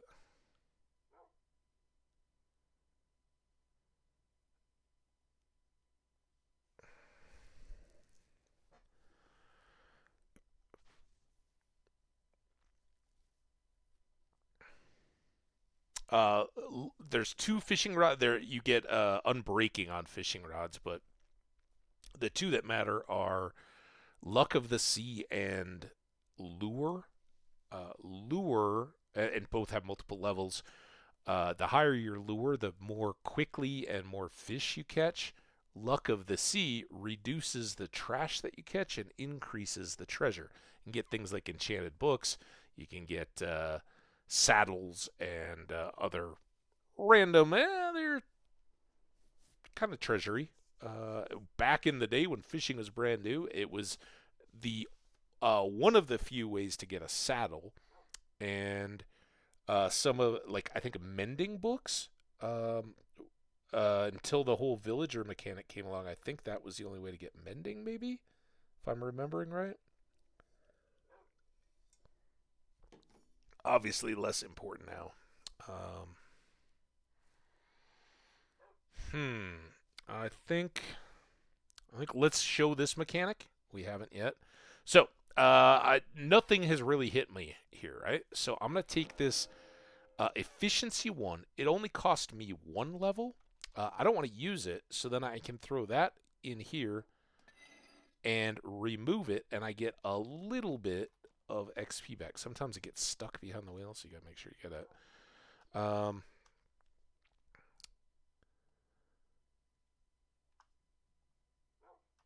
We're just looking. So the closer we get to 30, the less likely we are to have multiple things underneath what we're seeing here. It is still very much roll the dice and luck. You may be right at level 30 and get just an incredibly good thing. Impaling is tridents. We don't have those yet. Pretty far off, but they make some very, very powerful weapons. Did I look at everything?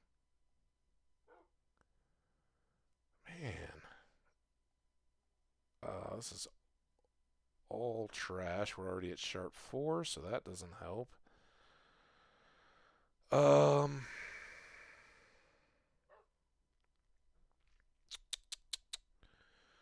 guess we just do again. Make sure I'm not missing anything here. All right, come on, baby. Let's start here. Oh, efficiency 4. That might be worth just a flyer because we could throw it on here and make that a 5. If worse came to worse, or we get a better secondary pick. But let's just take a look. Sharp 4. That's probably where we're going to go and make that a sharp 5 sword. Prot 4. So this is a very lucky one. We may not get. Can't double enchant much as we might like. I think we're going to go with the sword. Making this, taking this all the way up to sharpness 5, makes it a very, very good early game sword. We waste some knockback, but that's all right. That's outstanding. All right, we are down to 36 levels, I guess.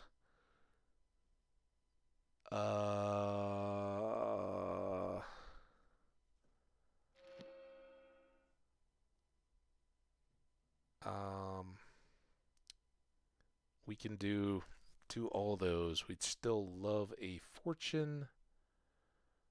Piercing. Piercing is crossbow instead of bow. Those have different types of enchants. I don't really want any of that. Let's go back to the crafting table here.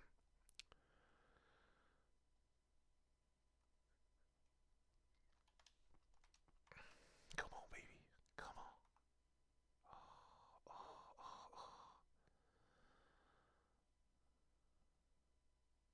I guess I just already looked at that, didn't I?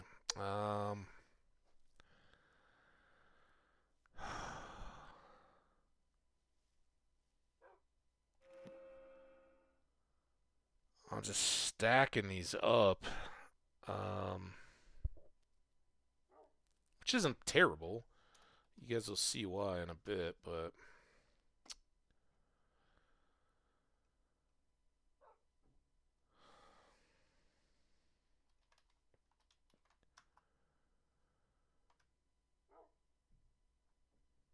Fortune 1, damn it. Silk Touch and Fortune are exclusive if you didn't catch on to that. Let's just peek. No. So we'll do this. Efficiency 4. All right.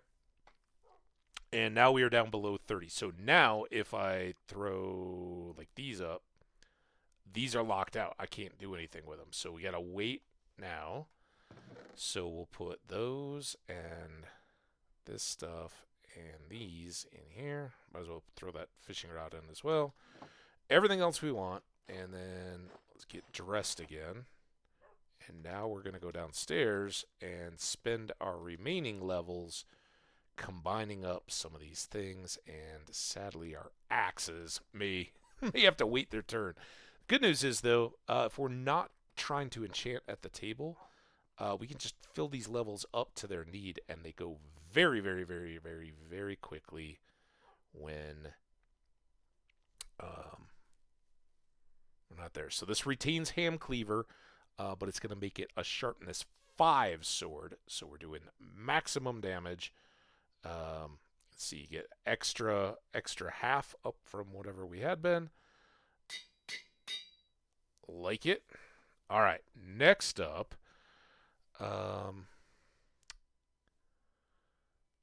we want to go with Silky and Extra. These all have kind of a wasted efficiency, but that's all right. So this is going to make our Silk Touch. There. I was like, wait, why are they?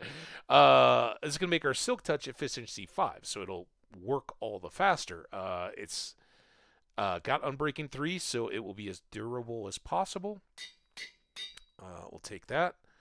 And then next, we got these two, and this is kind of the maximum.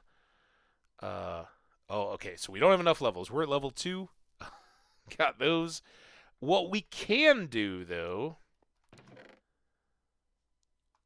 is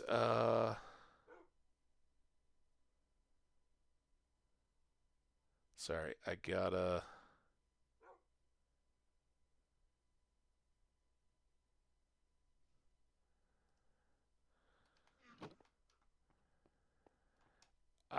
do this.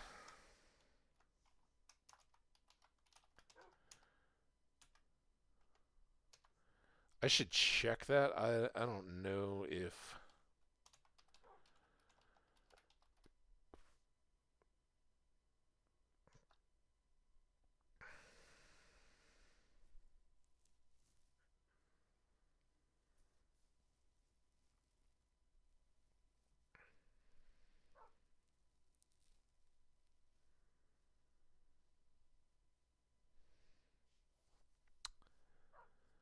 Sorry, guys. I know this is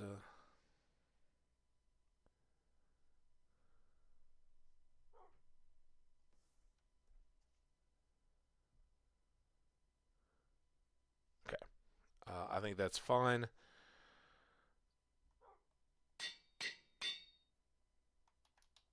Let's go do this again. Shout out to you, Kagamori2, for hanging out all day yesterday. That was pretty awesome.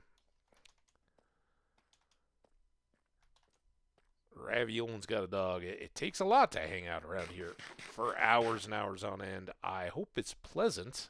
I enjoy putting it out here, so I hope you guys are having fun. All right, now we're down to 1 level. We need to pop back up to 11 to get these guys up. But one thing we can do very quickly is put our fortune pick and the one that we want to put on here for unbreaking and efficiency. Those can be stored aside because with Silk Touch, what we can do is go get all the diamond ore, redstone, gold, iron, whatever. We can grab it in the field as blocks, bring it back, and then process it here, and it greatly expands our ability to manage our inventory. Now, what are we going to do? Feed, I guess? Feeding would get us some quick levels, especially with all those cows. I hear a spider. You wanna be our volunteer spider? Oh, you're adorable. All right, you're being too cool. I'm not gonna hit you. Looks like it's almost nighttime. Oh, let's go get some seeds for our chucks. And let's get back over to chat. Parallel play. There you go. Tangential play? I mean, I think parallel, I would envision we're all playing Lord of the Rings online together or something. You know, not together, but all got the same game. I love it. I That's exactly what I hope. That's what I love out of my stream or YouTube experiences is being able to do my thing while I'm enjoying others doing theirs. And that's why I have my own worlds and have these stream worlds, so I can follow along, and you guys who are enjoying the content want to follow along the world and know where we're going. You're not missing out on anything. I just play a different world when I'm watching you guys. But thanks. So if you're a content creator and you're going midweek, there's a fair chance if construction noise is going that I'm playing alongside. All right. XP also. We are much closer. Not quite there maybe, but very much closer to not needing the stupid shield anymore.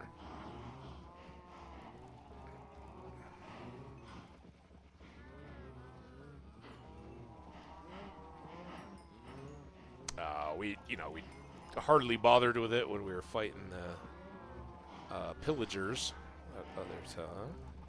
When the face was, it's that whole Raviolan. That's where the guy was standing. He was trapped under the tree, and it was just his face in there. But I was, looking here at the cows and all that, so I'd keep coming around in the circle and being like, "What is that? Did I just see a face?" And sure enough, I did. He was there waiting to shoot his crossbow at me. We showed him, though, didn't we? It's more about when you're in the same place with someone each doing their own thing. But oh yeah. Yeah, I gotcha.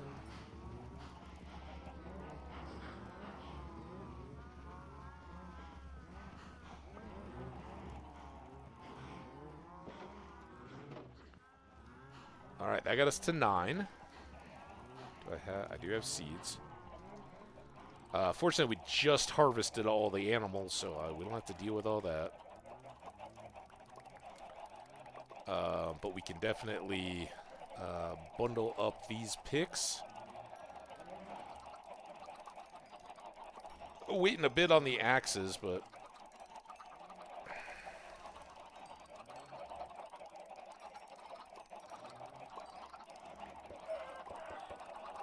nope. All right, got us to 13.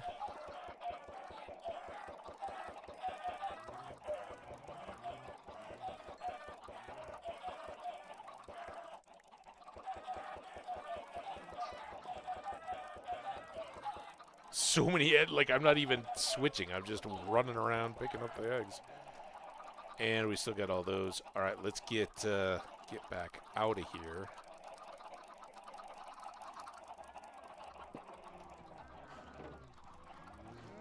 Oh, you really wanted to come out here? How does that feel for my awesome new sword?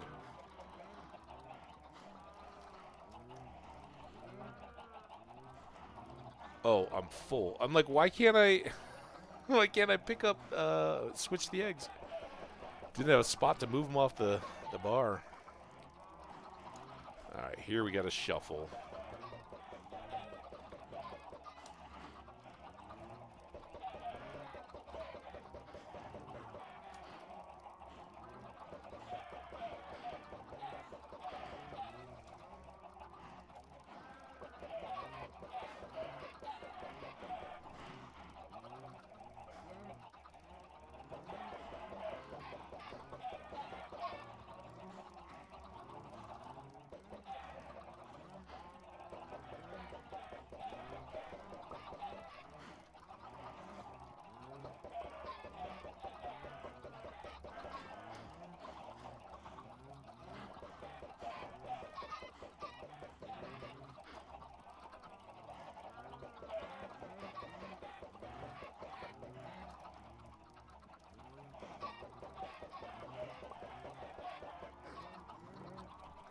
Okay.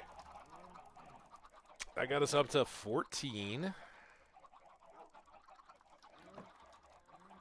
which will definitely get us our second Silk Touch pick, as good as it can be until we can get mending books. That will be a growing priority now. But even just by having two, we're on. So that costs 11. Just to check, that costs 13. You definitely want to make sure you're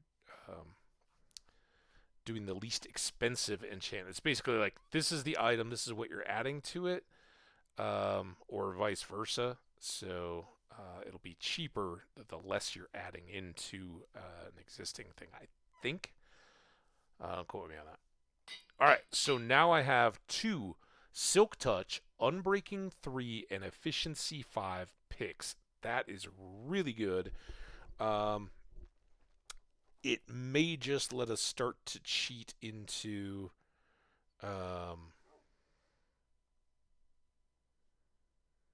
that's 17 and this is 19. Yikesies. We'll still try to work on that, but I think for now that's gonna lay low. This is really kind of only thing when we come back from adventuring. So let's consider what we've got here. We'll take the one that's in better shape, right? Because they can still combine together and heal each other up through the anvil. We would want double. We got our good bow. I think I want to switch you out to steak. We got apples. We might as well bring the shield. Speaking of which, we've got a second stupid shield.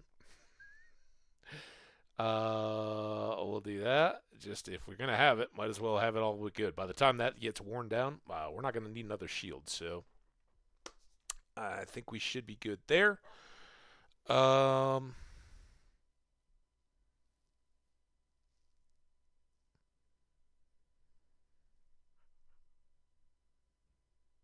right. To the chat. Any of you guys that are interested in having a say, this is your chance. I know we're not at an ad break yet, but I am gonna step away. We've been going 4.5 hours. I've taken like one quick little break. I've got another coffee waiting for me, and it would be good to stretch my legs, so to speak. So I'm gonna get up, move around a little bit. I will be right back. You guys, we're gonna do multiple things. We're still going for a significant amount of time going forward. So don't feel rushed or anything like that. But the question is, what would you like to see us do next? Do we want to go downstairs to the abandoned mine shaft looking for diamonds? Fight, trying to further find our way through the twisty turny maze and all that, and see new areas in the caves and whatnot. Down deep underground in the deep slate stuff. We can do that. We know of two villages that we have not yet visited. We boated past them. I know exactly where they are. They're fairly close. We can go do village visiting, seeing what loot they have, if they have any new supplies. That would be option number 2. And option number 3, kind of related, kind of going forward, is just straight up exploration. We hop back in the boat and take off and go try to find new lands, new biomes, shipwrecks, all that kind of stuff. So 3 options: deep underground, villages, or exploration boat, whatever. Let me know. I will be right back in just a minute or two.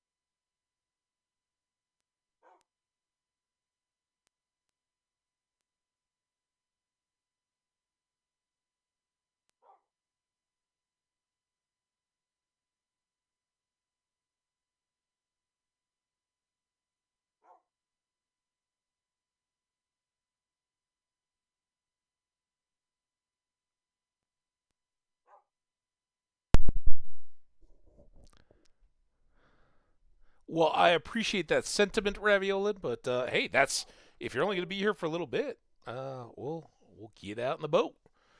I like that.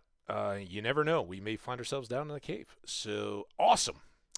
Thank you, everybody, for your patience. While we geared back up, look, we can sleep too. So we got our bed, we got our food, we got much better weapons and tools. Our shirt now, if these get worn down a little bit, the shirt should hold up very well. And because it's the most expensive, it costs 8 diamonds to make a new one. It's the one we'd like to hang on to the longest until we get mending. Excuse me. Carrots are growing. We'll leave those. Someday we'll get those expanded out. All right, exploration. What I would like to do now, it's partial exploration, I guess, but this is basically the way we came in. Right after we started, we came down the river and everything. We know where that river ultimately ends, but this side takes us out into the ocean where we kind of wrap back in, I think. No. Wait, are we going to get stuck again? We're going to get stuck. Dang it. Don't mind me. I'm good at this exploring thing, huh? You just, the sun's that way, and let's go. No, we'll go back out to the sea, and then we'll wrap back around that coast. Actually, let's go this way. We just got stopped by shipwrecks and never really went further west. Let's go west. See some stuff. Maybe we'll find some biomes that we haven't yet. Some that could now be a real big boost to us. Mountains now would be very good. Because if you go way up, if you get big old mountains, when they're up, we're at like 62, I think is our height. Yeah, 62 is sea level. If you get up like 175 and above, so another 100 plus blocks high, and above and beyond, you can go up to 2. You can go way up. The mountains can be back well up over 200 now. If you find mountains that have substantial bulk and are up that high, the coal and iron is just ridiculously plentiful. So that would be good. So before, the last time we came out here and kind of did our exploring around, we saw that ship and it kind of sent us that way, and we never really kept going around this point, which is where we grabbed the cows and everything, to see if this has rivers and things going through the spruce and giant spruce biomes. So we'll definitely look around. If we find the broken portals and stuff underneath, we can obviously get the gold blocks and all that. We're still, without respiration and without some more protection, I'm still pretty leery of getting caught by a trident-wielding drowned. They can wreck our day really quick, and obviously we put a lot of time. How many? We are in day 146 in this world. As little as I'd planned to do it, I was like, yeah, we'll probably be more nomadic in this one. Then when we discovered the skyscraper area, we kind of went full on settled mode. But we can go off in multiple directions in the overworld. Do this exploring for a little bit just before we dip into the nether. As soon as we get to the nether, it's going to get heavier building again as we're linking portals and all that. For now, well, let's just enjoy the early world and seeing what all is around us, what all has to offer. Try to find some new biomes. I don't think we've seen this is a stony shore, and while I'm not going to stop yet, you can see there's coal. It's a good, if you find it early in the game, it's a good place to get some iron. We've got all the iron kind of scattered around in our mines, so we'll stick to that. now,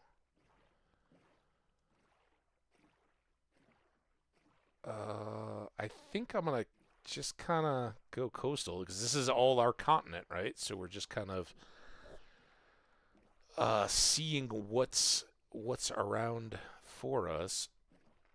There are horses back over by the villages. Eventually, we could get horses. We do have a saddle and cut some roads and be able to ride around without being completely dependent on boats. And like I said, ultimately, one of the best forms of transport is dipping into the nether and using coordinate mapping to create extra portals and link from one to another. Oh, this could be real good. That could be a cherry tree. No, it's a regular tree. Is this going to build into mountains? So that's all headed back towards the villages at this point. Come on, any of you guys want to be? There's a town up there. Got some kelp. Hi.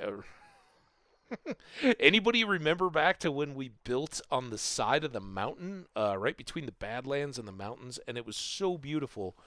It was like the Alps or something. It was just this run of mountains, and there was like a village in a big valley right in the midst of a whole bunch of mountains. I thought it was gorgeous, and what I learned in that one, I will never forget. It was a really good lesson. Is the deep dark, deeper than we are currently. Well, I guess it's the same depth, but different blocks, different monsters exists most commonly underneath mountains, and that's where the warden killed us without ever even setting eyes on him. A sonically I forgot about air. Never forget air.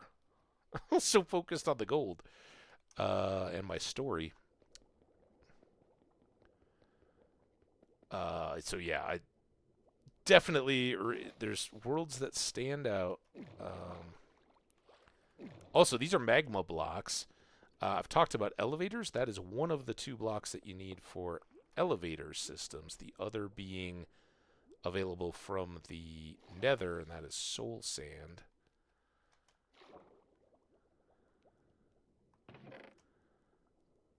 Alright, we are less worried about any of the gold stuff, especially the tools. Now we got diamond tools with our own enchants. There's really not much reason, but you can see it. You can see it here in the water, right? If I'm just popping along on the surface and I go over one of these blocks, it sucks me. I'm not doing anything. It just sucks me down. So you use those magma blocks with a column of water to make a down elevator. It sucks you down. And there's an opposite effect from the block called soul sand. Shoots you up in the water. Kind of handy. But that's still a little ways off. We get our staircase. Our staircase with those fine. Let's go check out these guys, huh? Let's have a steak. Don't want to arrive hungry. We're already dripping from diving in the ocean. Still spluttering a little bit from forgetting to breathe. Boom, boom, boom.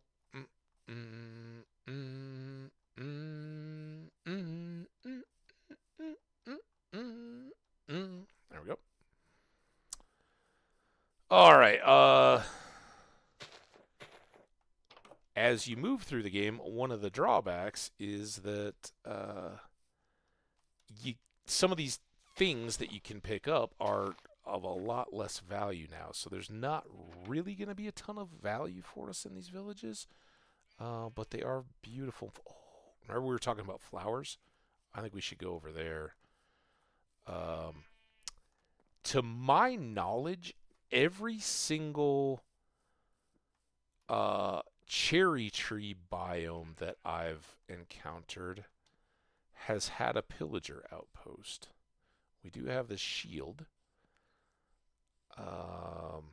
That would be something kind of fun to check out. What's up, guys? I'm just going to check over here. This is usually a good layout for chests. And again, I don't need too much out of the stuff that they have, but there are some things, and you can kind of get the feel as you move forward. The chest loot changes a little bit. If you hit these villages on day one, you may be more likely to get a lot of bread. If you're lucky, you'll get the carrots and potatoes and things you can use to make your own crops. But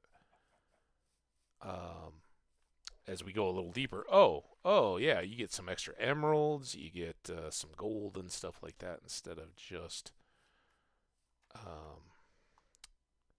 the real basic stuff. I don't know. Who doesn't like cherry trees, though, is a real question. Why wouldn't they? I mean, they may be villainous monsters, but cherry trees. Now watch, this is going to be the one that proves me completely wrong, too, and there's no pillagers, and we won't have that excitement. But if that's the case, it's okay. We're going to get all the cherry blossoms, because remember, we needed... there's one. We needed flowers for our bees. So...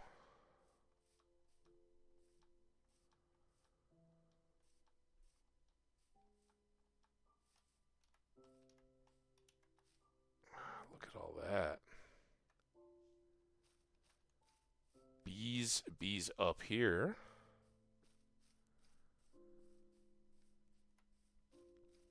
Do we have cherry saplings? I'm sure we came back with cherry saplings, right?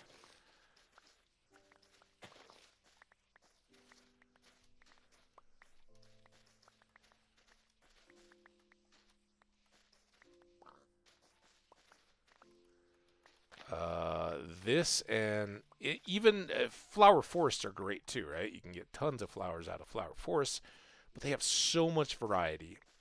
This, now that we know that the bees will treat these as regular old flowers, and alpine meadows where you got a number of different flowers, but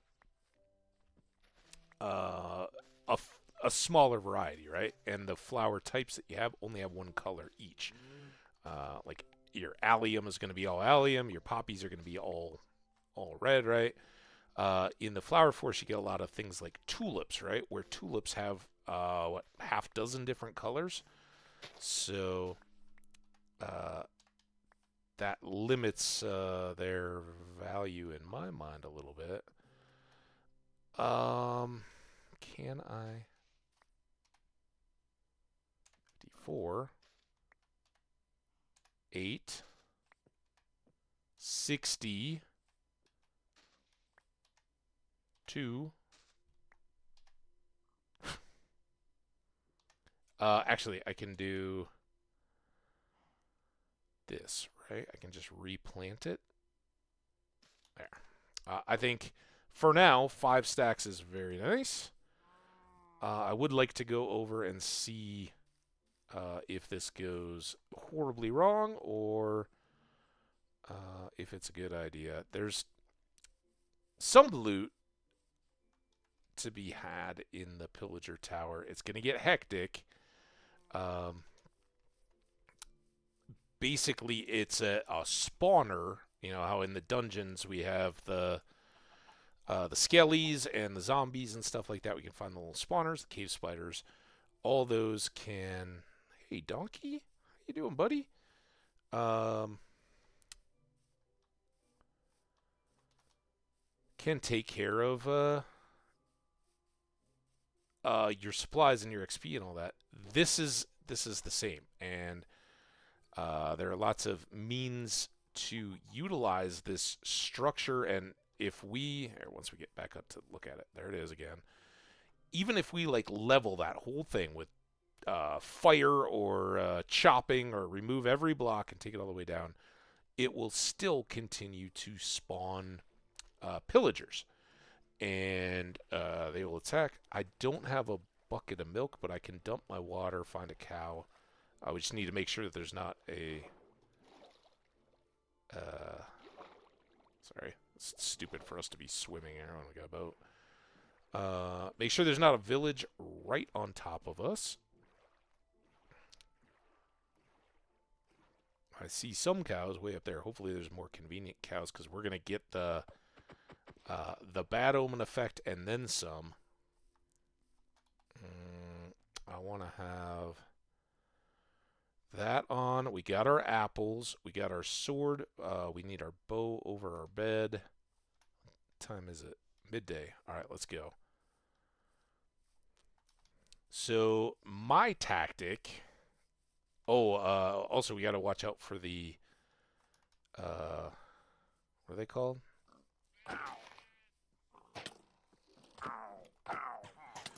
My tactic is to try not to get too stuck in there yet, and we can even do this for now. So we leave them out. There will be occupants in this tower, I believe.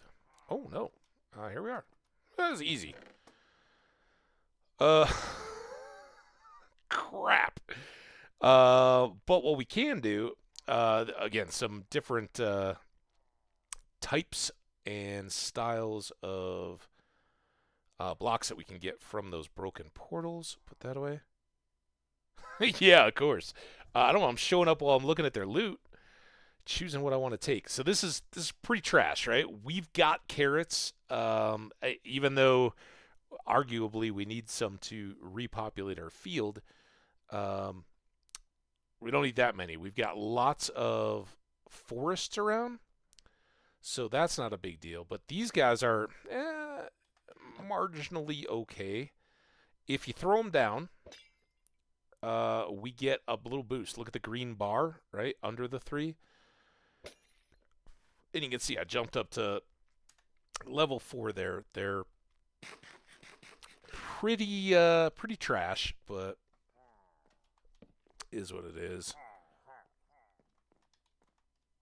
So couple now of course they're all congregating. Where did the here it is. Ow. Oh, this could be a problem.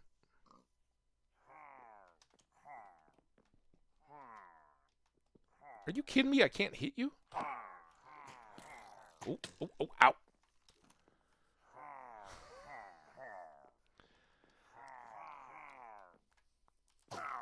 Oh, look at them all. Oh, my gosh.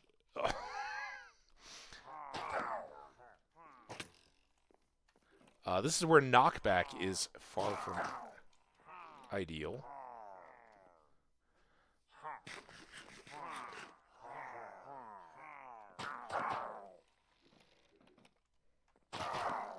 But see, the back guys shoot too, and they all... if you do it really right, you get... Oh, that guy's got a enchanted.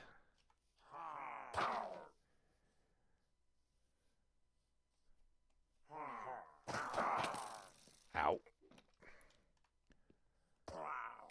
Okay, I got Mr. Enchanty. We've now got Bad Omen. We've killed a couple of those guys, or they might have crossfired each other. Let's see how bad an idea this is. Lots more XP. That got us up to level 7. And then they've got some outbuildings here. These guys are noteworthy. There are both Vexes, very, very dangerous, and No, is it a Lays? Remind me, guys, is it a Lays that were in the other little tents? But you can free and make me little friends. We didn't do very well in the past. They all died very quickly and tragically, and they're cute and adorable, and I felt awful for it. So what we want to do is get over and see these cows so that I can milk one, drink the milk, get rid of this, and here... oh, we did only ever get Bad Omen 1. That's all right. You can get tiers of it. I think that they shot one of the bannermen.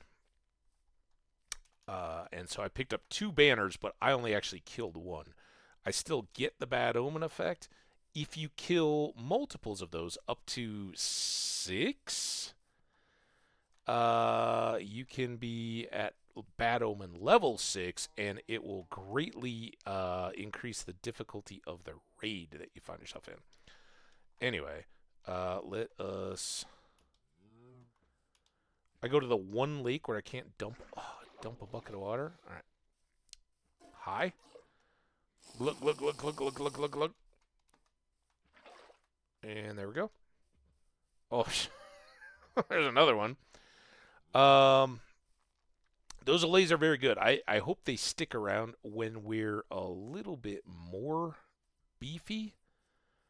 We'll go back and see if I can do a better job of managing. Oh, look at a little fool.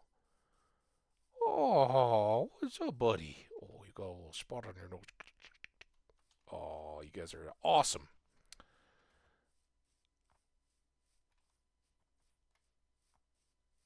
So we're coming back. I don't know where the villages and stuff are along that way, but we'll go about seeing if this connects up to much.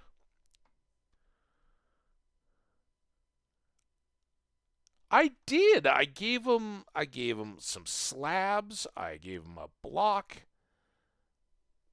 some eggs. I gave him a lot of stuff.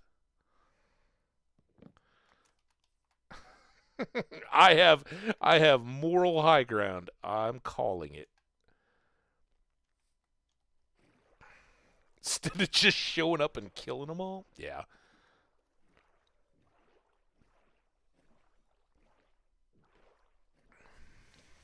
We did get acacia saplings, I remember, because they kind of spread up to the edge of the jungle.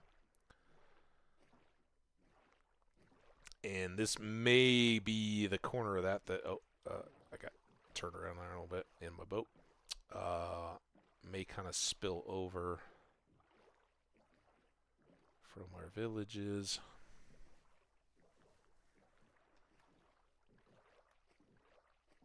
Got some floating islands. Never a super big fan. Maybe it's just filling in.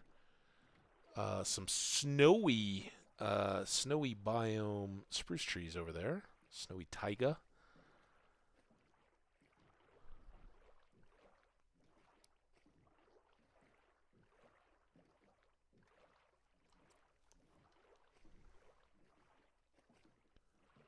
I don't know if any of this stuff links back towards where we hail from.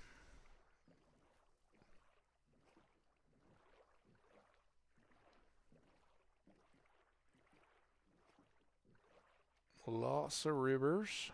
Oh. Hi, Piggy. This we can open up as a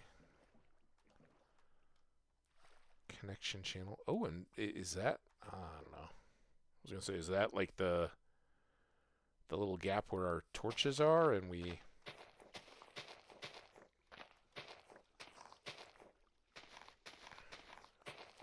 head home?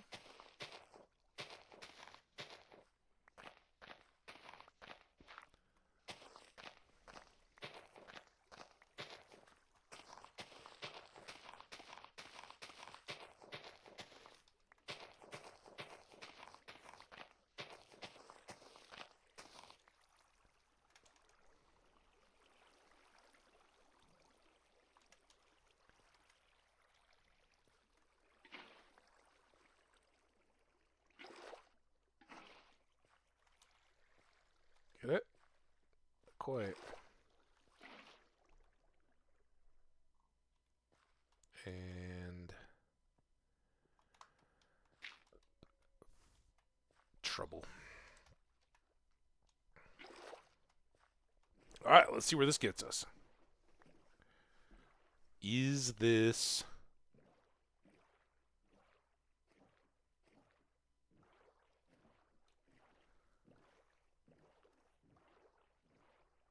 Man, it looks so similar. I don't think it is, though. Is that all birch? Or am I just seeing that looks like a pocket of all birch that we could have used. It's so close to where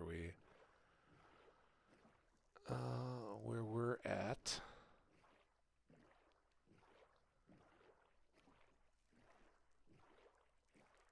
Hardly need it now, but if we do in the future, we know it's here.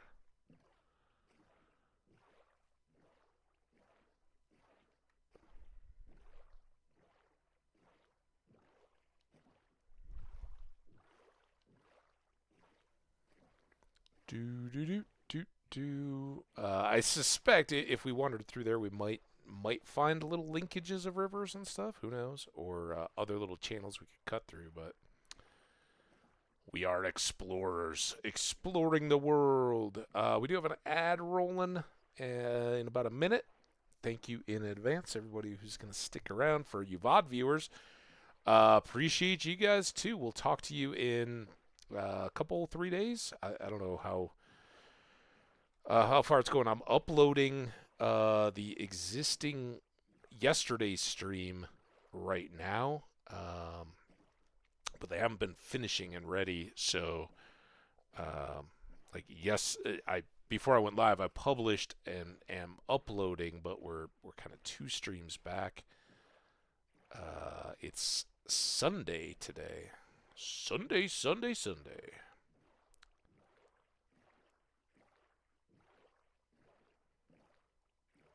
Sunday the 4th of February, 2024. In case you're watching this years from now, hello, future you. Hope you're doing great. Speaking of flower forests, I think we had seen this. Maybe the different opposite corner of it, or was that a different world? I don't know.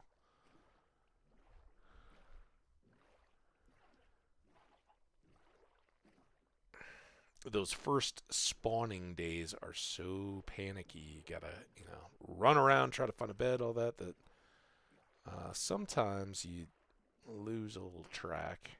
But I think I see pink. Could be a pig or sheep or something. No, I think that's a tree, and I think that's the backside. These are the acacia trees on the backside of our kind of spawn hill, and I think it's up there with the cherry trees on it. And I think initially we'd come over this way and just clip this flower forest as we were getting going. And then we discovered, as we kind of went this way, we turned and saw one of the villages, and that sent us in our direction. Yep, we spied it in the distance. That's our sand hill. So this does all link up. That's pretty cool. Now, we're going to kind of, right, up just beneath those cherry trees and above the pumpkins there, to the right a little bit. That's where we spawned in, kind of like right up in that area. And those are our buddies, the villagers. A little bit of Treemendous history.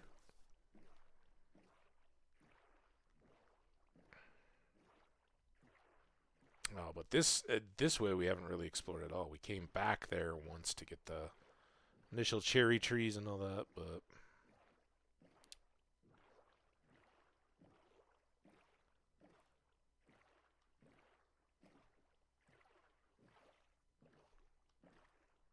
just taking a peek.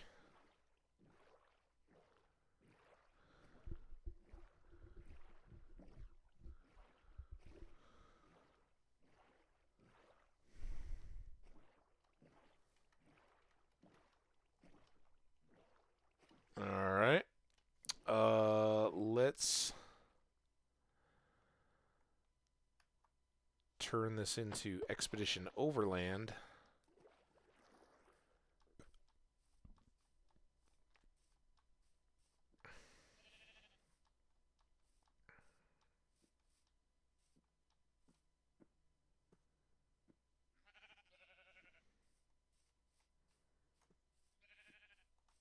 That does link up. Remember, that was where we ran away in a panic when the pillagers almost induced me to start a raid. More donkeys. Oh, you guys are adorable. All right, let's see where this goes. We're just kind of cheating ahead a little bit. We know it'll link us back.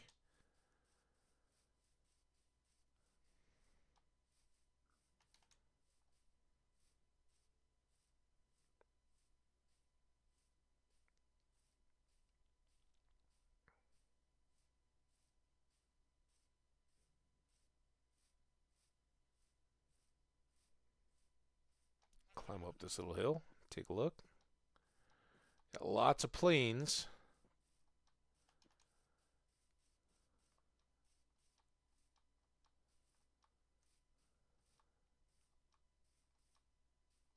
See a village. I think I saw a village.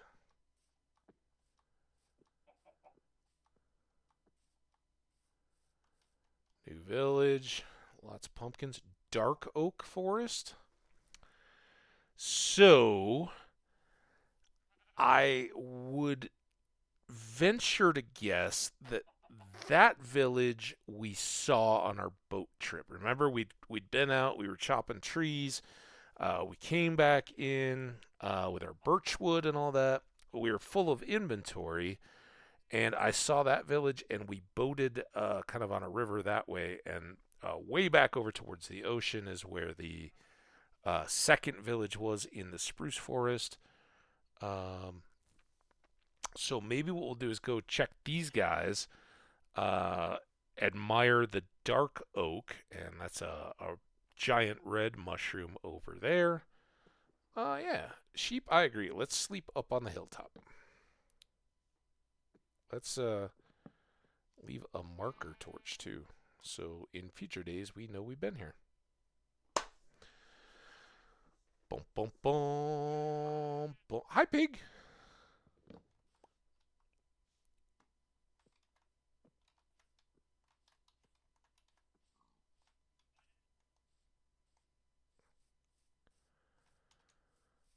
Might have some cool caves and holes and stuff exposed here.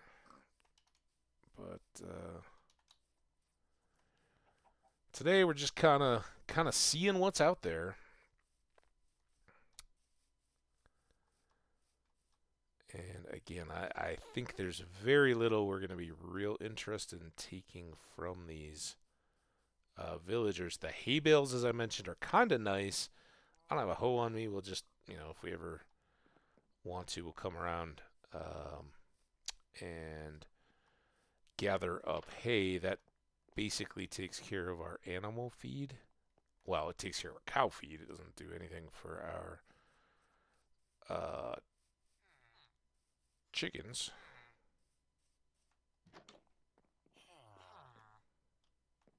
What's up, guys? Ooh, talking to the librarian. If that had been mending, that's when we go into full-on panic. That's when you see that this goes absolutely bonkers as I race for the village and home, find books and emeralds to immediately lock down a mending librarian trade. Like I said, we'll work on that one. It's going to be coming quickly. With mending, we basically trade XP to keep our tools in full durability. So those Silk Touch picks that we have, we can just don't mind if I do. Again, egg. I'm very generous. Almost a full stack of dirt. These guys are blown away with my generosity.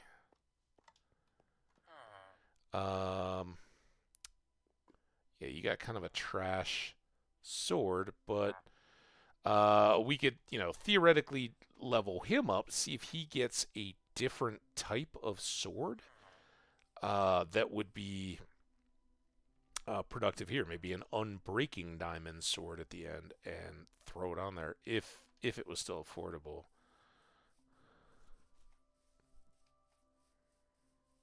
Oh, there's a nice hole.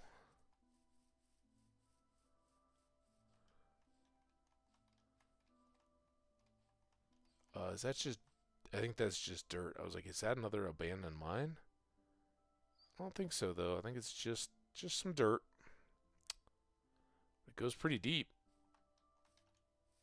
Much like the little caves we encountered, you find a good path down, use it. You don't have to dig as much.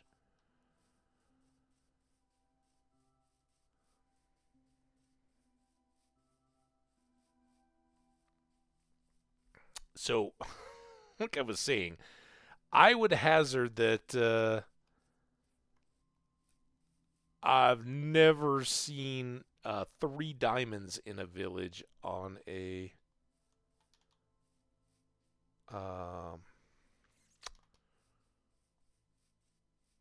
on a first day, first week in a Minecraft world, right? But now we're kind of a ways along. All of a sudden, we start to see some of those kind of things. So I saw there was coal there. Basically, just keeping the inventory open a little bit.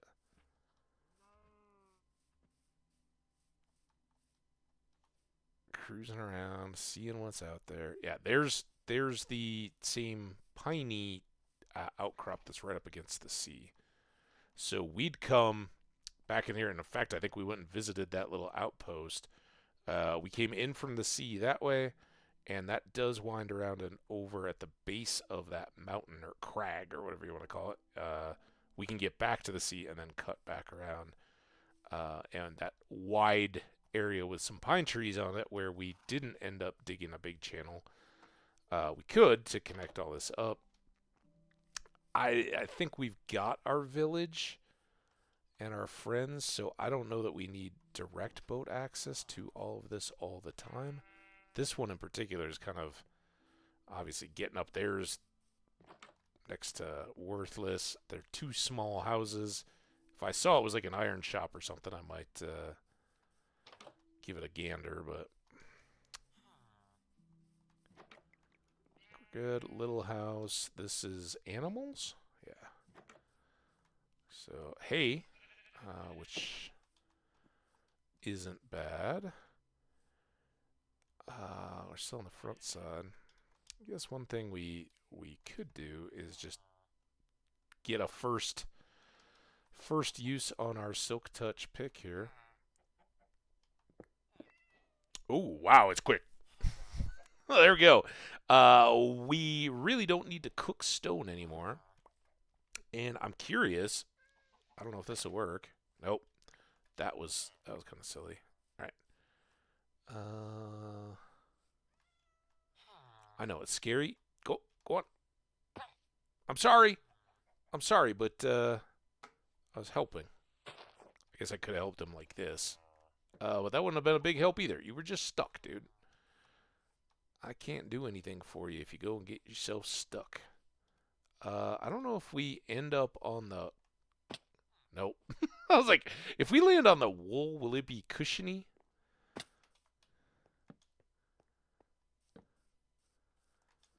Alright. I should go back in here. Look at this. It, just running to the darkness. Like, ooh, maybe a zombie will kill me. So yeah, our Silk Touch here is grabbing us the coal ore blocks, not the coal. And even if we use just a single time, sometimes you'll get more than one coal, right? You'll get 2 or 3 pieces of coal out of a block.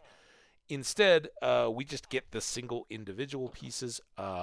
Grass blocks, unlike... I was wondering if I could pick up the path. We can't. We just get dirt, but you can pick up grass instead of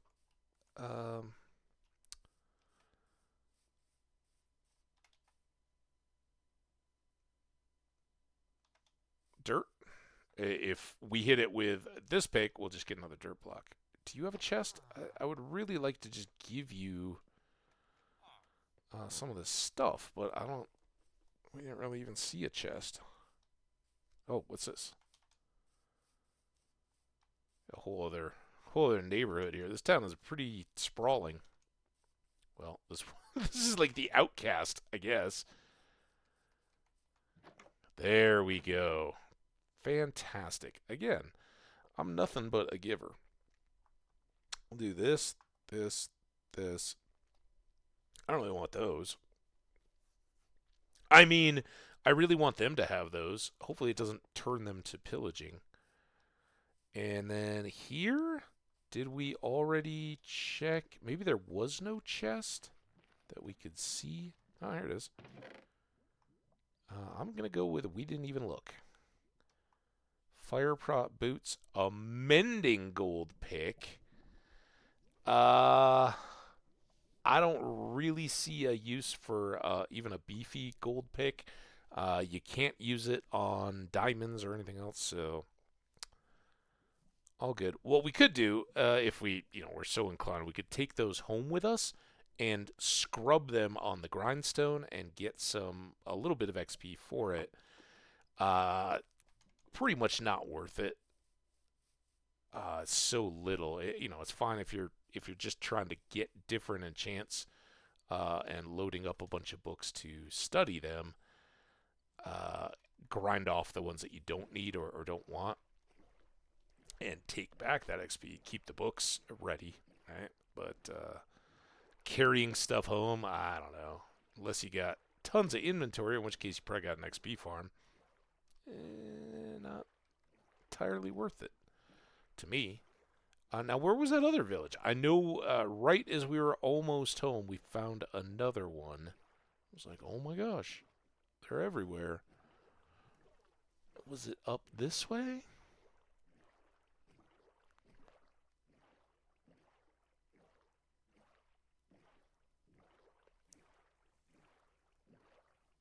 Pig, oh yeah, the pig on top of the hill. How did I miss that? Do we got a little lag going or something? That was like a whole village ago, a couple villages. Where is this? Speaking of villages, where was this last village? Maybe it's after we popped through over here. Oh yeah, and I put a torch because this is the archaeology spot. That is future fun to be had as well. Oh, it's almost night. It's almost night. Come on.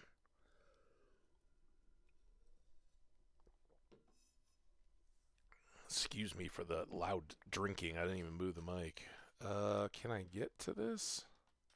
Yeah. Might be a little dangerous, but...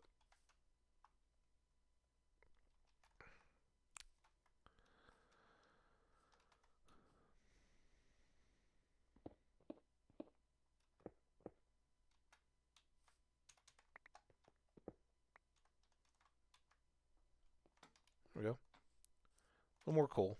We got 27 pieces of ore, and we'll probably do it just for the sake of doing it first time. But we can use fortune on the coal. Look at all that iron and stuff up there too. It is just a it's gonna work on the durability of that pick. Slowly, it's diamond quality. It'll last quite a bit. I could have sworn we'd found a different village. I don't know where it is though. I sure didn't see it this time. Oh, whatever. Anyhow, we're gonna kind of save unless and until we get excessive fortune picks. Or the durability starts getting into the yellow. We'll probably use it a fair amount for coal. Also, until we just have so much coal that it's kind of a joke. Still looking here. In case anybody's spun or lost, we are back on the ocean where we started. We went down the coast that way, and we kind of cut between a few rivers inland around the trading villages and our base. But yeah, we headed that way to start. We'll come back in here, drop off our loots.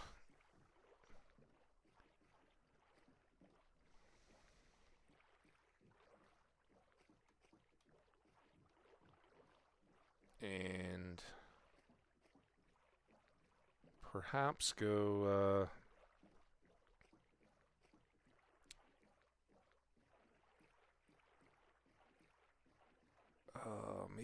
maybe downstairs for a bit. We kind of knocked out both items. We explored and ended up doing the villages. But we saw our first pillager tower. We got some XP out of that. We got our bee flowers, which were so needed. Oh my goodness.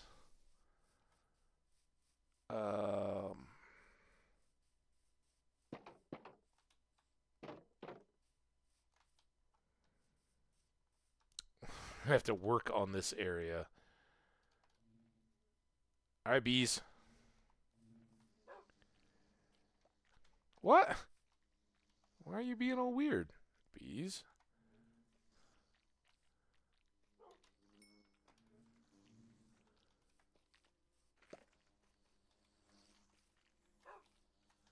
Ravioling, you have a good time? Why you... Like, one time a bee stung me, I'm turning my back on all bees. More bees. It's done. Just like the cows or anything else when they've just procreated, they kind of take a little break. So the idea here is that the bees spill into these and are here at our most valuable crops spilling over the edge. Eventually, with all these flowers going on, they will look for new homes. They'll overwhelm our capacity. We can keep increasing that by harvesting these and getting more bee houses and hives, moving them further and further along.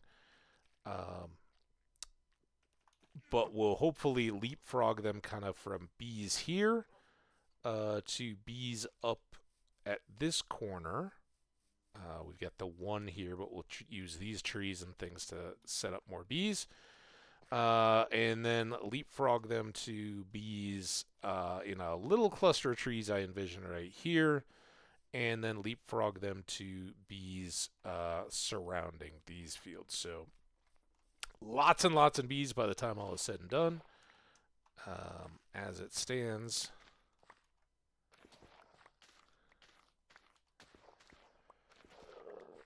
we're growing. Now that we have flowers, we can keep them growing. We're on that. Future streams, right? I'm not gonna sit here and grind the bees. What I am gonna do is try to finish off our carrots. That was an active project from today. And if we can get these fields all set and done, then all of our crops are basically set, and we just turn them if we need them. And the main ones that we'll be turning and needing are the melons and pumpkins for their high emerald return rate.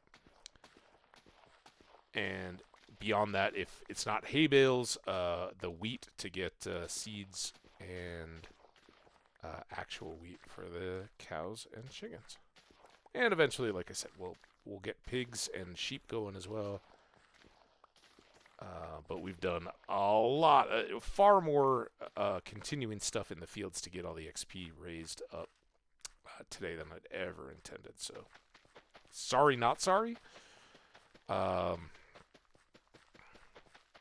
We definitely wanted to get that rocking.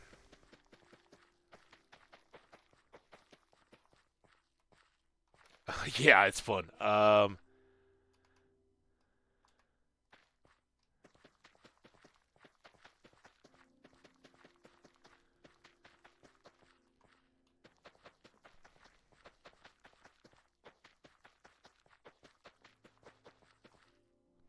want to miss that.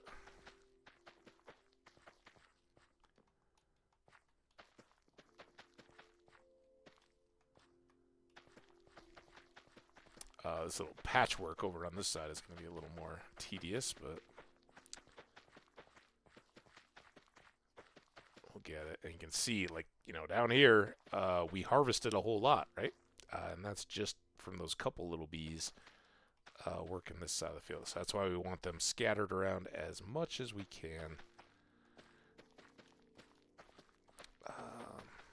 So that, mainly so that, we just never have to wait. If I need carrots or beets or something for whatever reason, oh yeah, I got a whole field of them. They're already ready to go. There's no sitting around like, oh, okay. And obviously, if we've just harvested them, there's going to be a little bit of waiting, but nothing too bad. And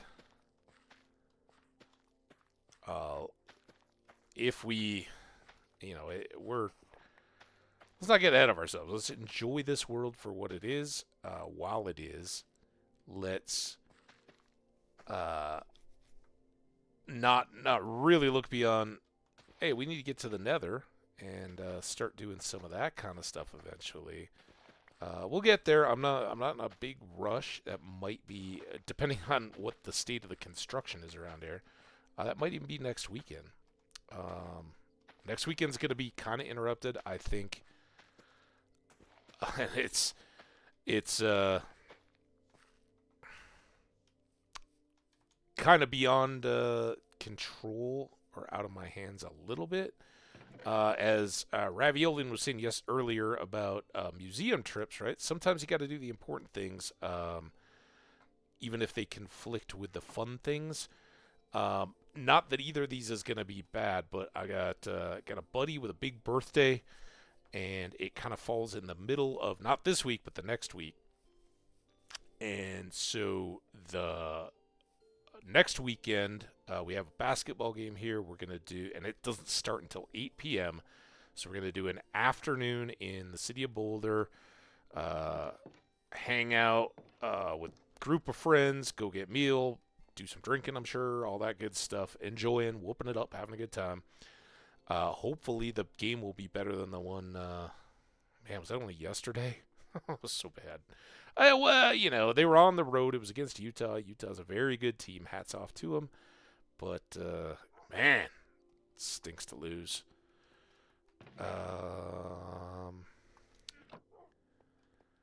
So hopefully the outcome will be better. There's a game on Thursday night as well. That shouldn't interrupt stuff too much. So if I'm expecting, or at least kind of anticipating, that the week is going to be pretty standard.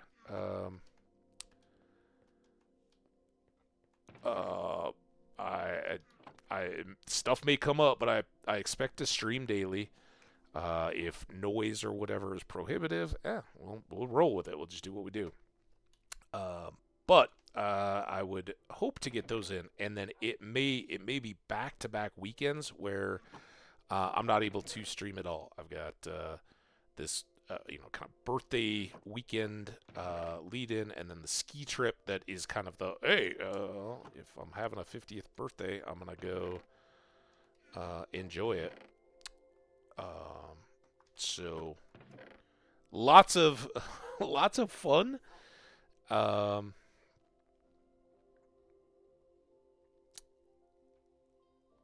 I'm not sure when and how we'll hit weekends. So if you're a typical weekend viewer, know I love you. I appreciate you. You guys are all great. Try to catch a weekday stream if you can. I'd love to have you. Generally the same kind of midday Western U.S.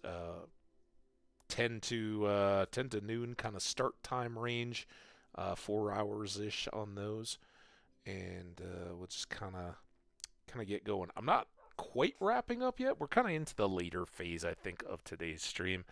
What we have not quite done is gotten enough levels to combine our, let's sleep first of all, our fortune pick with its unbreaking.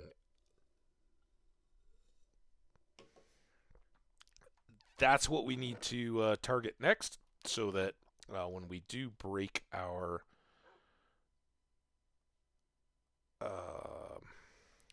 that's 11. I think the other was 13.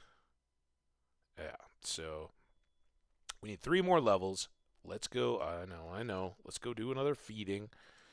It's our best quick source of XP around here. Breeding bees is too, I guess, but I don't know that they're ready. I do have the axe. I think just in terms of sheer numbers, we might have to do the cows chopping again.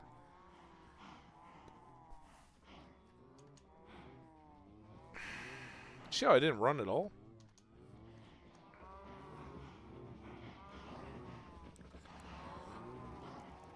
So yeah, I want to get the fortune.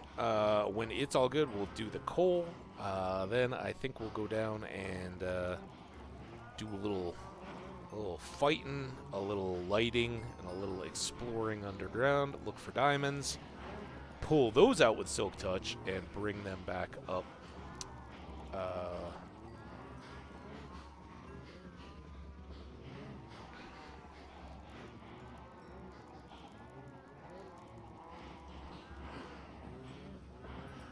For processing with fortune. And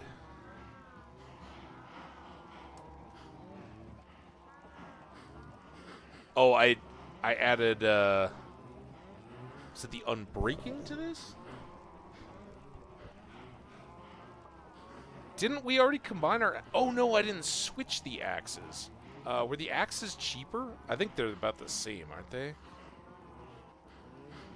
Well, we can use this one, but maybe we'll...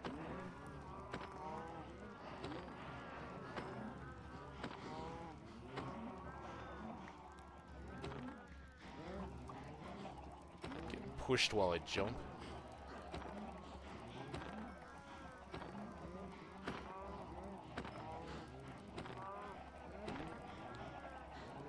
How do bees help with carrots? Same way they help with all the plants. I can show that, actually.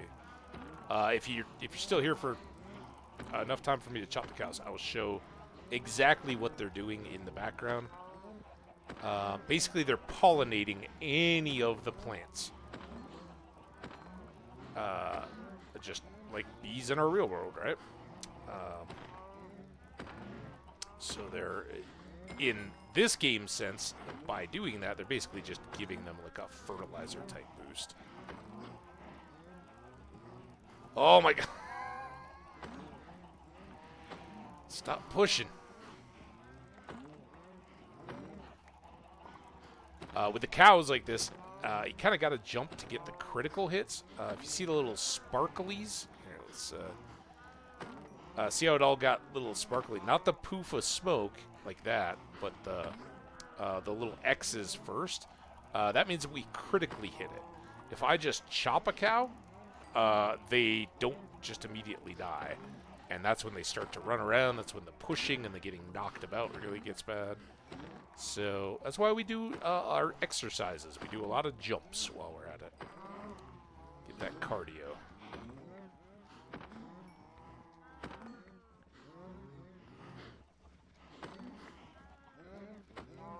Oh, see? Sometimes they just don't fully hit either.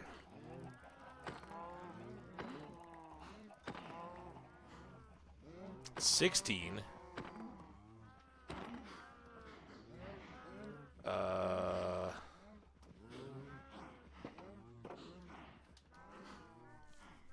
As I said, it's cheaper and quicker to get levels when they're lower, so especially when we're doing combos like this. Let's get things done as quickly as possible. Which of these are cheaper? Diamond Axe and Diamond Axe. 19. 19? Well, I guess let's do these then. One was 11, one was 13. There we go. So here we go. Our Fortune 2 pick will be Efficiency 5 and Unbreaking 3. Mainly, our concern here is the Unbreaking 3, so that this has more durability, more life left in it. And now, if we do this, I know the bone or the bone meal is what I'm intending to do. So this is our fortune pick, right? Fortune 2. And if I do the, let's just get like, we got 10. 4 blocks of coal. We got 10 pieces of actual coal. Again, this goes up to Fortune 3. But basically, between the Silk Touch and the Fortune, the Silk Touch allows us to go out into the world, gather this stuff up in blocks of raw ore. Then the Fortune allows us to get as much as possible out of it when we come back. You can see, out of those 20 pieces, we got almost a full stack. Fortune 3 only helps that further. But that pretty quickly starts to alleviate our coal concerns. It is also a good way of keeping building levels. So now every time I look out here, I see that little edge, like right there, right? We only load that little bit, and it always starts to look like, oh, it's a star. Day's almost over. So I guess we can leave all those, and then we've just kind of got to come back in here so we can get... dude, I don't need the wheat.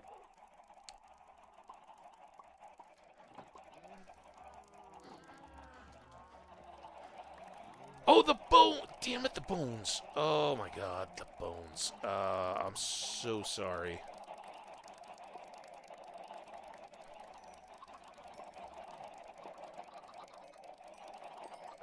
As soon as I finished with that coal, I looked down and was like, oh, I'm at level 6. We're so close. Let's get the...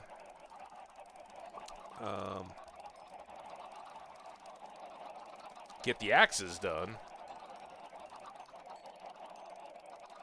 And here I am. Not getting the axes done. Look at all these chickens, though. Okay, now I'm going to still try if I can get out of here without a massive chicken break.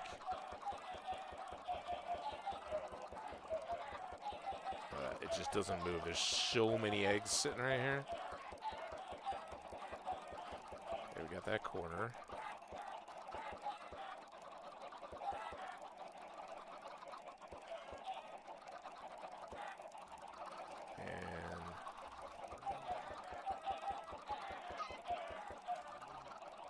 All I'm trying to do now is get enough wiggle room so that if they're popping more eggs, I don't get flushed out. All right, seeds.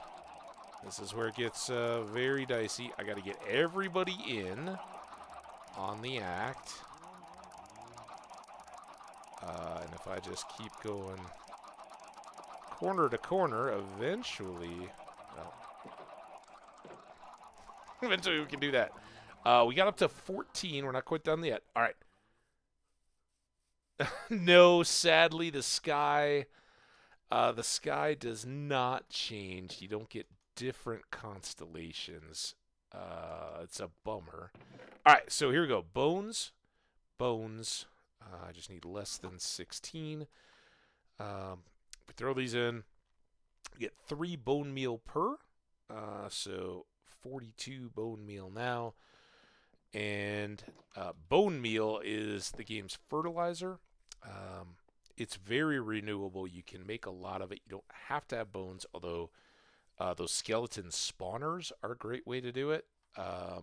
You can also use composters, and like I was talking about with seeds, if you got so many seeds you don't know what to do with them, you can throw them in a composter, and it's like 16 seeds or 16 composted items, no matter what they are, will combine and go into a piece of bone meal. And over time, that can become very, very powerful, right? You can make lots and lots of bone meal. You can combine the bone meal into bone blocks. Those can be used for construction. So there's lots to it. Anyway, the main point of bone meal, as it was originally used and conceived, is as a fertilizer. You hit a plant with it, bunk, and it may grow up, bunk, bunk. Sometimes it won't necessarily work, but it's being pretty darn consistent here.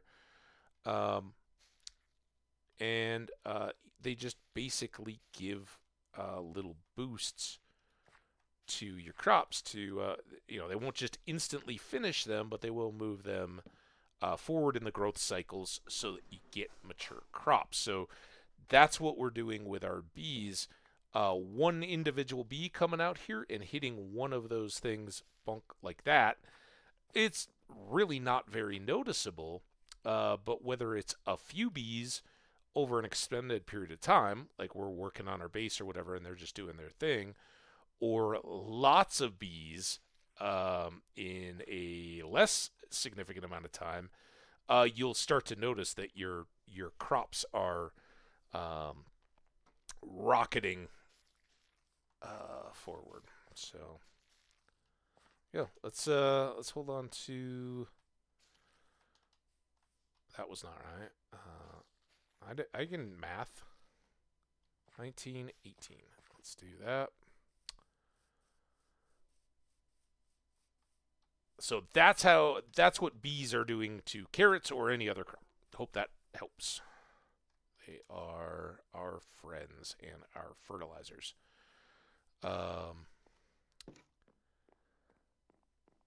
Just because I mentioned it, and I don't really have a deal. Here's the bone blocks that we can make out of. And we get a recipe. Basically, you can just store and use. You can build these up into blocks, and you can grind them. In theory, grind them back down into bone meal. Makes for easier storage and whatnot. But yeah, you can just use those for building. All right, we got all these stupid eggs still. We're still a few levels short of our axe combo, and I'd really like to combo our axe before we do all these chicken chops.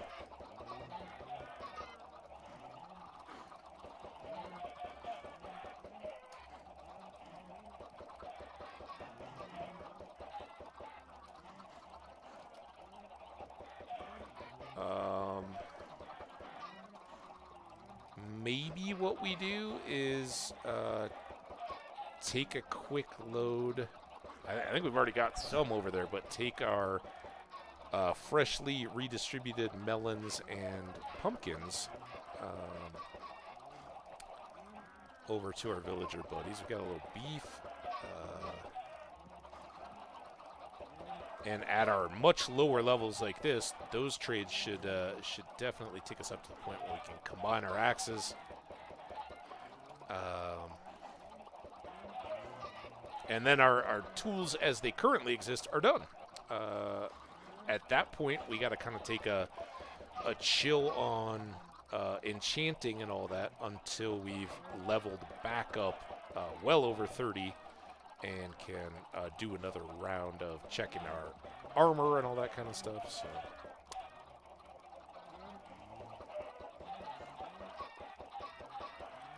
here we go. All right. So much chaos. I think we will give this a whirl.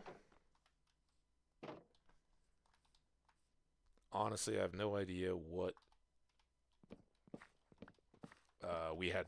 Obviously, we're going to have more melons all the time than pumpkins because they will give us emeralds for fewer of them.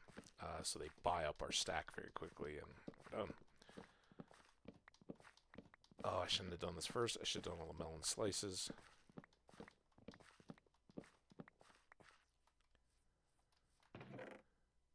That efficiency 5, by the way, on the axe will help us here because we'll be able to basically just sprint up and down the rows.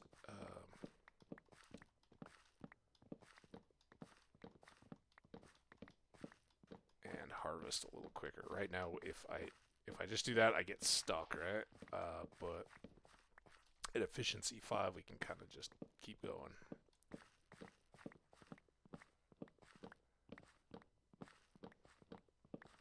Kind of do that. It just moves much more quickly at that last tier.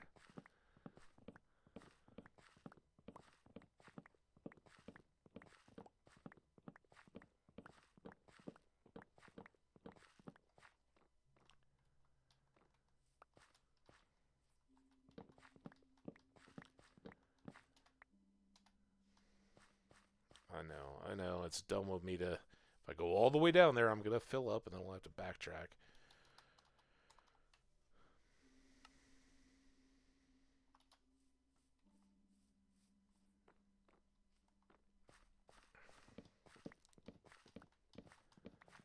Alright, so we'll do this load. That just that alone hopefully will take care of our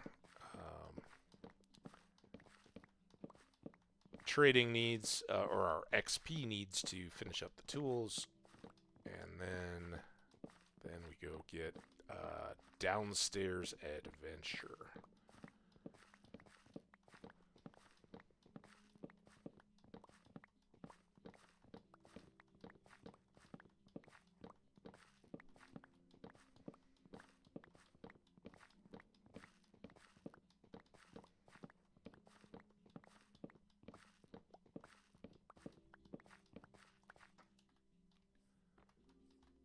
Sure, I'll take you too. Friendly little melon.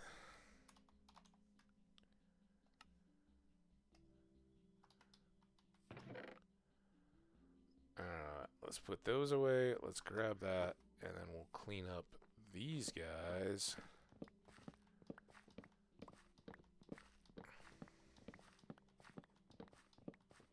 Go. Oh, look at all our bees. Also, they make this a lot better when you got stuff to watch. Worth noting, we haven't really encountered it yet, but I'm just holding down my left click button to swing my axe, right? If I've started swinging like this, and whether it's a bee or a monster or a golem or any golem, what the kind of nonsense was that? Any of that kind of stuff walks in front of us while we're chopping like this, we're good. We are currently chopping pumpkins. We are not chopping anything else. If you start swinging at a pumpkin, that won't change. So we don't have to worry about angering our bees if they kind of kamikaze dive bomb between us and whatever we're chopping at. Same goes with zombie pigmen and all kinds of other neutral but potentially hostile threats that will react. If you punch them, they're going to fight back. But generally speaking, they won't bother you. All right. Good stuff. I think that's all we need. I think I stole those from the chickens. Oh well. Let's go get this done. Hope this takes us up to like level 20, honestly. Then we can have our super axe and get back to some combat and diamond hunting. Although, hey, we got the 3 from the village. Not bad. Doesn't exactly make use of our fortune.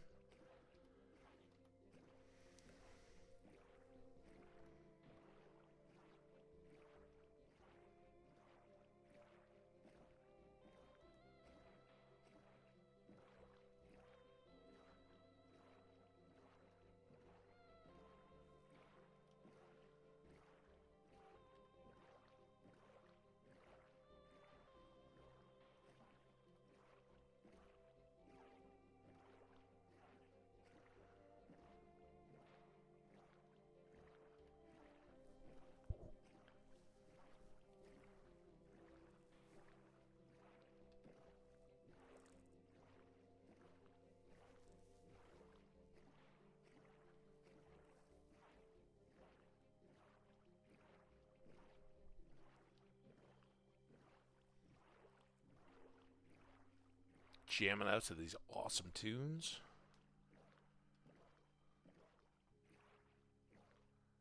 All right, my villager friends.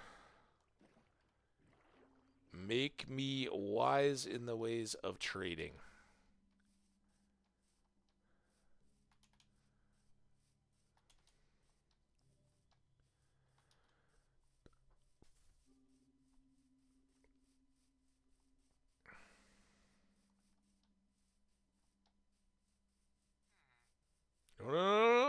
bed yet. Don't go to bed yet.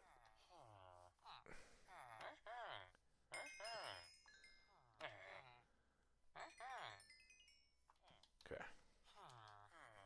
That's all I got from you. We'll come back over here, check our little stash, see if there's more stuff we can trade. And, yeah.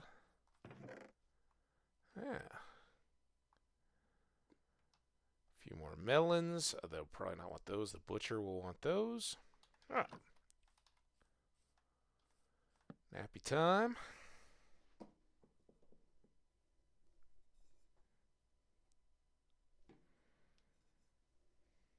Switching out.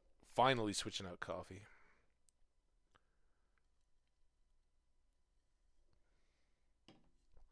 It's way too ridiculously late to be drinking coffee. I'm not going to finish that, by the way. It's good. It's still warm. Thank you, insulated travel mug. Look at them all growing up. So we already got our Fletcher, but we can eventually start turning some of those into librarians or whatnot. There we go. There we go. Where's the other guy?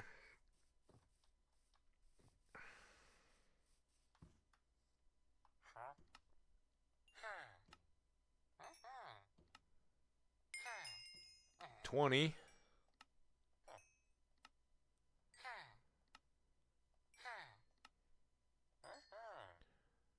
And he's still not down with the pumpkins or the melons.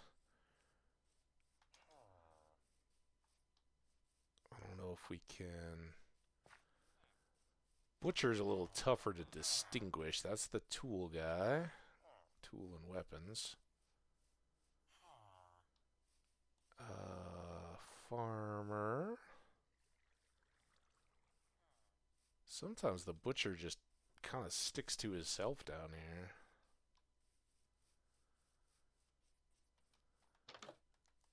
You down here? Butcher?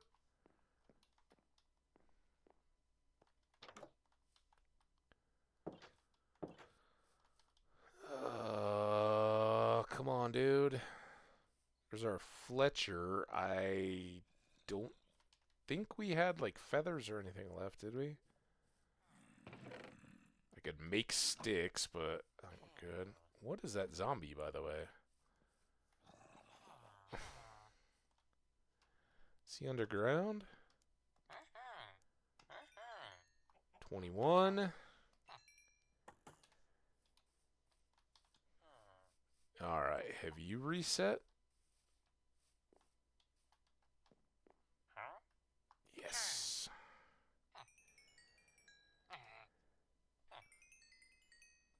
Perfect. Who wants a cookie?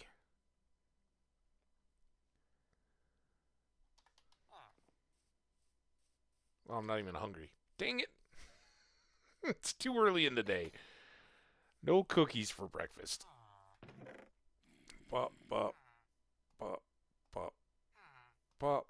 Getting a nice supply of emeralds. Again, what the? I know you're not in here. That is so scary.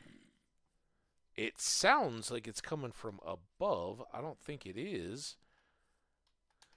Dude.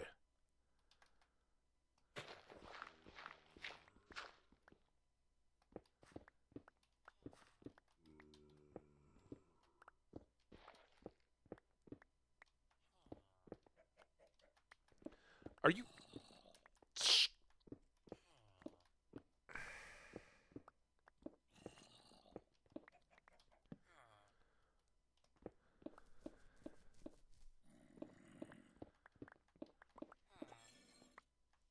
Okay.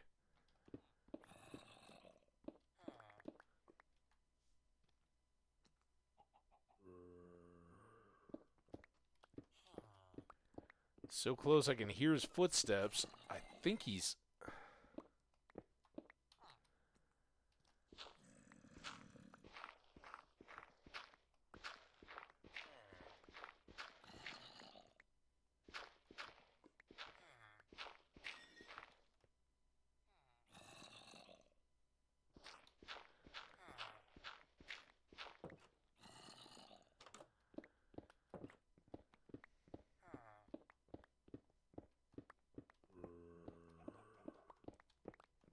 Where is this dude? You are freaking killing me, man.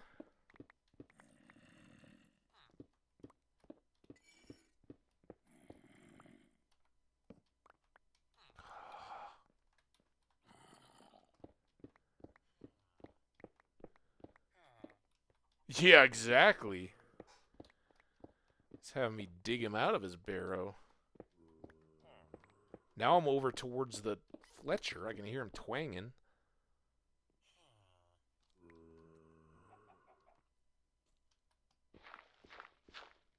It's going to be like a little 2x2 hole.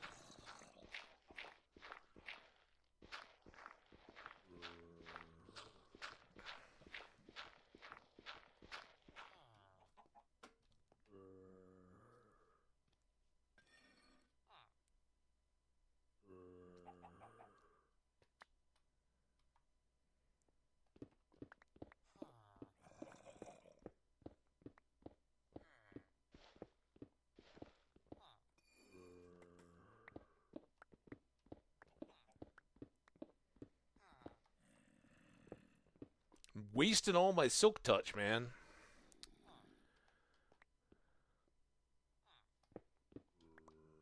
See, now he sounds really far away.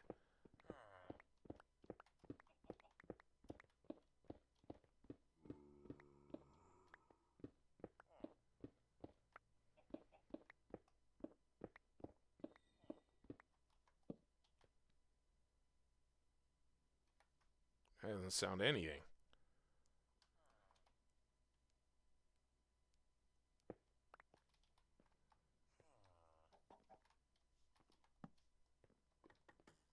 Oh, that's really I gotta get out of here.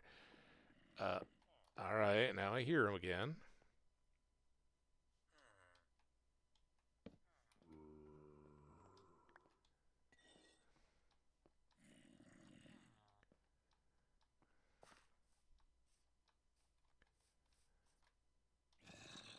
Huh.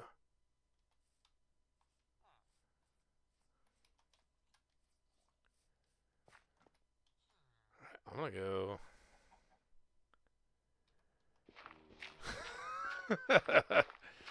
Yeah, like some Poe, but like exactly where there's no room to bury him.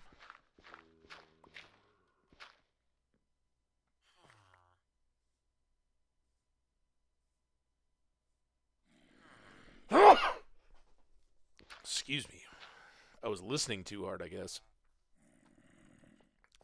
Oh, what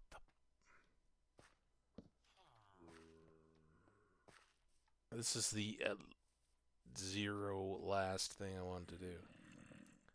I mean, it is. It sounds like he's in the dang house.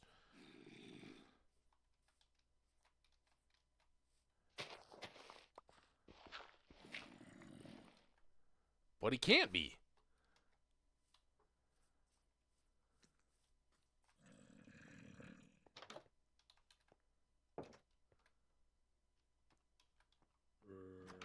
Is he on top of the house?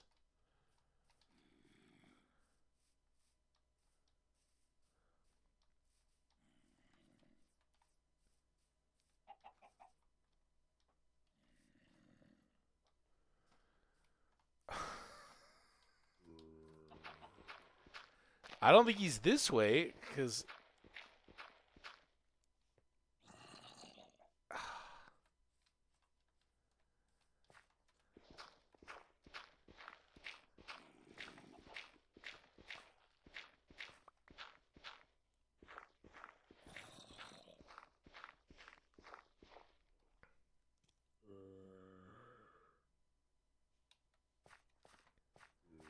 That certainly sounds like it's above me, but, I mean, this is all interconnected now. What?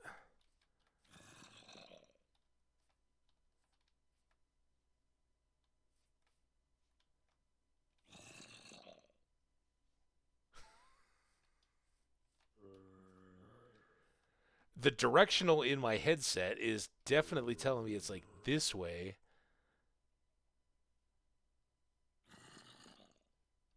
still...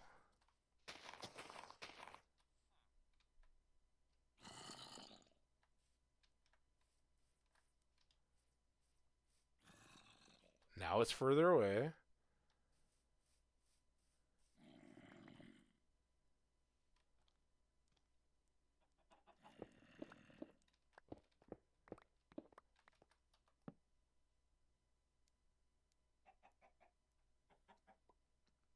Why don't you be all quiet now? I've wasted an entire day. What's more, I'm making this just a mess for the villagers to go down and get stuck. I can't sleep if there's monsters about.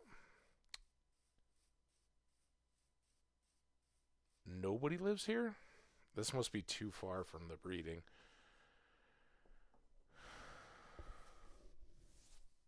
I don't think there is an attic. If there's an attic, you're absolutely right.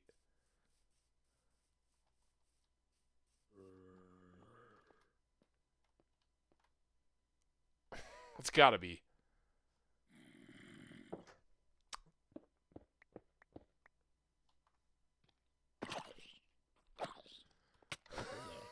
Thank you.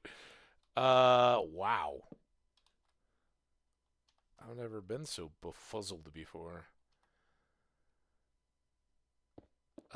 Where did the... There it is. Wow. Okay. We're just going to throw some of this extra stuff. Let's bring back a stack of stone. What a cluster.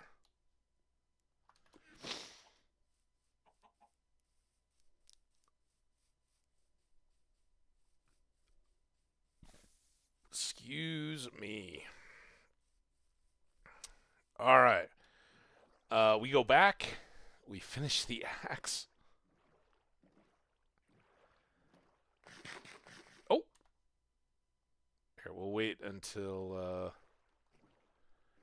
ad break is off so everybody gets to see, but Raviolin gets the cookie. Cookie for wise. Looking up and realizing that there was an attic space in there where a zombie could be trapped and scaring everybody.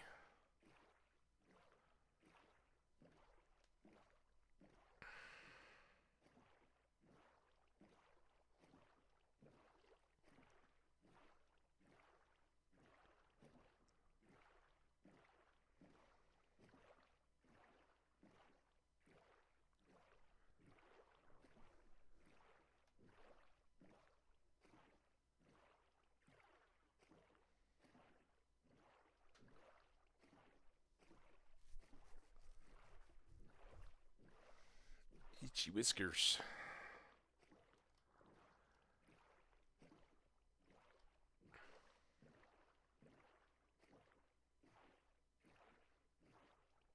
Man, it'll be so nice when we're coming in here and we got a big tower.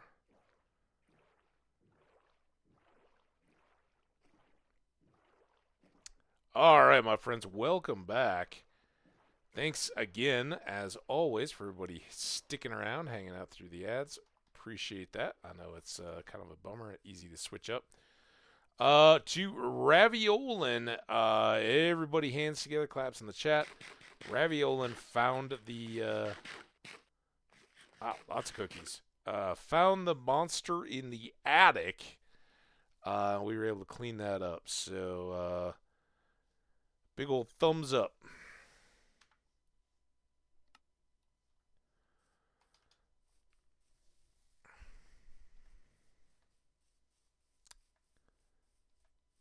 Cookies for correct guesses. I was digging all over the place. I didn't even know there was an attic.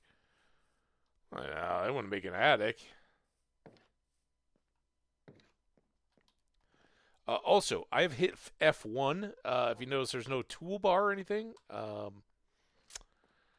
Cinematic mode. That almost got me killed once. It's all fun and games until you realize you don't know where your weapons are on your toolbar. All right. Anyway, try it this way. Diamond axe, 19. Diamond axe, still 19. All right. Well, we get unbreaking. When Poe doesn't work out, take a shot at Bronte. Charlotte. Nice. There we go. All right, so now we have our Fortune 2 axe. It's all ready to go with extra unbreaking. Was it really needed? Knowing that we could just buy lots of replacements and combine them all, probably we save a little bit of XP in the long run because they are. We got to have all those levels to combine, 2 axes to make a better axe, and then another 2 low-tier axes to make 2 that we can then combine to get up to where it was. Now we got the unbreaking and an extra efficiency, I believe. So, sure, why not? I guess I was like, yeah, when we get to efficiency 5, it'll be great. We're at 3. It'll be better. We had cookies. Throw those away for a snack. Put this back. Top it off. Wow. Top it off completely.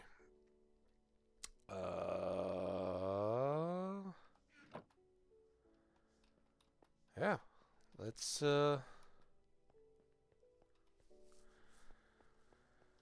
go take a look in that opposite side down here at the stairs.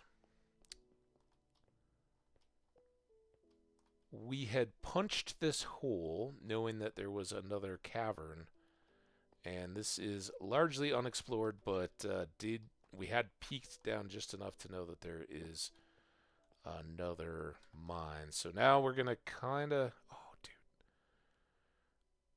when we have to go back up, remind me, and we'll dump the fortune pick. So this goes here, this goes here. We switch in a shovel if we need it. And what we basically try to do is preserve the Silk Touch pick when I'm not rage hunting moaning zombies. Is we preserve that Silk Touch while we can, but hopefully here, just in a quick course of events, we're finding that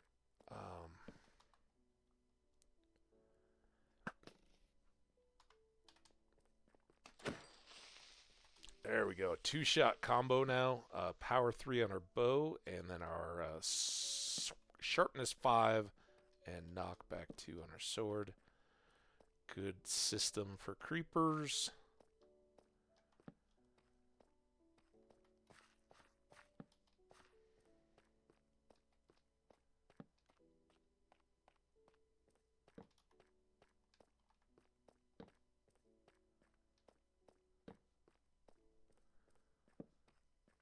Lapis, iron,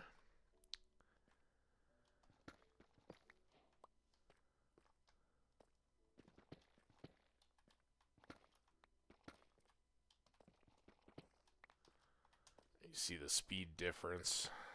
It's noticeable.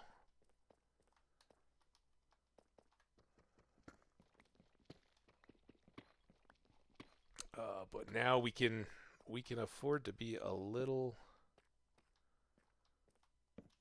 quicker as we move about, and it's kind of the same game that we were doing with iron that we now do. Look at this. That we now do with diamonds. Can we get 12 or so diamonds in a run? And of course we have fortune to help us out there.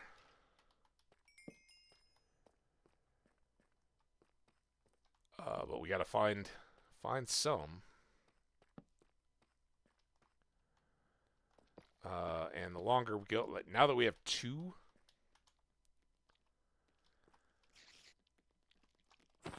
Silk Touch picks, we can kind of use one without having to worry about it. Hope that we continue to find enough diamonds that doesn't matter and grab all the gold and iron, redstone, and lapis we get.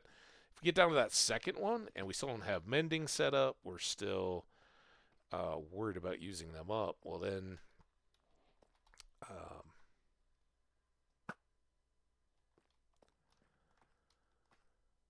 oh, that's a lot of creepers.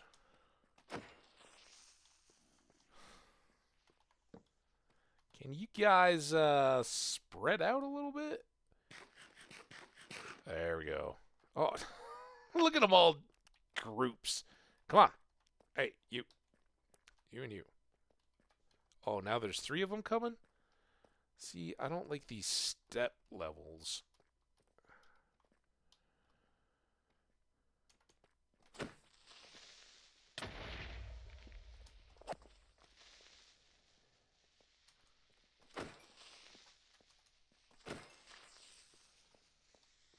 Much we could really do about that. I don't have enough space to dance with them. We get some gunpowder, though. You're in big trouble, buddy.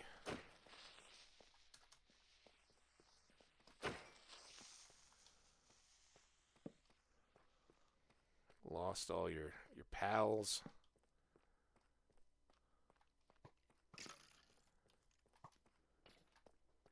Oh, they're gonna fight each other. Maybe get a zombie in on the act. I hear you, spider.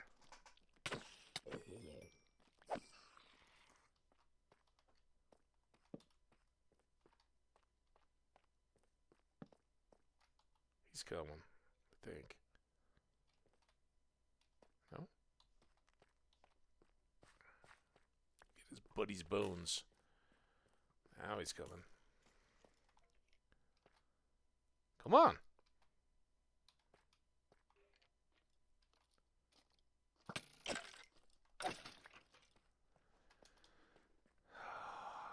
Where are the diamonds? Ow.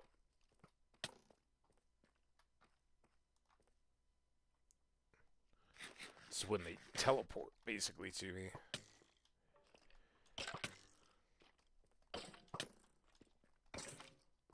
What the?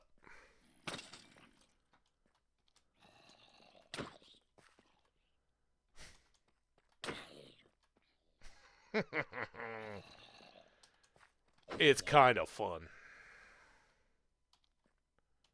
Yeah, call your buddies. I like this spot. I'm going to put a light on so everybody can see really well how far you... Oh, you hit your head. Come over this way.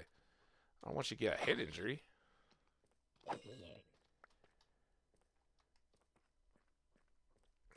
Now we can get that light up. Excuse the sniffle.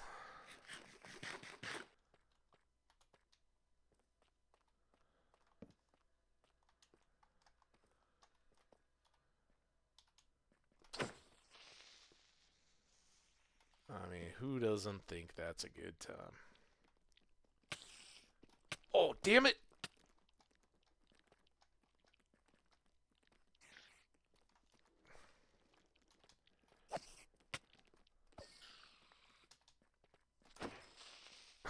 All I wanted to do was be able to get that second shot at the creeper, but I was like, he's going to dance around. I guess we'll go this way.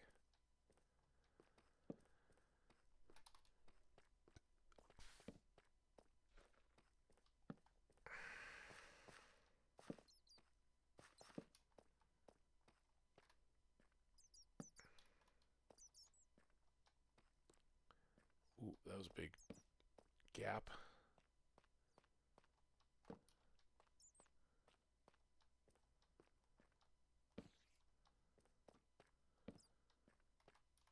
Same room. Oh, don't ignore this. Wow, he went flying. Spiders had little sticky feet. Kept that from happening. It's not.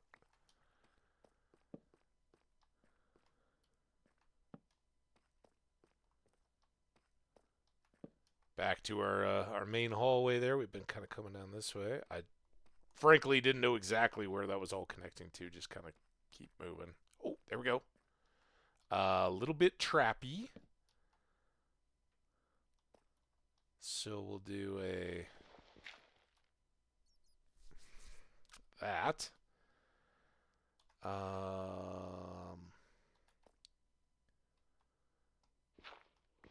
Remember, we are not entirely beholden on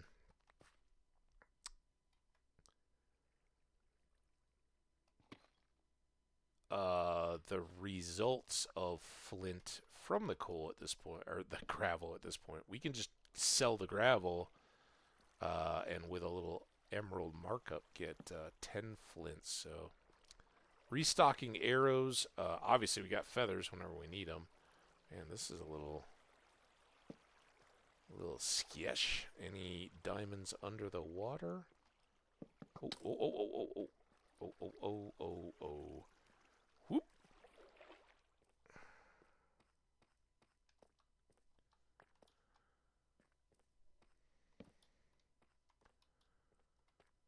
Alright, diamonds. Let's go down this way.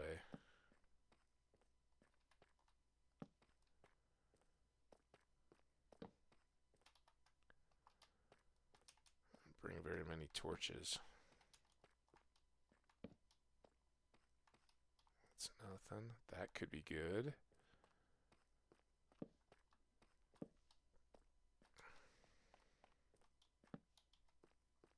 That's water overhead.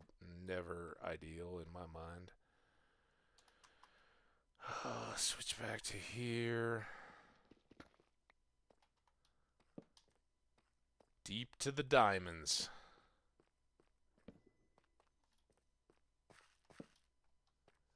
Nothing. Man.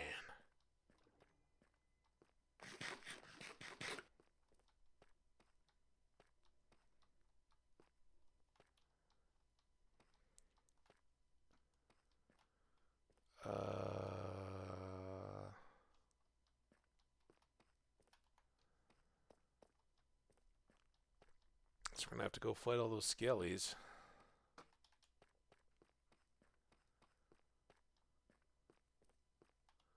How's our... Just checking.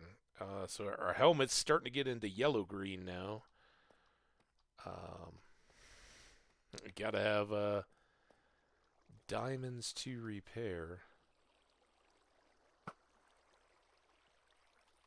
Really bad idea to practice your archery while in flowing water.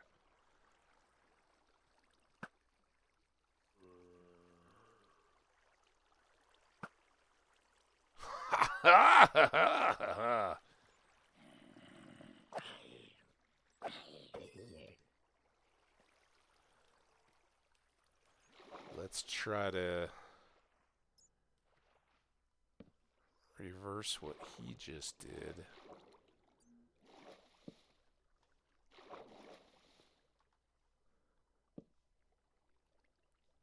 Creepers, that's where that skelly was. I hear zombie. I don't really want to look back yet. He's coming. No! Woo!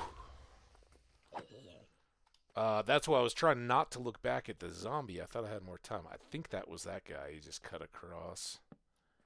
Whew. I'll get you going.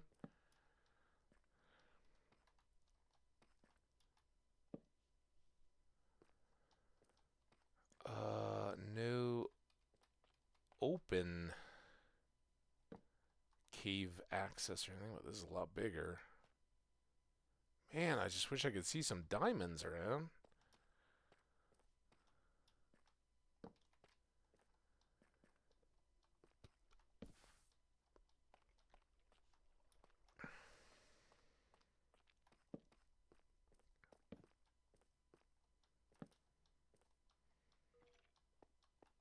You got this awesome silk and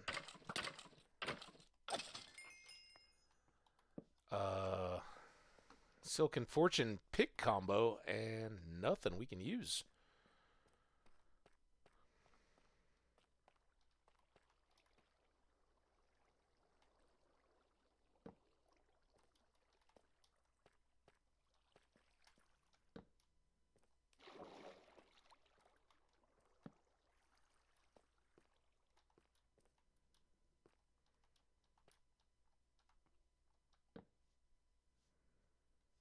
Some iron up there.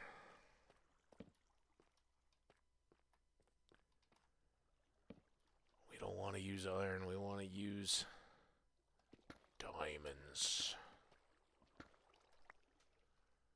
Give it a look.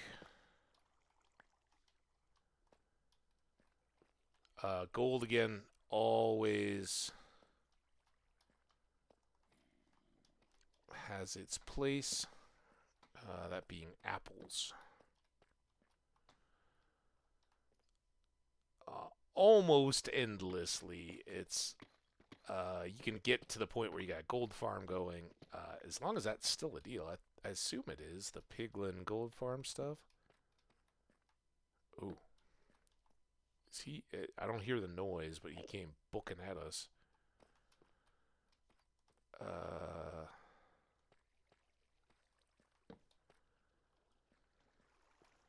Hole there.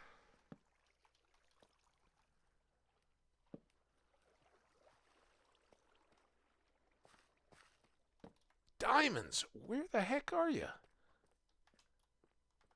I need you.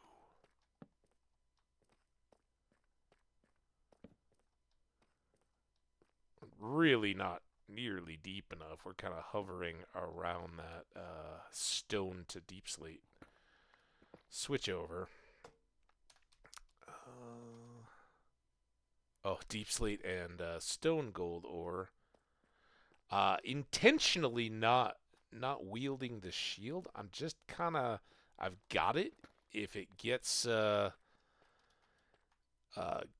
precarious, oh baby.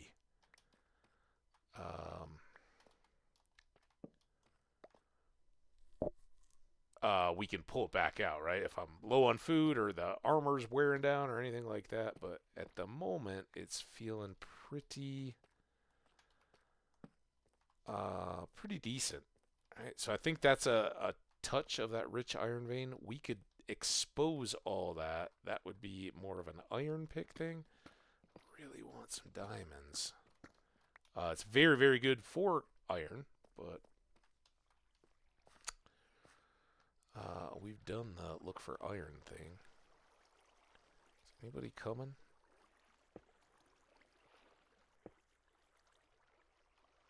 And oh, I don't know what I'm doing here. That goes there. Damn it.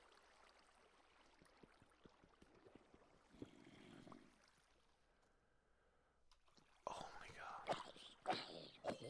Let me stop this water, dude. There. Now that'll flow away, and then I can get that gold. Oops. Huh?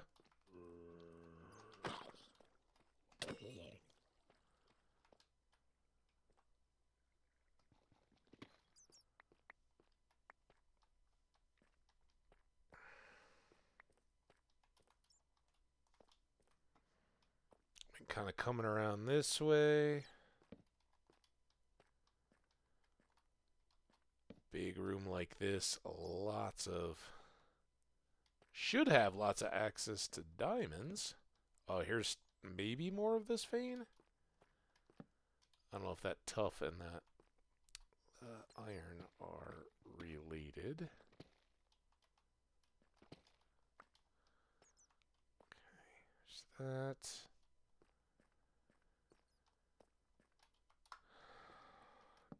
Diamonds.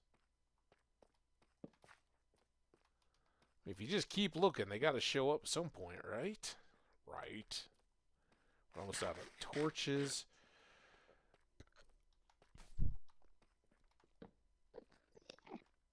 That's not exactly cool.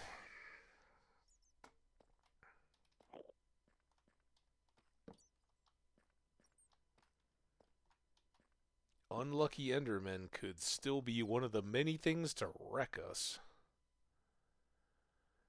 We came from over there? Or did we come from below and climb up?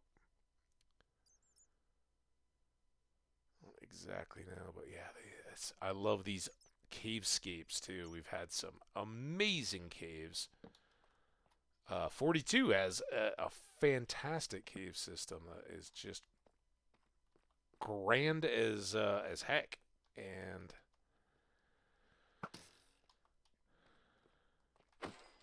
I don't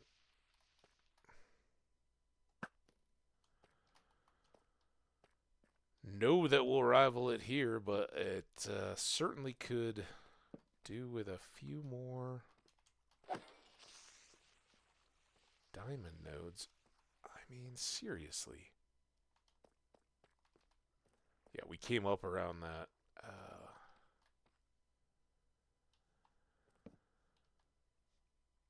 Around that waterfall. All right, well, with no torches, we can't really push further. I can't believe we didn't get anything in the diamond department.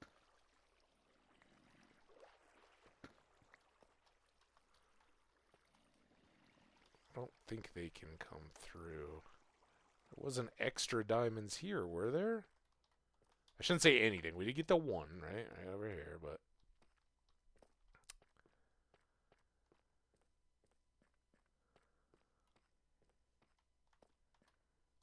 Sure wasn't much. We'll take some redstone. So we get no XP when we gather those things in Silk Touch, right? They just exist. We'll get all that when we put them down and mine them with the fortune. A few more zombies.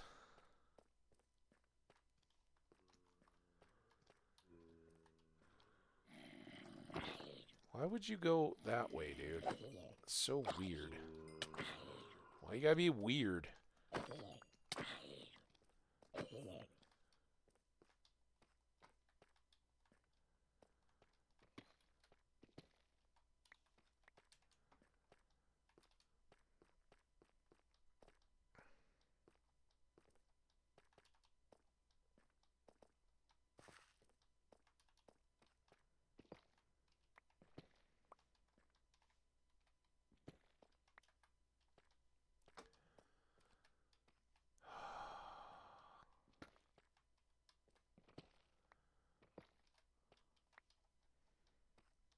Not holding out hope, but sometimes you pick one of those extra things and you're like, you know, that just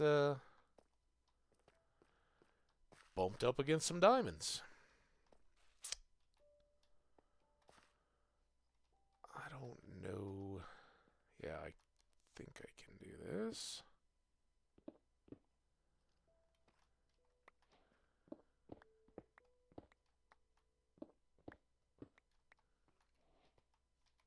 Here is Skelly, but we got no torches, so... Alright, so we came down through here, but this is parts of the mine that we've already seen, right? But this is our stairs. Did I not...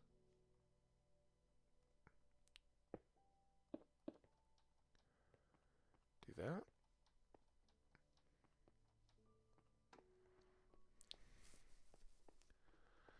Da, da, da, da, da, da.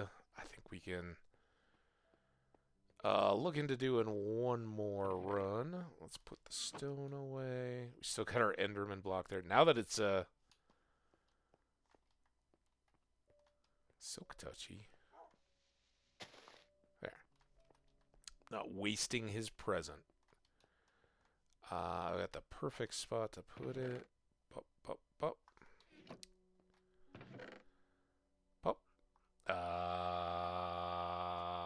Might regret that. We're not too bad off. Now we're going to get more different stone types, right? We've got regular deep slate, which the main difference is that regular deep slate doesn't have construction options. Unlike stone, where stone gives you a whole lot more options than cobblestone does, deep slate is the opposite. The cobbled version is the one that gives you all the options. The deep slate is just regular old deep slate. Don't ask me why. All right. Gunpowder. Bonk. Bonk. And you can see we've already got a pretty good sampling here. There are two different types of the ores that take all these, right? You got deep slate and you've got stone. Depending on what it is, one or the other may be far more common. You remember there's a piece of deep slate with coal in it that I kind of was like, oh, that's cool to see. Let's leave it waiting for silk touch because finding coal down below the level where all the rock switches over to deep slate is pretty rare. You know, it's out there, but you got to hunt around for it a little bit. Finding diamonds that exist up in the stone layers and above is pretty uncommon too. So eventually we'll probably, if there was anything here that was really rare that I'd already picked up, I would pull it out right now. Eventually we'll probably have a nice little system of those, but for now I think not. I think what we are gonna do, just because I don't know where else to put it, I'm gonna put this stupid random dirt block in the random chest. Right? Everybody knows what the random chest is.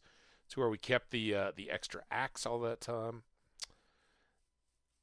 It is currently home to a lectern. So this guy, totally random. But we know that's just a random grass block. That was the one that the Enderman left in our base. Our first Enderman griefing.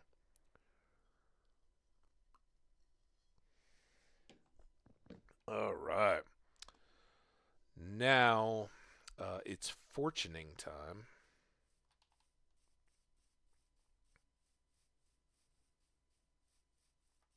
I'm gonna go back to our same building and just kind of make the pillar.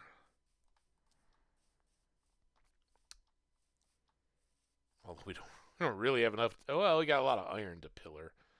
So obviously, this is the one everybody wants to see. I won't make you guys wait till last. I don't want to wait till last. Here's our fortune pick.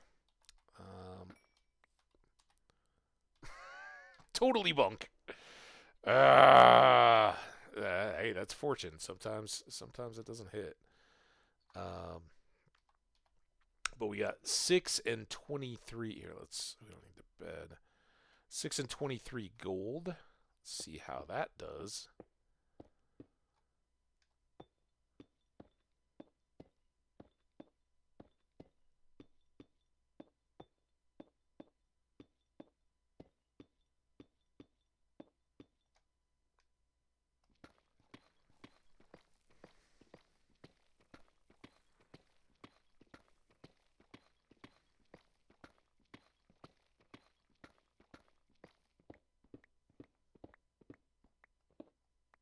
There we go. So not quite 3/4 of a stack off of 20 some. And you can see, right, where we're in the mid 20s, we're up to the mid 40s, so you're getting significant extra. If we'd broken those with just a regular diamond or an iron pick or anything like that, it's just going to be a 1-to-1. So we're going to get those. Fortune 1, you'll occasionally get an extra, maybe 2. 2, you're going to get, hopefully, pretty consistently 1 extra and occasionally a couple more. Um, and Fortune 3 is certainly the best. Even that, no guarantee that you're going to uh, get even an extra, but it will work in that direction. All right. Let's see how we do iron. This is where iron should become pretty academic, especially with that scattered rich iron vein. You definitely don't want to fall off this tower, by the way, and you want to be careful. We haven't encountered any yet, but if you go for a while without sleeping, which is a lot easier to do down in the mines and stuff like that, you come back from a big mining trip, you haven't slept at all, and you start stacking up your loot because you're all excited to get after it. phantoms can come and get you. And while phantoms by themselves, not the most, they're annoying more than terrifying by far. If you're up on top of a high pillar like that, and they knock you off, which they can do, you fall, and that's insta death. Even if you got falling, well, it depends how big your tower is, right? But even if you got feather falling on your boots, that can be a good way to end it.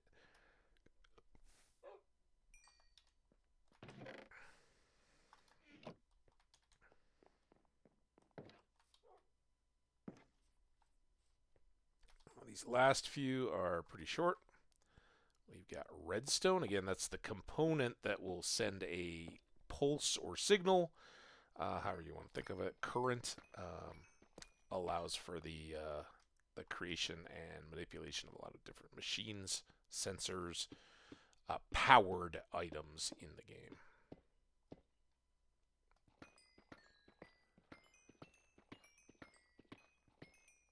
And there you go. We get a little more lapis than redstone. I don't know, or I think it was 7 and 9, right? But those both big returns. Even with an iron tool, you will get extras out of those guys. So there, we're up to 4. I think what I'd like to do. Oh, gotta go this way. I just want to turn. Is go ahead and make a second regular diamond helm. This will be the first one that we begin to replace. Here, that takes us down to 9. Yikes! But it's the most worn of our gear. Our shoes are close, and these will always be the ones that go first. So what we're going to do is switch this. We'll hang on to this, and this one will start us back over to where we first had diamond gear, 2 streams ago? We'll start fresh again. It ensures us that we're not going to break these if we get caught in a prolonged fight or anything like that. And keep us a little safe on our noggin, right? So we're not getting all groggy. All right.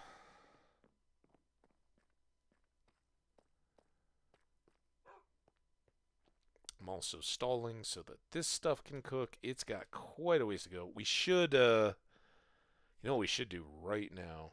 Here, I want to, I lost my keys. It's so dark now. It's gotten dark outside. One of the things I got to do is either wrap this up or turn on a light. Blast furnace is...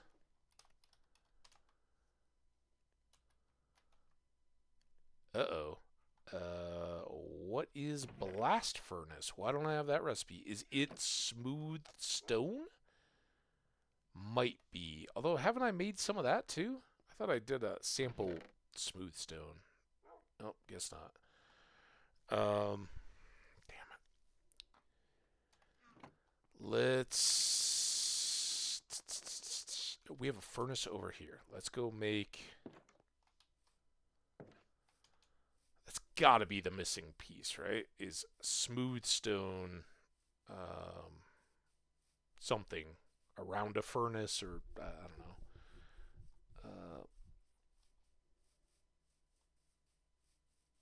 Sometimes you gotta guess for the ingredient. But in making the anvil, we made blocks of iron, so I know it's not that. I'm gonna cook you there.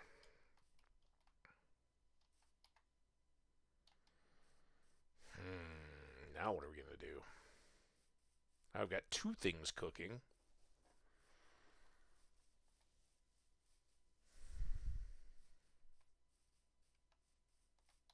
What we're going to do? We're going to feed the bees. If any bees come out. They will. There's enough of them now that... Hey, bees. Bees. Is that just the sound of you inside your hives? Come on, bees. Where you at? I got pig. We got raviolin. Where are the bees? Even when he got good bunch of them. They still torment. This is new. That's kind of cool. Oh, hi guys. Hey, hey. There. Where'd the other one go? There. All right. There's two. B, come on over. Buzzy B. Get you ready. Come on. Where are your friends? That's the baby. I hear ya. I don't see ya. There. All right. You guys do the bump. And what we're hoping is the little babies head that way. For now. I mean, honestly, as long as they don't head off into nowhere land, which a good percentage will. The more and more you get, the more and more you're going to see bees just flying out over mountaintops and on oceans. Remember the mountaintop in 42 where we just have, there's like a whole flock, I don't know, swarm of bees. And I don't know if they came from me or if they were just naturally occurring, but they like all just gravitated to this mountaintop and just stay there. There's like 25 of them. Might be an exaggeration, but there's a lot. We got extra bees. And we're really just killing time, letting our gold and you gonna sting me? There they go, a little stinger. There's one. Oh, where'd you go? Why'd you go so low? There. It's at least 4 that I can remember. I can't. Still almost. I think those are all good. It's still almost.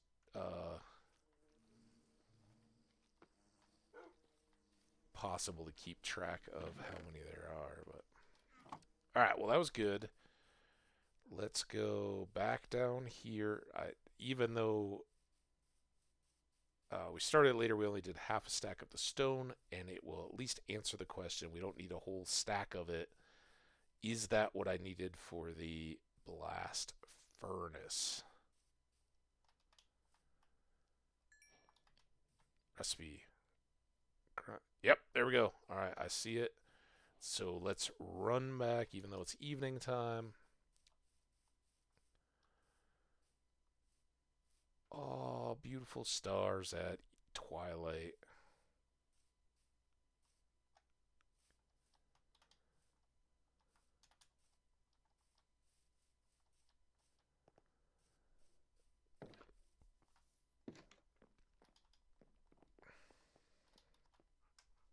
All right, now if we go blast,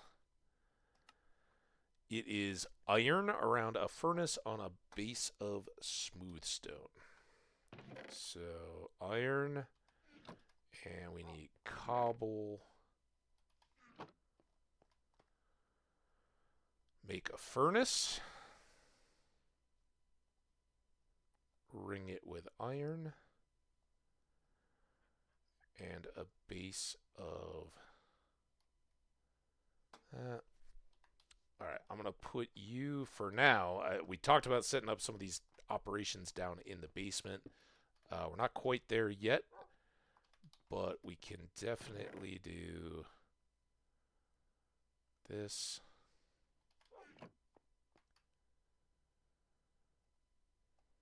And blast furnaces can only cook ore, so I couldn't cook food, I couldn't cook stone in it, but for gold and iron and copper, it is the way to go.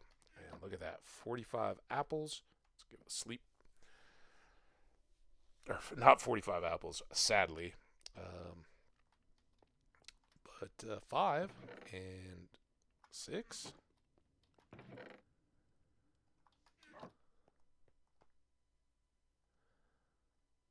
Thankfully, we really haven't even had to use apples yet. I don't think, maybe we have. They're kind of the, stuff's about to get dangerous really bad. Get an apple down. It will likely make all the difference. And having enough of those that you don't even care, that you're just like, oh, it's remotely dangerous. Eat an apple is a good place to be. All right, I didn't do this last time. I do want to store the fortune axe. We shouldn't be running around with that in the uh, bottoms because it's just a waste of inventory space. We got our 2 iron picks. I think I'm going to swap that into there. That's kind of weird. It would. I'm almost tempted. Oh, I forgot the whole reason we're up here is to get torches. Do a million other things. No reason why we left in the first place. Goes unsaid. There we go. All right, I think we'll maybe just take all of these. We got a big old cave system hanging out. But I think I know we're a little short of 7 hours. I think that's all right. We're re-equipped. We're ready to go. Our tools got amazing. I've had a whole bunch of fun hanging out with all of you guys. Thank you so much for coming around. I hope you're enjoying the world. If you're watching the VODs and you are, a like, a comment, greatly appreciated. Keep us knowing you guys appreciate those uploads and all that. And for everybody that was here in Twitch stream today, hope to see you back again. Heavy rotation during the week this week, and I think that rotation will be exclusively Minecraft for a few bits. I'd love to get back to Stardew.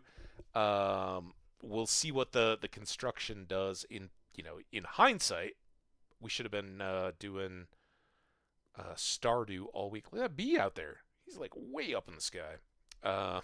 There he goes down. Stardew would have been the way to go while it's quiet and kind of good for focus. I expect there may be a delay. Tomorrow may be perfectly good. I do need to go out and run some errands after laying low through the snow and whatnot this weekend. So maybe a little later tomorrow, but we'll definitely be back because I want to go down into the mines and use all this stuff. We'll see how that goes. Stardew coming, though, at some point, maybe during the week. What I was going to say is the construction guys have to let the snow melt, I assume. Maybe there's still more work, but they've at least got like footing holes dug and need to have concrete poured into those, right? But you can't do that if it's all muddy and melty, snowy kind of stuff. So maybe there's a delay. Maybe we got some real nice, quiet days here in the next 2.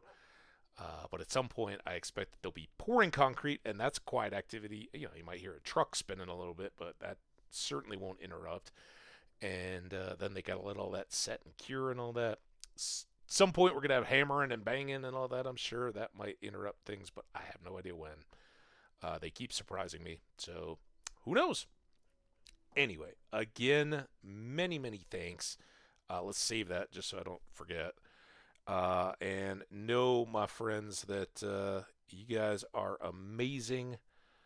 And I appreciate everybody that was a part of it. Again, old friends and new, Raviolan getting to be a constant friend, and that is fantastic.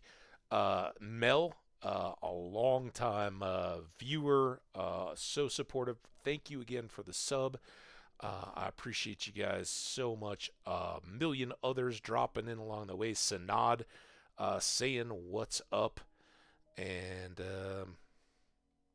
who else hit us?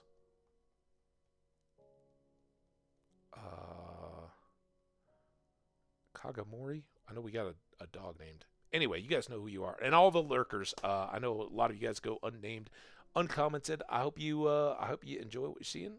Stick around, tell a friend. We'll keep growing this content. Until then, and as always, stay awesome, my friends. Have a wonderful rest of your weekend if it's got any remaining. Great start to your week. We will talk to you all soon. Bye now.